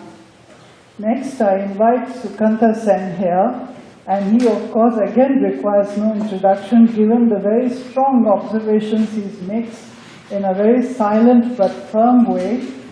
He's been involved and a founder of BASIC. It's a people-led development approach, and he has a resource center for something very crucial in today's knowledge systems, and that is indigenous knowledge systems. And lastly, the pleasure to invite here Pratim Roy from the Keystone Foundation, who's an ecologist of quite an extensive international and national and local experience. He's a policy maker and an institution builder. So thank you all for joining, and we are going to today follow a very different path. You can see already the seating arrangements here. We thought it must be a stronger sort of conversation for this last session. We would like, and I have discussed this with them, that one of the things that I think would reinforce in everyone's minds what is the real site of social action and transformative action that is happening at the field level, which will give an insight to this audience of what it is like every day to live the lives that they do with the constituencies they do, and what is the sort of work they have done. And I suggested, and I think there was a warm response to that idea, that they would describe the sort of work they are doing and share this with the audience, because this is something that we cannot get all the time. They have come from a great distance to be here with everyone, and it has to be deeply valued, their participation. So I'm going to begin actually with, who would like to start? You see, they're all so democratic. Let's do that. Okay, Kabeer, yes, okay. Right, and you have 5 minutes, you can even take 7. I'm not going to interrupt the flow, and, but I'll keep time in an easy way. So, for people who don't know about Keystone, I see many people in this room who know about Keystone quite well. And let me just take you through a journey, because through that I'll show you how we have curated this organization, how it's all started, and how do we look at the lens through gender lens that we wear constantly. And we're very, very sensitive to these things right from the very beginning. So it all started in 1993 when 3 friends got together to leave the comforts of Delhi to be able to say, let's go out and look for and search out for tribal people who live in the forests of Tamil Nadu. And the connection to the tribal people was the journey through honey collection. Because honey, as you know, is something very close to the tribal people across the world. How do they collect the honey? Where do they sell the honey? Who eats the honey in the house? What kind of honey are given to children, to women, to pregnant women? So it's a whole new story that starts. We didn't want to approach development through the big terms of empowerment, education, health. We felt it would be something which the tribal people could connect to, and we looked at the window of honey and bees. And that's the journey that started in 1993 onwards, and almost now 24 years have happened. We have based ourselves out of a hill station in the Nilgiris, where this work has led to a number of diversification through the lives of the honey collector. So we look at traditional agriculture, we look at seed banks, we look at enterprise issues where the producer and the collector of non-timber forest produce gets a better price for her produce. We look at education, we look at also they have a community radio station now where they voice their stories, they have a newspaper that they work on. So there are a number of initiatives which have happened in a very, very organic way. We didn't have a plan, and we never have a plan. It just happens. It's how people lead it, how people bring it up, and we try and find some resources, and the things just happen. So if you ask us, did we have a plan to be where we are? No. But today we are there, and 23 years have passed. We made that our home. Now I will give you an example of a woman. Her name is Selvi. She is a Kurumba woman, and she started almost 10-11 years back in our organization, more than that, around 2003, and she was a tea picker. Okay? Now this area is a tea-dominated landscape, and Selvi is a Kurumba girl, which is, Kurumba is one of the tribal people who live in that area, and they are known as a particularly vulnerable tribal group. So there are very few of them in the whole world. They are just located in that area. So she came as a person who wanted a job from just morning till evening collecting tea leaves. She came to Keystone to say, is there a job for me that I can do? And she was the first job we gave her was to work on the honey section where she could filter the honey, pack the honey, and talk about the honey to people. Soon we realized that this girl had much more potential than just packing honey or just plucking tea. Over time, she started leading the Culture and People group. She edited the newspaper. She was absolutely illiterate. She works in the computer, edited the newspaper which comes out once a month, and now travels across the world talking about tribal issues. And she was one of the 4 people to be selected in the Slow Food International in Turin to give an address to everybody there. So this is just one example, and she has catalyzed the process. She's on Facebook. She's a very big Facebooker, you know. So these things are like, you know, how does this happen? So what is interesting looking back at it is, how did we, if somebody said, okay, how did you do it? One thing was, in our organization, what we try and do, right from the top, we have a board of 8 people, there are 5 women, out of the 8 there are 5 women. The top management of 14 people on our top management, there are 8 leading women who run the management. So what we have been trying to do is always be listening to what people are saying, and also try and create a system. If somebody has an idea, if somebody has a certain energy, how do you make that energy and idea to blossom and come out? And that's how these things have happened. Some of these things I'm saying, not all ideas have picked up. Some ideas have fallen flat. We've learned mistakes. We have retreated back. But it's been something which is like living a life. So if somebody asks me exactly what you do, I actually don't do anything. I enjoy myself there. I live a life in the hills, and I like to work, I like to interact, I like to do these things. So it's not a 9-to-5 job, it's not a silo work, it's not that I start my gender intervention Monday, Wednesday, Friday from 9 to 5, no. It's a continuous process, from morning till evening, and I live it, and that's the beauty of it. Thank you. Would you like to tell them about the cafe you started? So, Shobha was very interested, and I've heard a lot about her, but this was the first time we met. So, when we first came, she says, okay, what's the latest thing you're doing? And I said, you know what the latest thing I'm doing is? I am working in a restaurant. So she was totally curious, what is this thing now? So, what we did is we have a bee museum in Ooty. A bee museum is a place where all the information about bees and beekeepers and traditional honey collectors, all the survey that we've been doing from the 1993 and people with whom we have worked, we have in one small hall. And we have honey from all over the country, from different parts of the world. We have a display, we have a unit where children can look at live bees. So it was a place that was started in 2006. And 9 years had passed. In the last 2 or 3 years, we were feeling that we were not being able to maintain that place.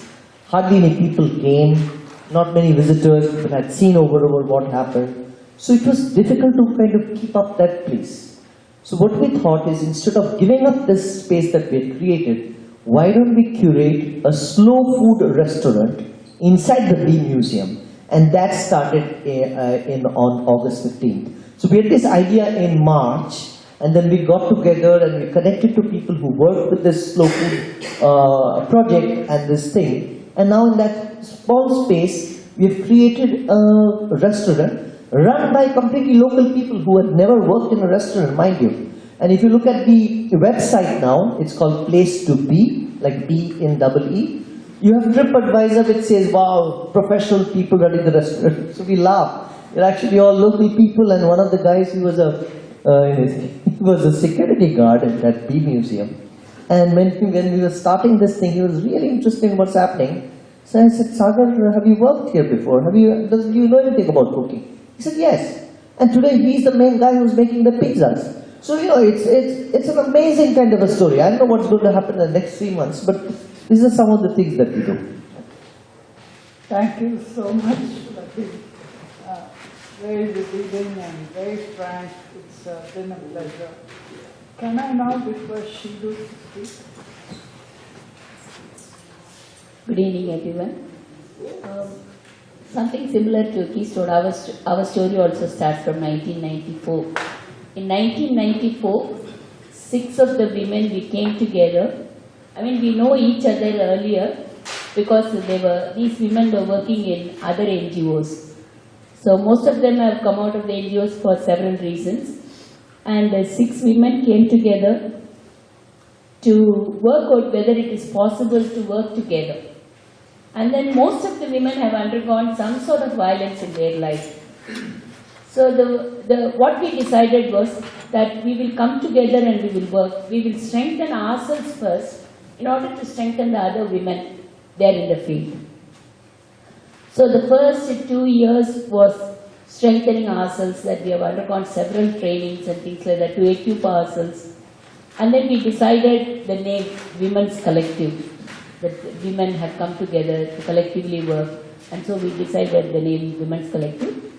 And we started working for the other women, and the first focus was violence against women. So we took up issues of domestic violence and other violence, and we had a small crisis center. We have counseling, legal advice, and also we train women, the victims. We train women to take up livelihood activities so that they can stand on their own. So that is how we started in '94. But 21 years have passed, and today, as he said, when we started, we never had any plans. It happened. As we went on, it happened. More women joined us, and today we were 6 at that time. When I say 6, it's 6 different units, and today we have 32 units, and we have about 100,000 women as members. It's a membership organization. And we are working over in 16 districts in Tamil Nadu, covering around 1,000 villages. The growth, I mean, we never planned anything. It so happened that as it was coming, we took over. And initially we were confronted with the whole issue of globalization and WTO, Agreement on Agriculture, GM issue. And these are the things which we took up earlier. And then in Tamil Nadu, there was a lot of caste conflicts in those years. And so in the villages where we were working, there were a lot of things happening, like the women were really tortured, not only by the upper caste, but also by the police and the officials. So we stood by women, and that is how we got very closer to the Dalit movements. And from there we moved on to political empowerment of women. We identified women leaders in the villages. We tried to use the 33% reservation provision which is there, and we facilitated women to contest in the local election. So every 5 years there is election. The last election in 2011, around 2,000 women contested the election, and 402 got elected to various posts, to panchayat president, councillors, ward members and all that. And we have around 75 panchayat presidents, women panchayat presidents who are women's collective members. So they form the base for all the campaigns that we are doing with the government. So we try to pass a resolution at the panchayat level, whether it is against GM, whether it is cultivation of millet, whether it is decentralization of public distribution system. Whatever issue we take up, we try to educate our panchayats first, and then through the panchayat we pass resolution and we take it to the government. That is how our whole campaign thing is going on.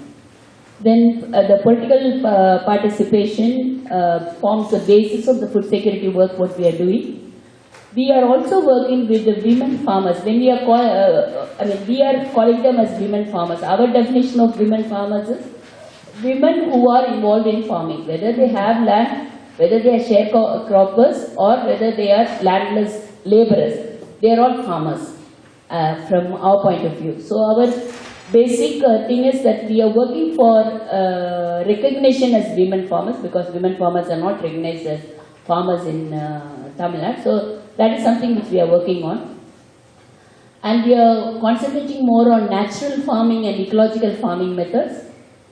On one side, we are facilitating women to concentrate on food production, particularly the traditional food, because we also see that as a resilient crop for climate change. The millets which were cultivated, say 50 years back, and which were our main food. In Tamil Nadu, millets were the main food. 50 years back, everybody was eating millets. When I say millets, it's ragi, kambu. I don't know whether people make any sense of it, but these are the smaller grains. Other than rice and wheat, these are the smaller grains. They are referred to as minor grains. But actually, they are the most nutritious grains that one can get in the whole world. When you compare the millets with rice and wheat, other than the carbohydrate content, rice and wheat hardly has anything. Whereas the millet has got all other nutrition, whether it is fiber, proteins, minerals, you name it, iron, calcium, it is high on all these sides. So this we concentrate, and this millets also, as I said, it's a climate resilient crop. The climate change has really caught up with the rains and infrequent rains and heavy rains and all that. So the production of rice is slowly coming down. People are not able to cultivate rice because there is not enough continuous rain which is needed for rice. So the alternative we see is, because millet requires 1/10 of the water of rice, and it requires water only once after we seed them. And then we don't have to do any weeding and things like that, and it doesn't require heavy chemical fertilizers and pesticides. The pest attack is relatively lesser because the grains have hard shells. So, and this we see as a miracle crop, and we advocate that with our women. So we are focusing more on millet food crop cultivation. So, and the other thing what we are trying to do is, we are also collectively organizing women who are landless, who are single, either they are widow or deserted by husbands, who belong to the Dalit caste. We are organizing them into smaller groups, and they lease out land to cultivate again food crop. So it's not only millets, it's millets and vegetables and all other things, so that there is food security ensured at the household level of particularly the single women. So at least 100 to 150 days of food is ensured by this collective form people. But of course our government has got other public distribution system through which the government distributes rice and pulses and other things. So this is the collective form activity is something which we are doing. From food security point of view, we are also working with children. Two problems. One is, I was earlier talking about the political empowerment of women. We also work with the children to make sure that the children are raised as future democratic leaders. And for that, we have children's panchayat age group from 8 to 18. And all the activities that we are doing with women, girls and boys, we also do with children. And children are encouraged to plant trees during their birthdays, and we facilitate them to have their own kitchen gardening, to have their own kitchen gardening so that they can raise vegetables. And we also encourage children to take up issues at the panchayat level. So children also attend the regular panchayat meeting to taking up issues at the panchayat level. It may be a fence for their school, or it may be toilet needed for their school. Whatever it is, according to their need, they will approach the panchayat president for that. So on one side, we are encouraging children to actively participate in the political activity. On the other side, we are also encouraging them to ensure food security at the household level. So on one side, we are encouraging people to produce, and we are also encouraging the consumers to consume, because millet has really gone out of our food plates. The Green Revolution has brought in rice and wheat to our food. So people eat rice all the 3 times. in different forms. So now we have taken that as a challenge, and we are going to schools, colleges, and to other consumer groups and our focus is on safe food. We call millet as safe food because all the rice and wheat which is produced by using chemical fertilizers and pesticides. So automatically it is poison, and it is really having a lot of health effects on the people. So we propagate millet as the safe food. So with consumers, we do that campaign, and with government, we are trying to advocate to include millet in the public distribution system. Today our public distribution system has only rice and wheat and some pulses, mainly because the government has introduced green revolution, and government has got minimum support price for rice and wheat. The government supports farmers who are growing rice and wheat with the subsidy for fertilizers, pesticides and seeds. So what we are trying to do is, we are trying to campaign with government, lobby with government to make sure that these things are also given for the millet farmers, and millet to be included in the public distribution system, because that was the traditional food.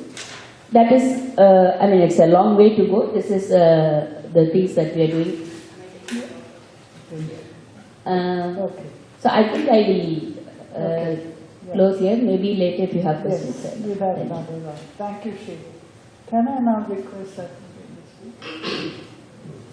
So, good afternoon. It is Sida, Bangladesh Resource Center for Indigenous Knowledge. It was established in 1998, and from the very beginning we tried to understand how the communities are surviving, and then we started to work in two different regions. One is the coastal area, and another one is the wetland. And with the 5 people actually, 2 anthropologists, 2 from anthropology academically, and other 3 including me, we are from environmental sciences. So from the beginning we tried to understand what the people want to inform. And we always ask that we should be the good listeners, that we can understand well, we can listen to the people, whatever they want to inform. Because we then found that lots of NGOs working there with lots of package program or lots of interventions, and they don't have much time to listen to the people or what people really want to inform. There is no space. Then my colleagues, actually, the 4 people stayed together there initially 3 years, and we did not do nothing except to listen to the people and to understand and to analyze what is happening and what is the strength that inside of the strength of the community, inside views, or even when some NGOs are treated them as beneficiary or like the poor people, then what we try to understand what is the strength inside of that, whether he is poor or not. Who is poor actually? Who defines the poor? Because I don't have that, maybe I have money, but the people who is staying there, they have not much money. But the knowledge that is more than me, so I cannot treat them as poor. But maybe socioeconomically they are poor. They have their own side, they have their own strength. They will try to explore their own strength and to understand the associated knowledge that they have since long period of time. We know that local and indigenous is a very essential part of the community, and the wealth of the region in Bangladesh especially. Now when we talk about the climate change, we think that yes, we need local knowledge or adaptation. But the people in the local area, in the country like Bangladesh, they have been facing from the very beginning, whatever is the climate, disaster, lots of ecological disaster, lots of things happen there. So in the region we started in 2 regions, but now it is expanded also others. And from the very beginning we started to how one village can help other villages, or people, those who have some understanding, maybe he faced some problems to plant the crops, but how she solved those problems that she can share to other people, then it does not take additional money, because we cannot make the people dependent to NGOs or dependent to others. Rather make the people dependent to others people, that maybe the interdependent relationship can be developed. It's not only the human beings, it is also the part of the nature. Because when we started the NGOs in Bangladesh, in the region, or even after the Green Revolution, it was always stated that only the human are the real people that need to survive.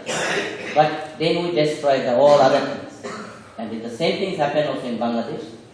And human wanted to, the super plan, they destroyed the river systems, they destroyed the plants, trees, everything. And then now they wanted to go back there, so now we need plant to plant tree that is garden. It's not a natural plant at all. It is the plant's garden.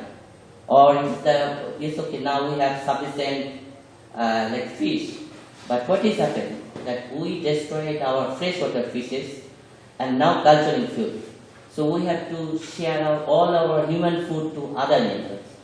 So when we always try to understand and to inform the people, it is not the people that it is your fate.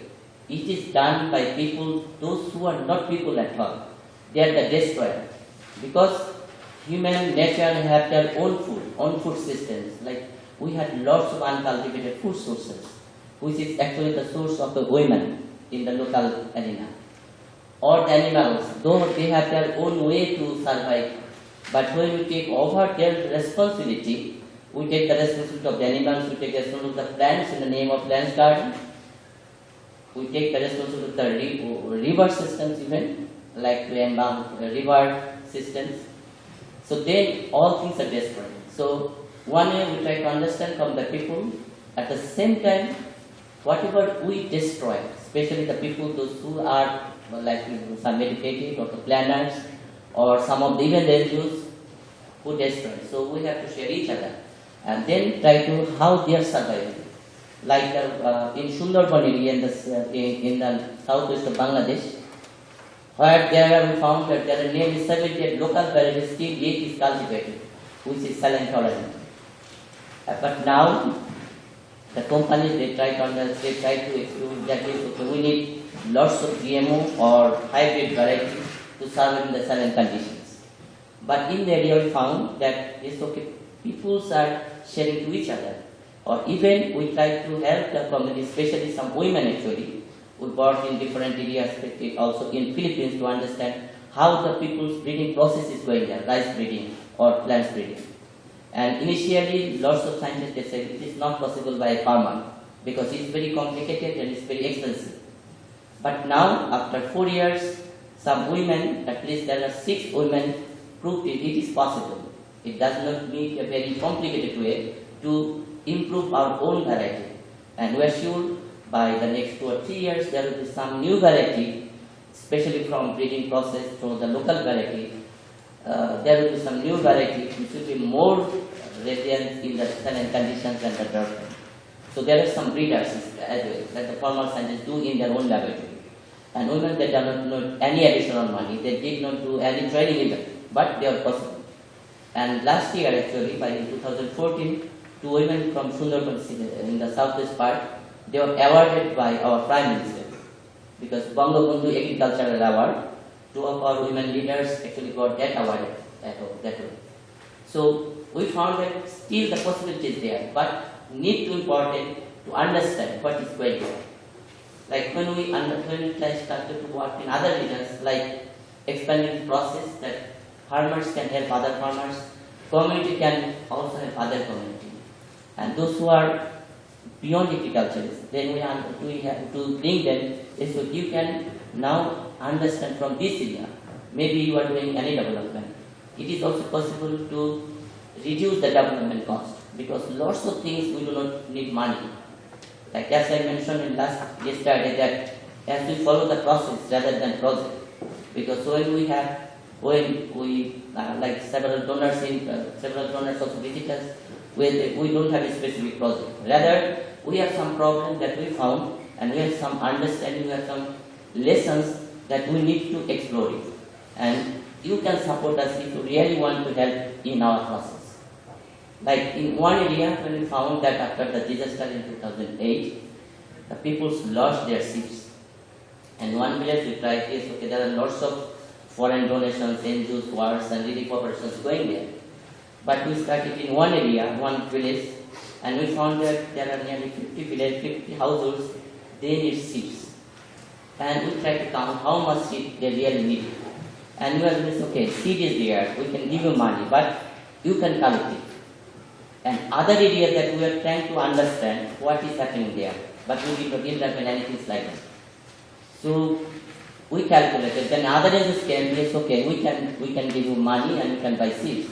But we found that there is only 200 taka to buy 22 kgs of seeds for the whole 50 families, especially the vegetable seeds. So we are doing so people don't need money. Rather we can give you seeds for initiative, and after that you can share to others the similar household that you found. And now seeds are there because they did not buy seeds or they did not take money.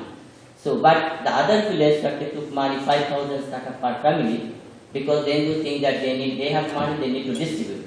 Whatever it is there, they need maybe 20 taka to buy that amount of seeds. But then they are not happy to give them only 20 taka because they have lots of money to invest. So they invested. So investing is there, like the profit is there. So process is more important that we found. Like the young generations, we are also working with the generations because we have different generations, and when we always blame that young generation, they are not interested, they are destroying. But the proof is that yes, the generations are the real wealth in our country. They are doing lots of things that we did never think about. And even if we take only 2 years back, she was very active in that movement, supporting the young generations. And in 3 days actually, there are nearly 300,000 of people gathered together, just in favor of our justice. And also the young generation are going to the field, they are going to home. Still the possibility is there, and we are very optimistic that this still is the possibility. But only to understand who is the desperate, whom we need to support, whom we don't need to support. It's that the money is there. Money is also the desperate, because we found many areas that money has been desperate. They are social movements or the social actions. At the same time, money is also important, but where it is, for the small amount of money is needed. Or the plants garden, whether we need the plants garden, we need the aquatic fishes, or we need the river system to be like as that will be food. Like when we had our, like the People's NAPA, National Adaptation Plan of Actions, government did also, and we also did the same way. If we thought that if the peoples are given the opportunity to develop their own NAPA, what would we look like? Then in 2008 we also developed that process, and there were different options, like the government peoples or the NGOs, especially those NGOs who want to market themselves and invest lots of money and technology, they find a solution. Yes, technology is the solution. The farmers need lots of development process. They need lots of new variety or needs lots of development interventions. But in one area in Sundarban, southwest area, and we find the community said that this is not a problem. We had a problem, but only the industrial shrimp farm is the major problem here. They have created the unemployment. And the people, those who are going to city, they are not the refugee at all. They have their own villages, they have their own households. But due to the industrial shrimp farming, their houses are destroyed. So they have to go there for their livelihood. But in environmental perspective, lots of NGOs, they say they are environmental refugees, so we need lots of money to rehabilitate them. But the people, they are not asking that way. So there are lots of difference. If you really to understand the people's way of our thinking, that especially, and the solution is there. Solution is not too much technology dependent. Solution is not too much financial related. Lots of things are happening without money. But we have to define whether we will ask the people for or the physically disabled in different way. But that is like one family when they were some NGOs working as a part of the disabled because they think they cannot run well or they cannot walk. But when we ask them, so why we are defined as disabled? Only we have economically poor or not? Like myself, I have also surgery. I am also in that type of disability. But when there is a disabled study, I am not part of that. I am never been counted because and largely educated have some money. And so the definition is also important. Why we have to look at, or we have to think the social actions or social mobilization, and Tusha President, I am very fond of them and their work, what they have done over the last couple of years with money. Because when we also started in 1998, it was also planned that what we will do with this type of knowledge, because it is near backward knowledge, you need scientific knowledge, and without money you will not be able to do that, and without microcredit it is not possible to sustain. But we found that yes, it's sustained, Nijrakuri is sustained, and we're still, because we are not too larger or even we are not too older, but still that there, because if people are sustained, then it is the sustainability, certainly not the NGOs at all. So thank you so much. And Krushi, you've been hearing me. Tomorrow you won't hear me at all. In 1971, we had the War of Liberation. In December 16th, it was our victory day, we got liberated. Immediately after, this was a total war. I'm just very in one sentence, it was a war-ravaged country. The villages were totally burned down and destroyed. Roads, bridges, everything. There was no money in the treasury. So 72 January, end of January, beginning February, the NGO started working. That's the beginning of the NGOs in Bangladesh. In first relief rehabilitation, and then moving on to development. I started, I think, from day one when the NGOs began. So my background was with an NGO, which is now very big. And I worked with them. I went and started working in the villages in early 70s and learned what development was, learned what working with the villages was. And in 1980, a group of us, very much like Shilu was mentioning, felt disillusioned with the kind of development paradigm that was being sprouted and proposed by the main development NGOs, microcredit, the kind of descriptions that both Pratima and especially Shukanta was saying. So from 3 different organizations we got together in 1980 and we started Nijarakori. And in Nijarakori we began by saying very clearly, it would be mobilization. Today it's engendering mobilization for sustainable social change is our topic. And this is how I will bring gender justice in practice. So in 1980 when we began, people thought we were too idealistic, we would not be able to work. We were a few people, about 25 or so. Within a year, we were over 100. And now, we are working in about 1,200 villages, about 250,000 members of landless women and men, more women than men, who are group members and who have formed their own autonomous groups of between 18 to 30. Who form their own groups, and those groups are learning to, which I'd say, learning to really look at mobilization, because as I said, we don't provide any services or credit. We provide information, we provide the support, and we have offices based in local areas where all our staff stay there, so everyone's available 24 hours if need be. I do travel. I would like to travel much more than I travel now, thanks to all the incredibly bureaucratic reporting systems that every donor insists that has to be done, which means that some more time is spent in Dhaka than I should. And I mention that because I think this is something we need to think about. So what do our groups do? When we began, it was very a class bias. Being a woman and being a feminist was a minority in the organization, even if I was the the coordinator, but it was more collective. We tried to be a collective even within the organization itself instead of having a hierarchy. It took years to try and get everybody to agree that a society with 50% of its population not being in the helm of the affairs will not be a sustainable society at all. So I think Nigeria has now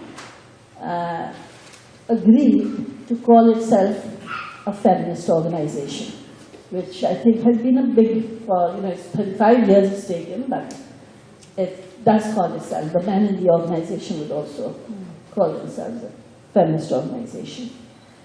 We work in, what do our groups do? I think it's important to say that the groups have become quite active. I mean, these are people who are actually socially marginalized, not taken into consideration, not taken into account, etc. So on the one hand, building up their own organization, the capacities, and the only way the capacities can be built up is through the collective capacity building, raise their voices, making their voices, so agency in another word, and land rights. So there is a government policy, there are always contradictory policies for everything. Government policies that land will be distributed amongst the landless peasants. When we insisted, what about women, especially single women, they said, okay, provided she has an able-bodied son. Assumption, a woman would not be able to hold on to her land. Because most land in Bangladesh, even if it's distributed, is forcefully and taken over by powerful interest groups. So how can a woman, when a man cannot hold on to his land, how can a woman do that? Our groups of women have challenged that. They've taken over land, got the land grabbers out, cultivated it, applied for the registration process, got the land and shown that you don't need an able-bodied son, that we women are able to do it. So, this is one way they've been doing it. Wages, there's a huge wage gap. Before, women were not employed as wage labor. There has been a lot of changes, as I said before, and there's much more employment opportunities now than previously. But the wage gap is between men and women is quite high. And in that wage gap, women are now beginning to ask and demand.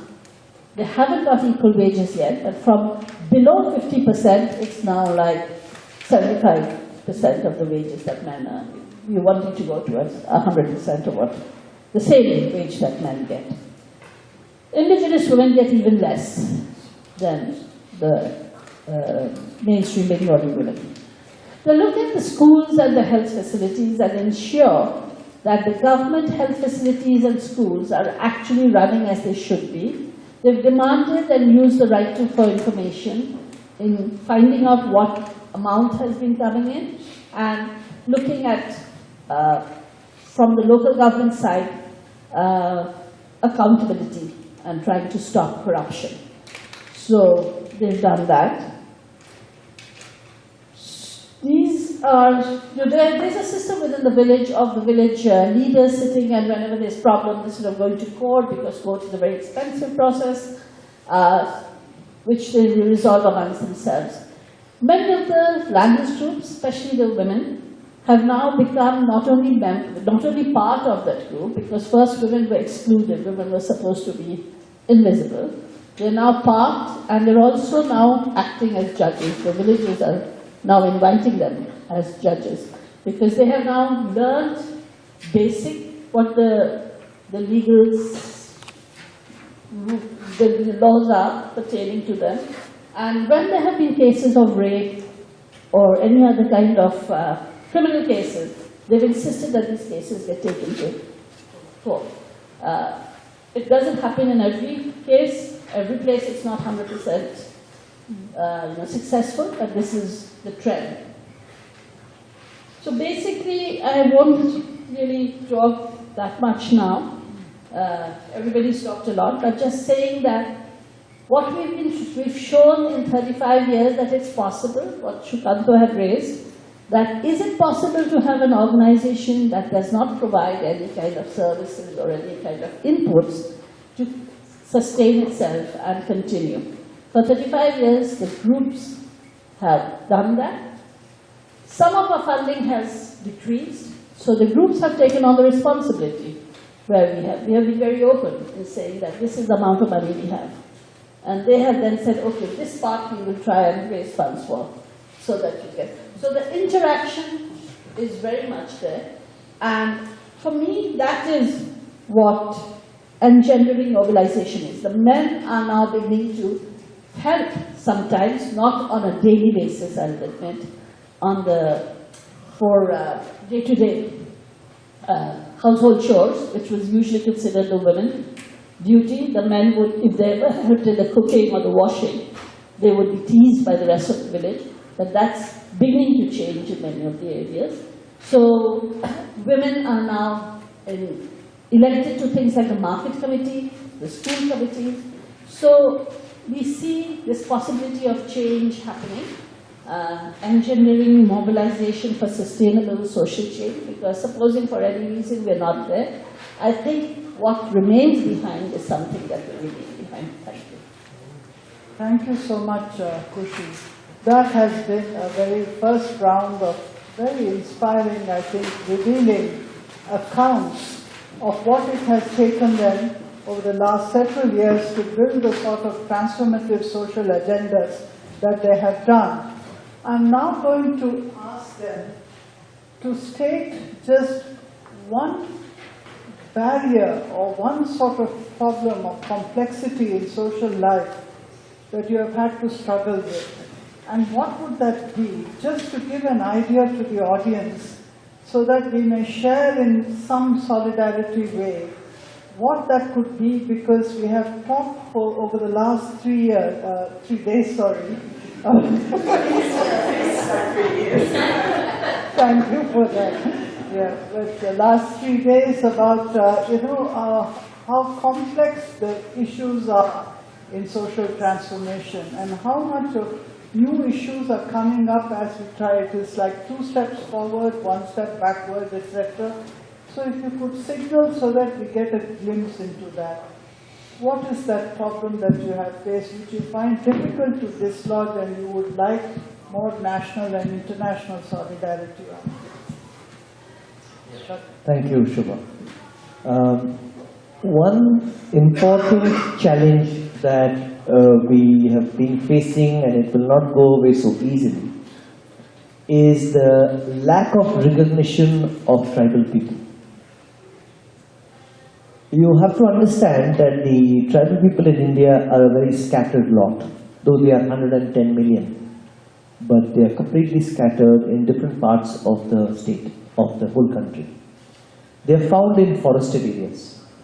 So to know about them, to locate them, to understand them, to bring them to mainstream, so many things. For a government in power, they do not represent large interest lobbies, they do not have large voting powers. So you're talking about a very difficult thing unless somebody takes a personal interest. Number one. Then, though you have tribal departments, within that also there is a huge pecking order. So in our state, for example, the tribal department is not a separate department. The tribal department is clubbed with something called the scheduled caste department. So the scheduled caste, because they have large numbers, they have much more power and access and mobility. The third issue, very practically I'll tell you, because these are hill people, a lot of the time when they deal with decision makers or when they deal with people in the government, generally people who come from the plains. The people in the plains who come to the hills, they actually have complete contempt of these local people.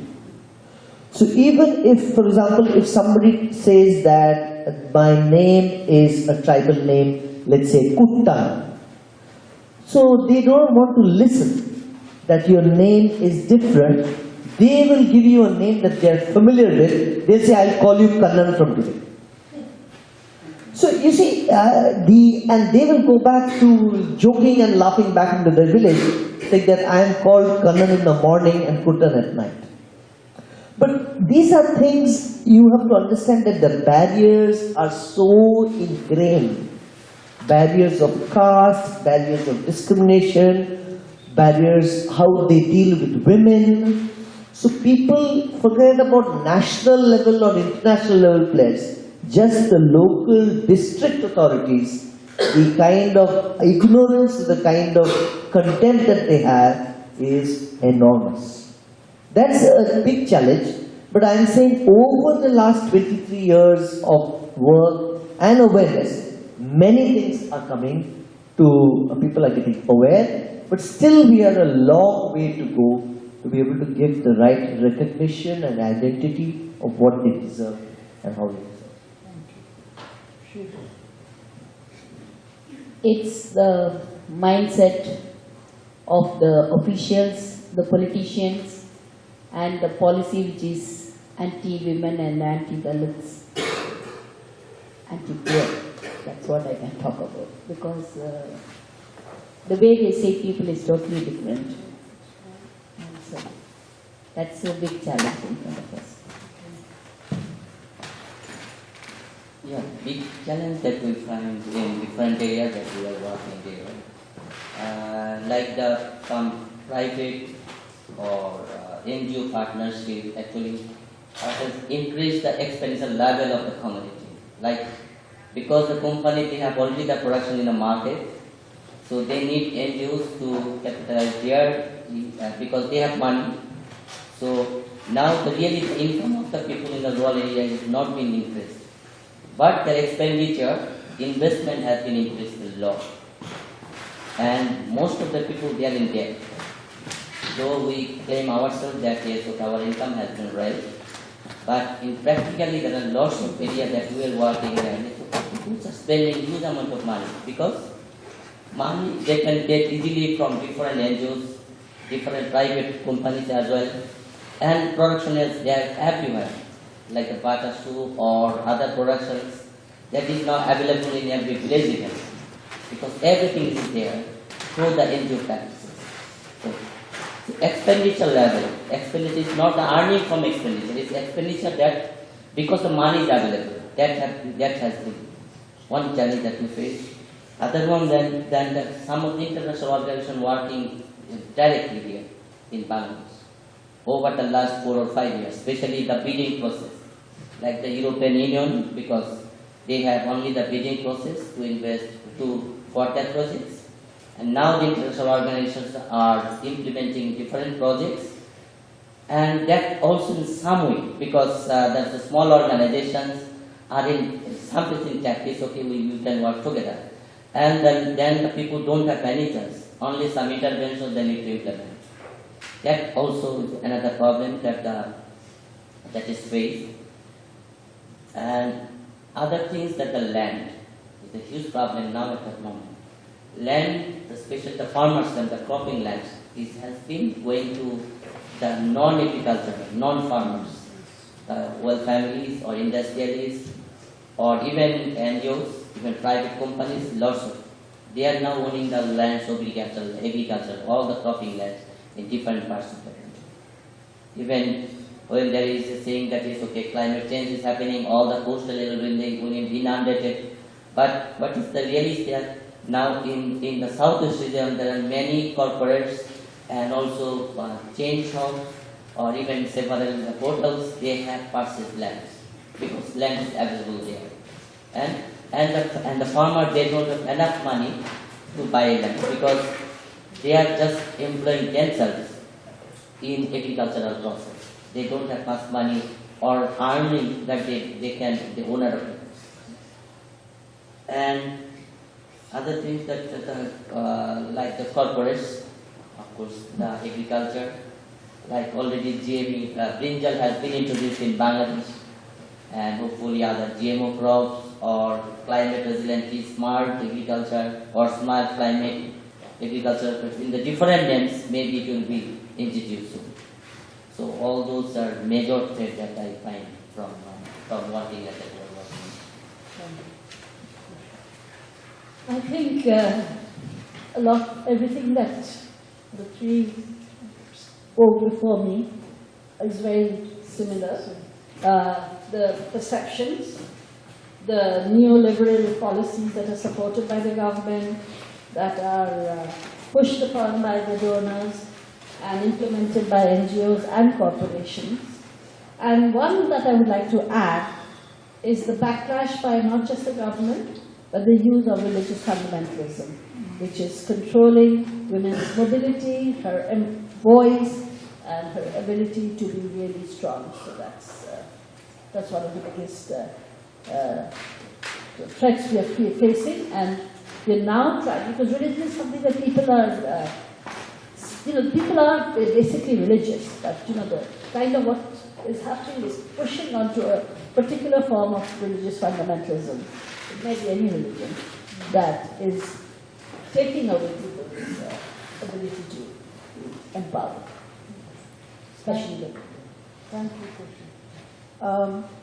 I'm going to, in a few minutes, request the audience if there are some questions. But before I do that, I think it is so important that, having traversed the sort of journey over the last 50 minutes and an hour, almost an hour, I'd like to return to each one of you and ask you, what is that which keeps you going? You've been there and you have continued walking. You are in fact expanding your work. You are in fact deepening the sort of political interventions that you are making, despite what you have said about the sorts of crippling mindsets. I mean, I find such a sense of anger and intolerance against the bureaucracy today, that they're not able to move, that they cannot respect the citizenship of tribals, of Dalits, of people who are immeasurized and so on. But having said that, despite all of this, you have been going ahead.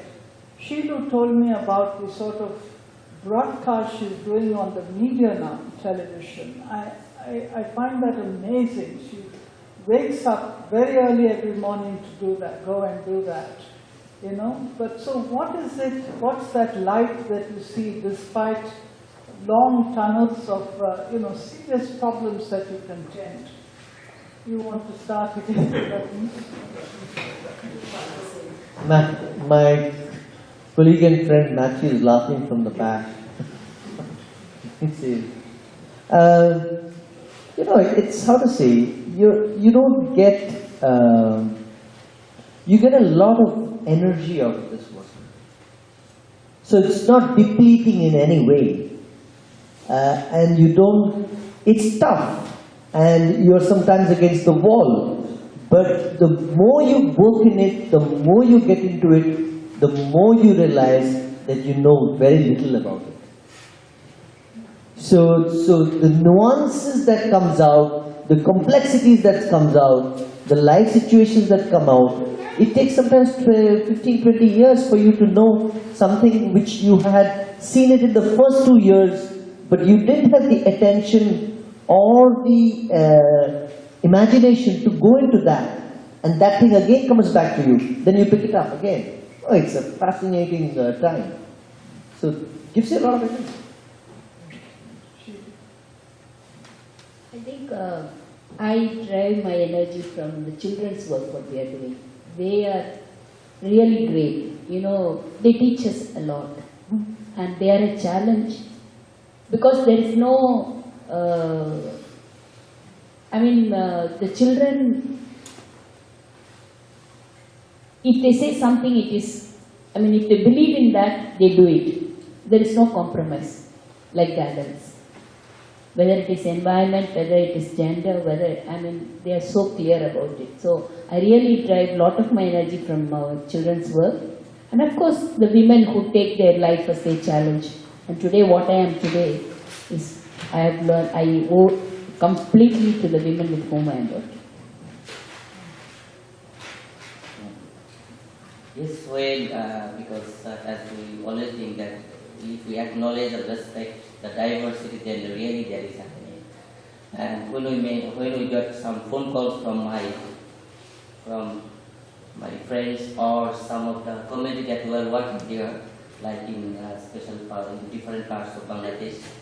And they think when they informed that it's okay, last day there are hundreds of people came together to visit us, and even some of the government administrators, because they also visited and acknowledged our work. Then I really find yes, okay, it is possible, and I find them yes, okay. Though I am personally I am invulnerable because we are not sure that how many years we will be there in Bangladesh. Because yes, okay, the fundamentalism it is gaining. But we sure that the community will be there. We will there smiling face. I think all of us have shared the same kind of a path, and there's a belief that we have in the people that we work with. And otherwise we wouldn't be doing this what we do, and we don't have hours like 9 to 5 or anything. And often when you do the kind of work we do, you don't just do the work that you're doing with Nijara Kori. I mean, everything else also we get part of and involved in and spend a lot of time. So what drives me and what does, people often ask me what happens after you. Are you going to retire? And I think, what is retirement? I don't know what is retirement. Retirement is when I'm dead and gone. So, no, it's basically the people we work with. I'm in a much more privileged position. And when I see the people I work with, especially the women, as you said, and who have such immense courage, who have such immense strength, and who have such belief in their collective capacities and capabilities, they are just amazing.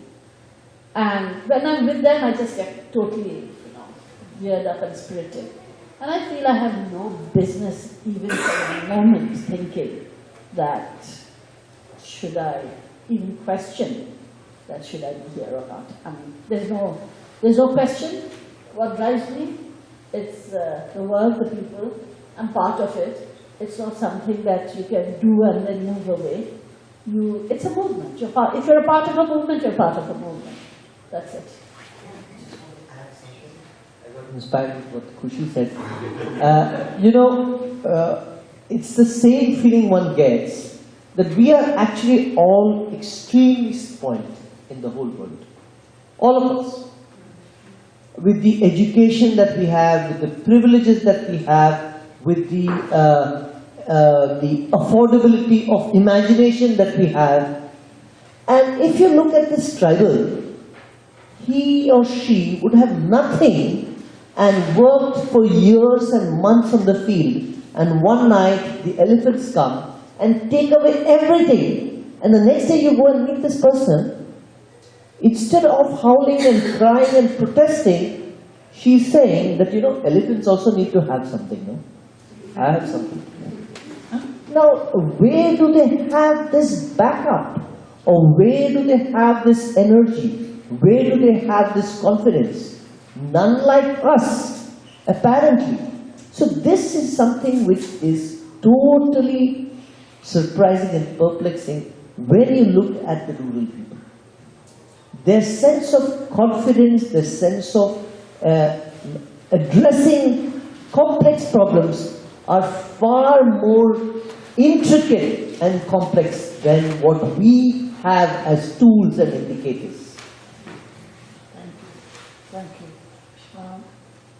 I'm going to ask the Swallows group here, the volunteers and others, our friend from Uruguay, would you all like to add to anything that's been said or raise a question?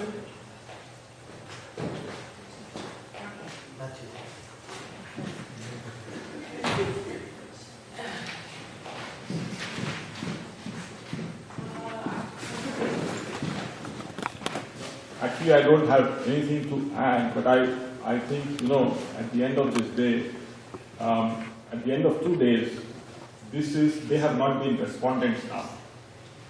They have been sharing their stories. Otherwise, they have been responding to what other people have been saying. And I think it's important that Swallows can take, because all these people over the 2 days, most of them are not here. who spoke. And I think if Swallows can take these stories somehow and these experiences back to those people, I think that's very crucial. Yeah, thank you. Thank you. That's true.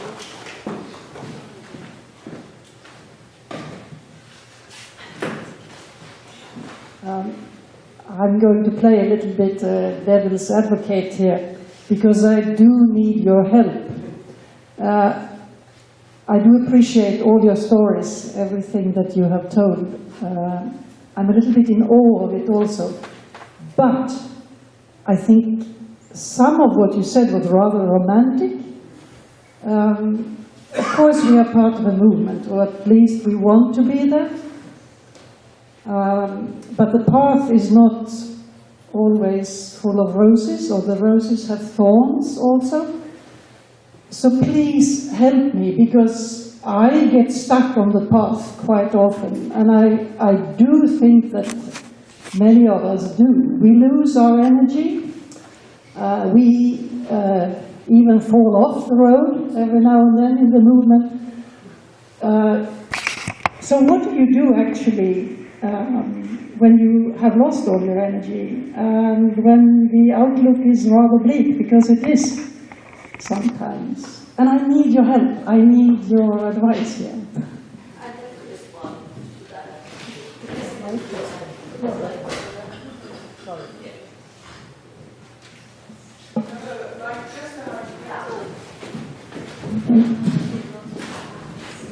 that. This is, it reminded me of a story of one of my friends who works with a human rights organization. And she sometimes gets very low and down.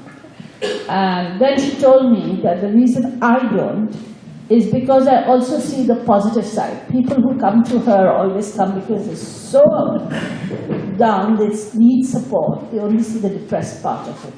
Now the four of us who are sitting here are working inside, within, and with communities and people. And we all said the same thing, that, you know, we cannot afford to play with people's lives.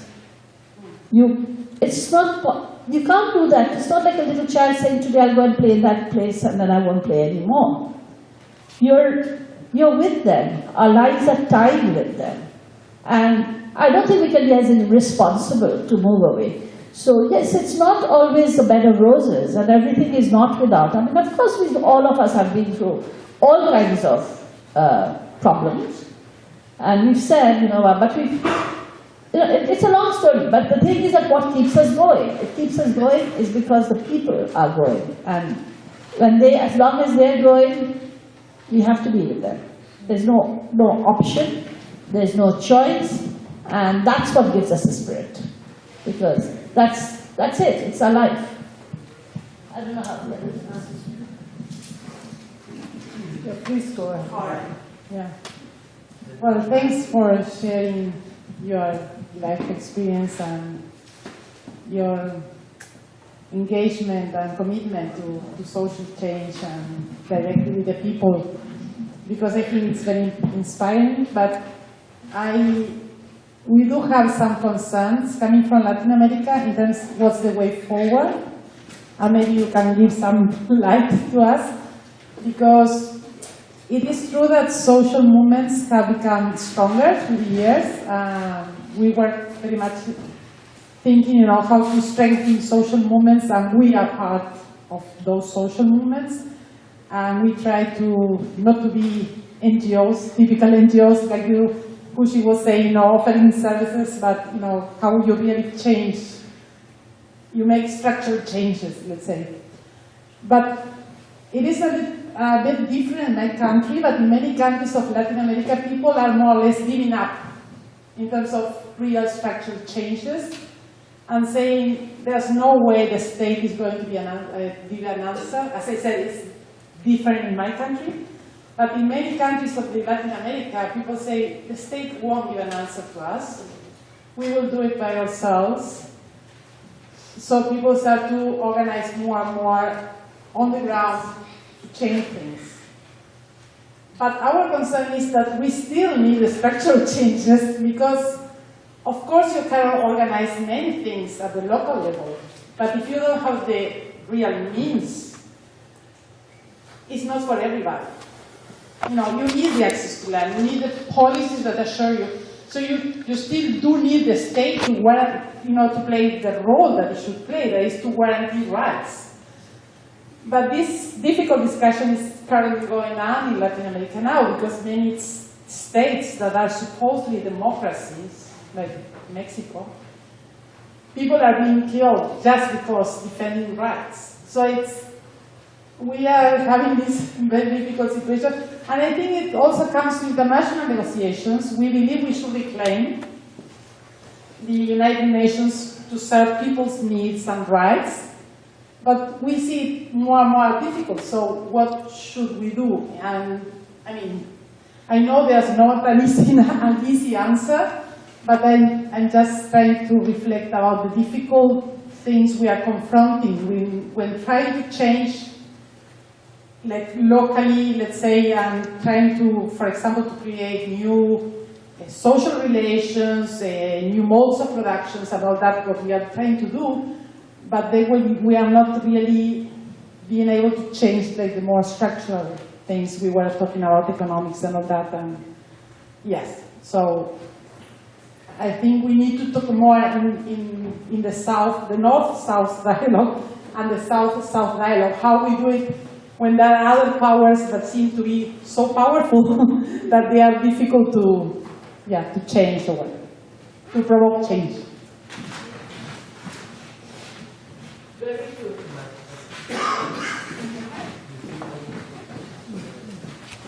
Responding to Annica's question, I think there's one definitely is the work you do and the communities you work with, but I think there are other stakeholders who also keep you going. And I think one is a set of colleagues who believe in the same, and the energy at times when you are low, the energy they provide to pick you up. And I think definitely, very importantly, also our families.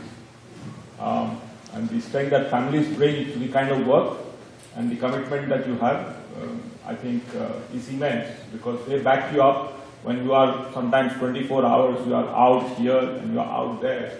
The support that families bring is phenomenal. Can I now request them, or one last question?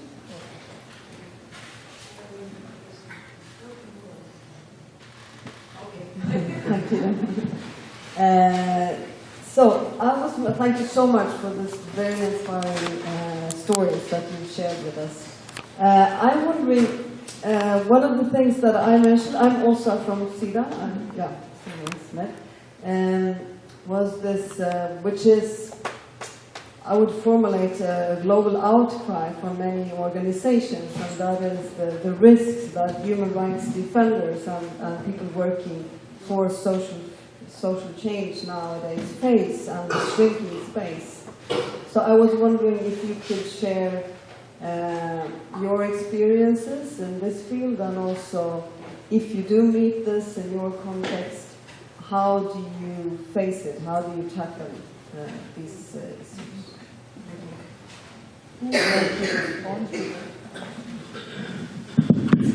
Now, Matthew, thank you for that response to Brigitta. But just taking it back also from what Brigitta, Karen, and Åsa were saying, if we thought that what we had spoken up to now was more romantic, it comes out first as top of the line, because that's the thing which we would like to share and recall. But if I take on my hat, which is professional, within quotes, I think the sectors that we work with, though we are working with marginalized rural development, ecology, environmental issues, I would say we never give up on the professional edge that you have and the disciplines that you bring in to address the complexities that exist in this. So, this is also an area where you have networks, you have alliances, you build new partnerships, you identify new areas of work which are there through this interaction. And that helps in reducing the stress, or that also helps in removing the thorns on the path, that helps in giving another idea. Sometimes maybe it helps to come out with the conclusion that yes, you need to take another path, this will not take you anywhere. And this also helps in taking the work off from a local area to a national or international scale. Because you have to be able to work at all levels. Because if you're just working at one level, it's not going to be sustainable, it's not going to get mainstreamed, and after a point of time you will have the risks of that system drawing you down. So you have to take that work across to all levels. So even if it's in terms of a research, or even if it's in terms of an advocacy campaign, or even if it's in terms of a product which is ecologically benign and friendly, whatever it is, you have to be able to use your ideas to be able to take it to that different level. So for a research institution, they may think that, wow, this is a great research institution to work on, or a company that value adds natural resource products would say, wow, they've got fantastic designers or something like that. But we are not just doing that. It's the whole thread of what you're doing is identifying different pieces which make your strategy interesting. Thereby you can avoid the risks. Risks are always there in this kind of work. Today in India, several states are not processing the Forest Rights Act. Today I have a news item which I have shared with some of you in the morning, is that villages are being thrown out in Madhya Pradesh, tribal people, because the Panna Tiger Reserve has to be expanded. What do you do about that? So you have a collection of NGOs and you internationalize the issue. And let's say you get a sense of how much pressure you can put in terms of campaigns nationally or internationally. But there is definitely, sometimes you get backlash, especially with the new government that's in place. So you have to know how to assess your enemies and how much you can spar with them, or how much would they respect you for the work that you do. Because finally they cannot touch you, because if they know that this guy is doing solid work, this person, this girl is doing solid work, and the work speaks for itself, you've won half the battle.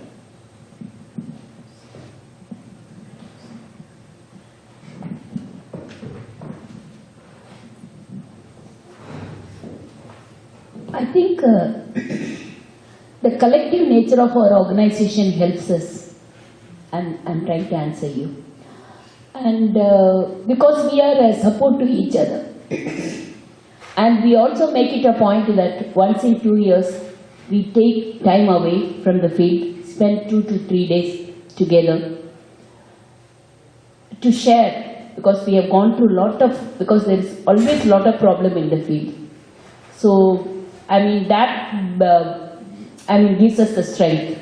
The process strengthens us. I think that is a sort of thing, because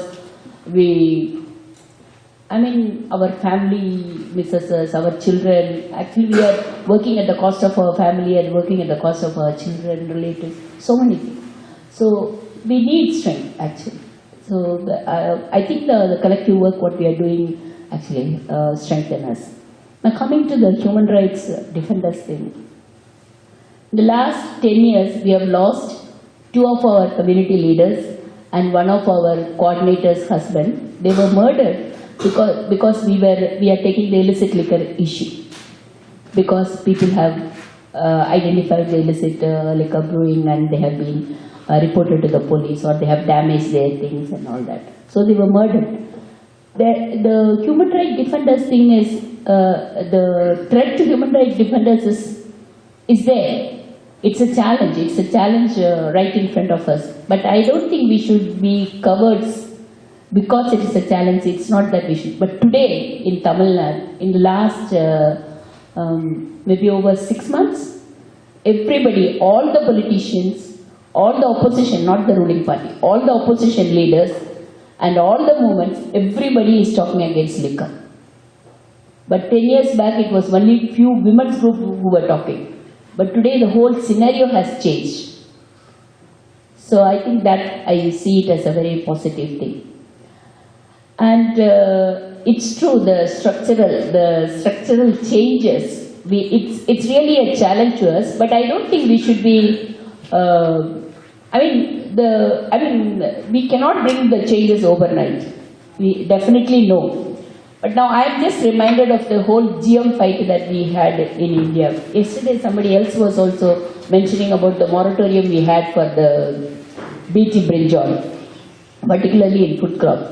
I don't know whether it is a losing fight or something like that, but at that time, I think although Monsanto is such a powerful thing and our agriculture minister was actually totally sold to Monsanto, but it is because the alliance or the person whom we had in the environment ministry, people were the farmers as well as the activists who were fighting against the GM could identify an ally with him. And then he was instrumental, although there was public hearing, 8 public hearings all over India, but he was instrumental in finally saying, bringing a moratorium to BT brinjal. But we thought that we won the game at that time. But now, BT brinjal is introduced in Bangladesh. In no time it's going to enter India. So again that is a challenge. So I mean it is a continuous process, I think. We climb up the ladder 5 steps and then we come down 7 steps. Like that, I think it's a continuous thing. And I think we should keep our fighting spirit and go on and on.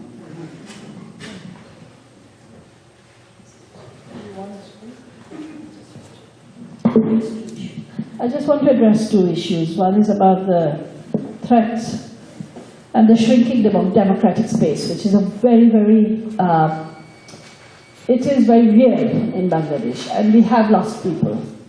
We have lost people we've known. And the threat is very real. Our Prime Minister, I've been told by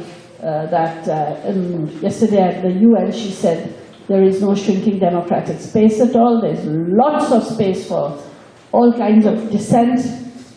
She lives in a world of her own, obviously.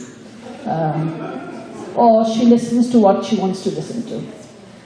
But that doesn't mean that, that doesn't mean just because the threat is there that we get so frightened that we leave and we stop working. This is very, recently you've been reading, there are a lot of bloggers, young bloggers who have been killed in the recent months. And others are now really frightened. For the first time I've seen fear in the eyes of these young people. And I've given a lot of time to them to say that, I'm going to just, leaving the country is not a solution.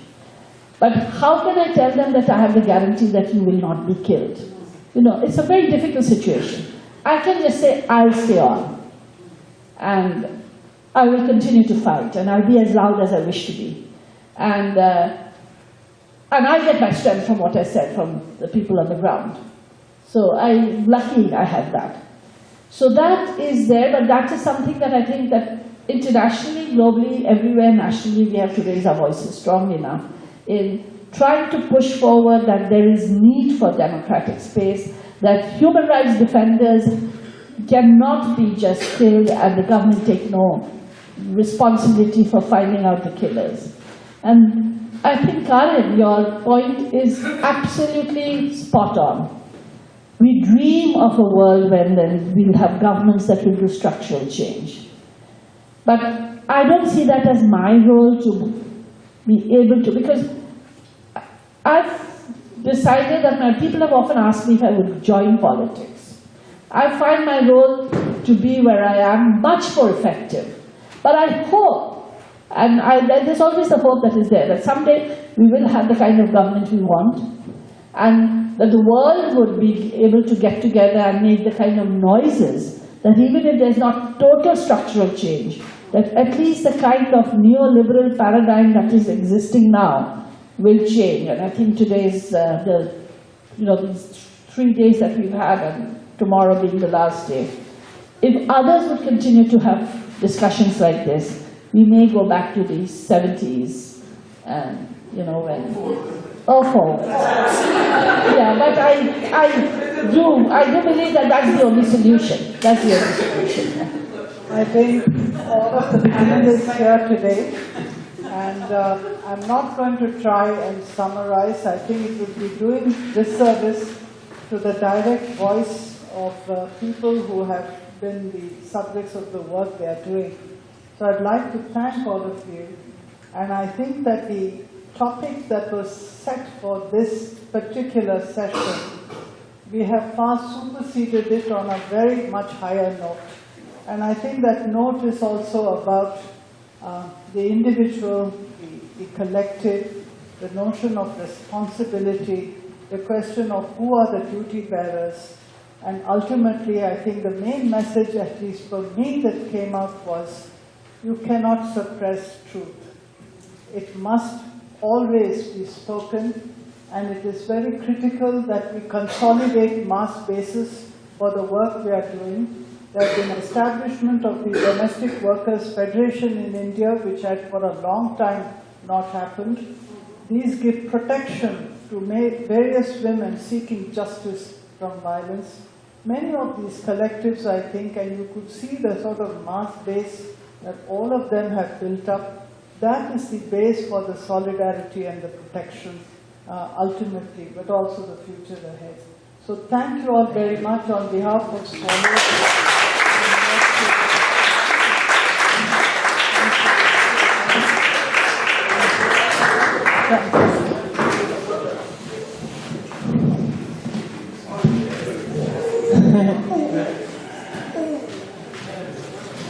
So, thank you very much for this panel, and let's go back to the 70s.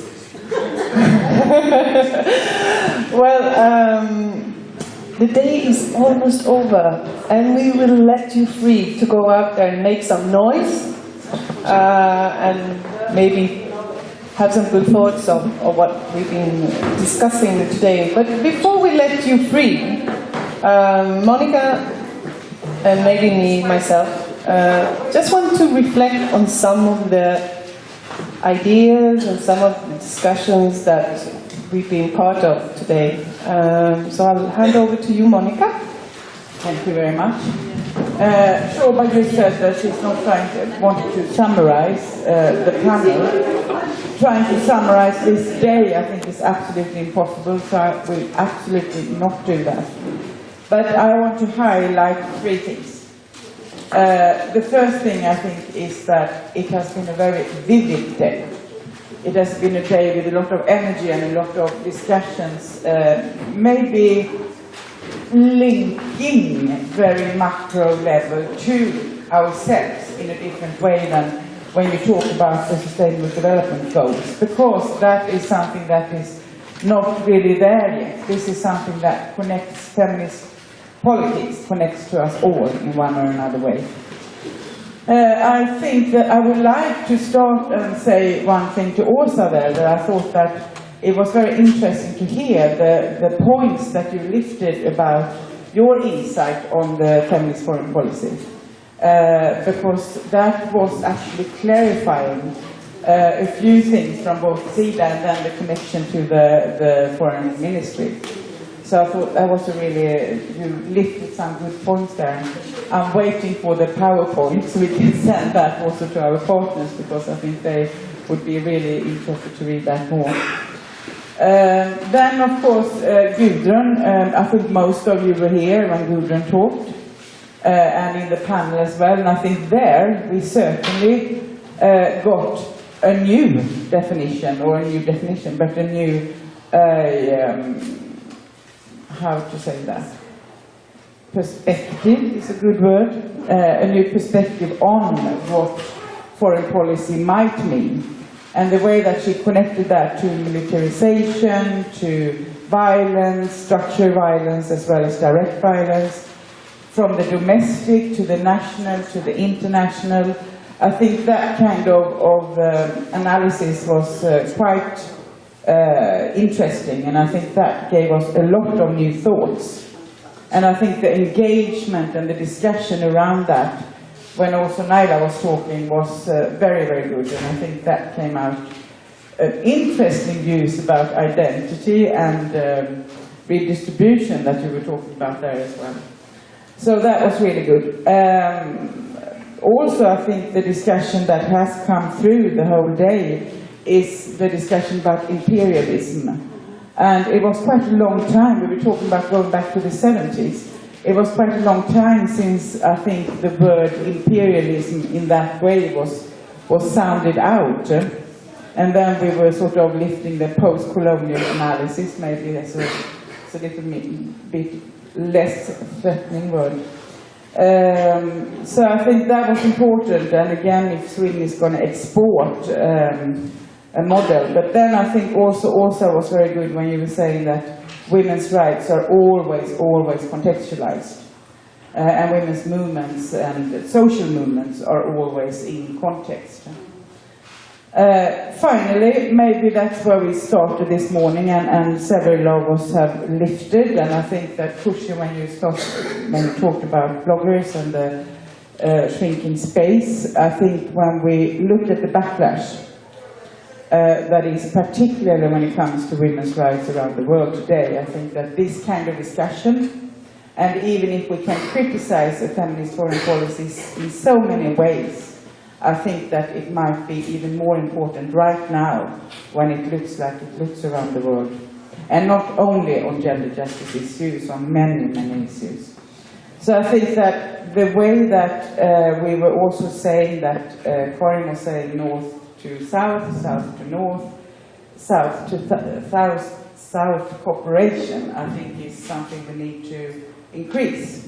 And I think that's the dialogue that we have here, is increasing that in a lot of ways. And then, of course, when leaders are telling their stories and the engagement, I was nearly starting to cry there for a while, and then I got myself together.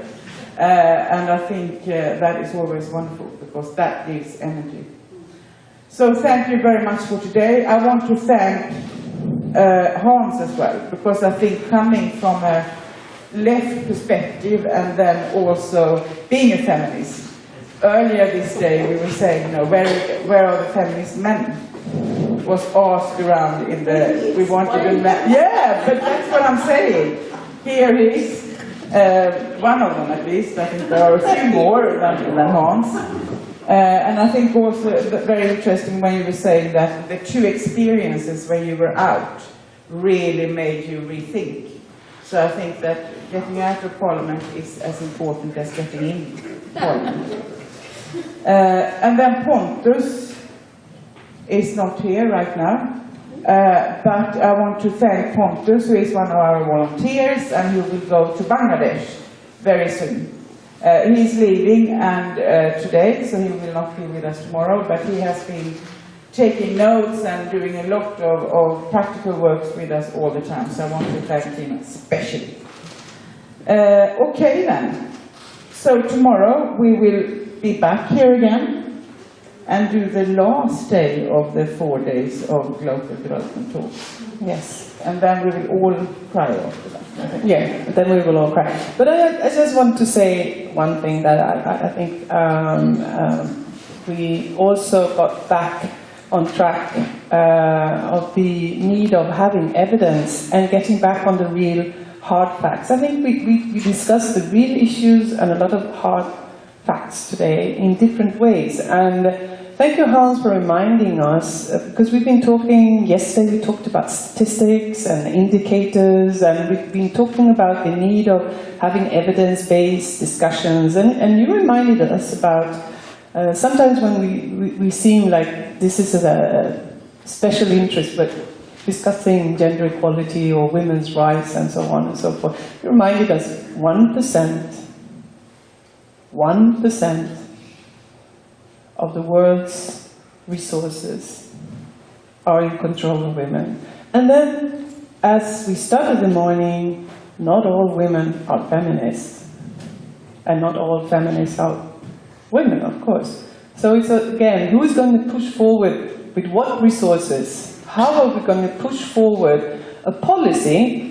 Might it be the foreign policy or domestic policy, any kind of policy? How are we going to push forward these these ideas that we have, and then also fighting the lack of resources. So, you know, how do we get hold of the resources and the structures and the infrastructures and the spaces where decision making is taking place? I think we've been circulating around these issues today, and please bring in those issues tomorrow.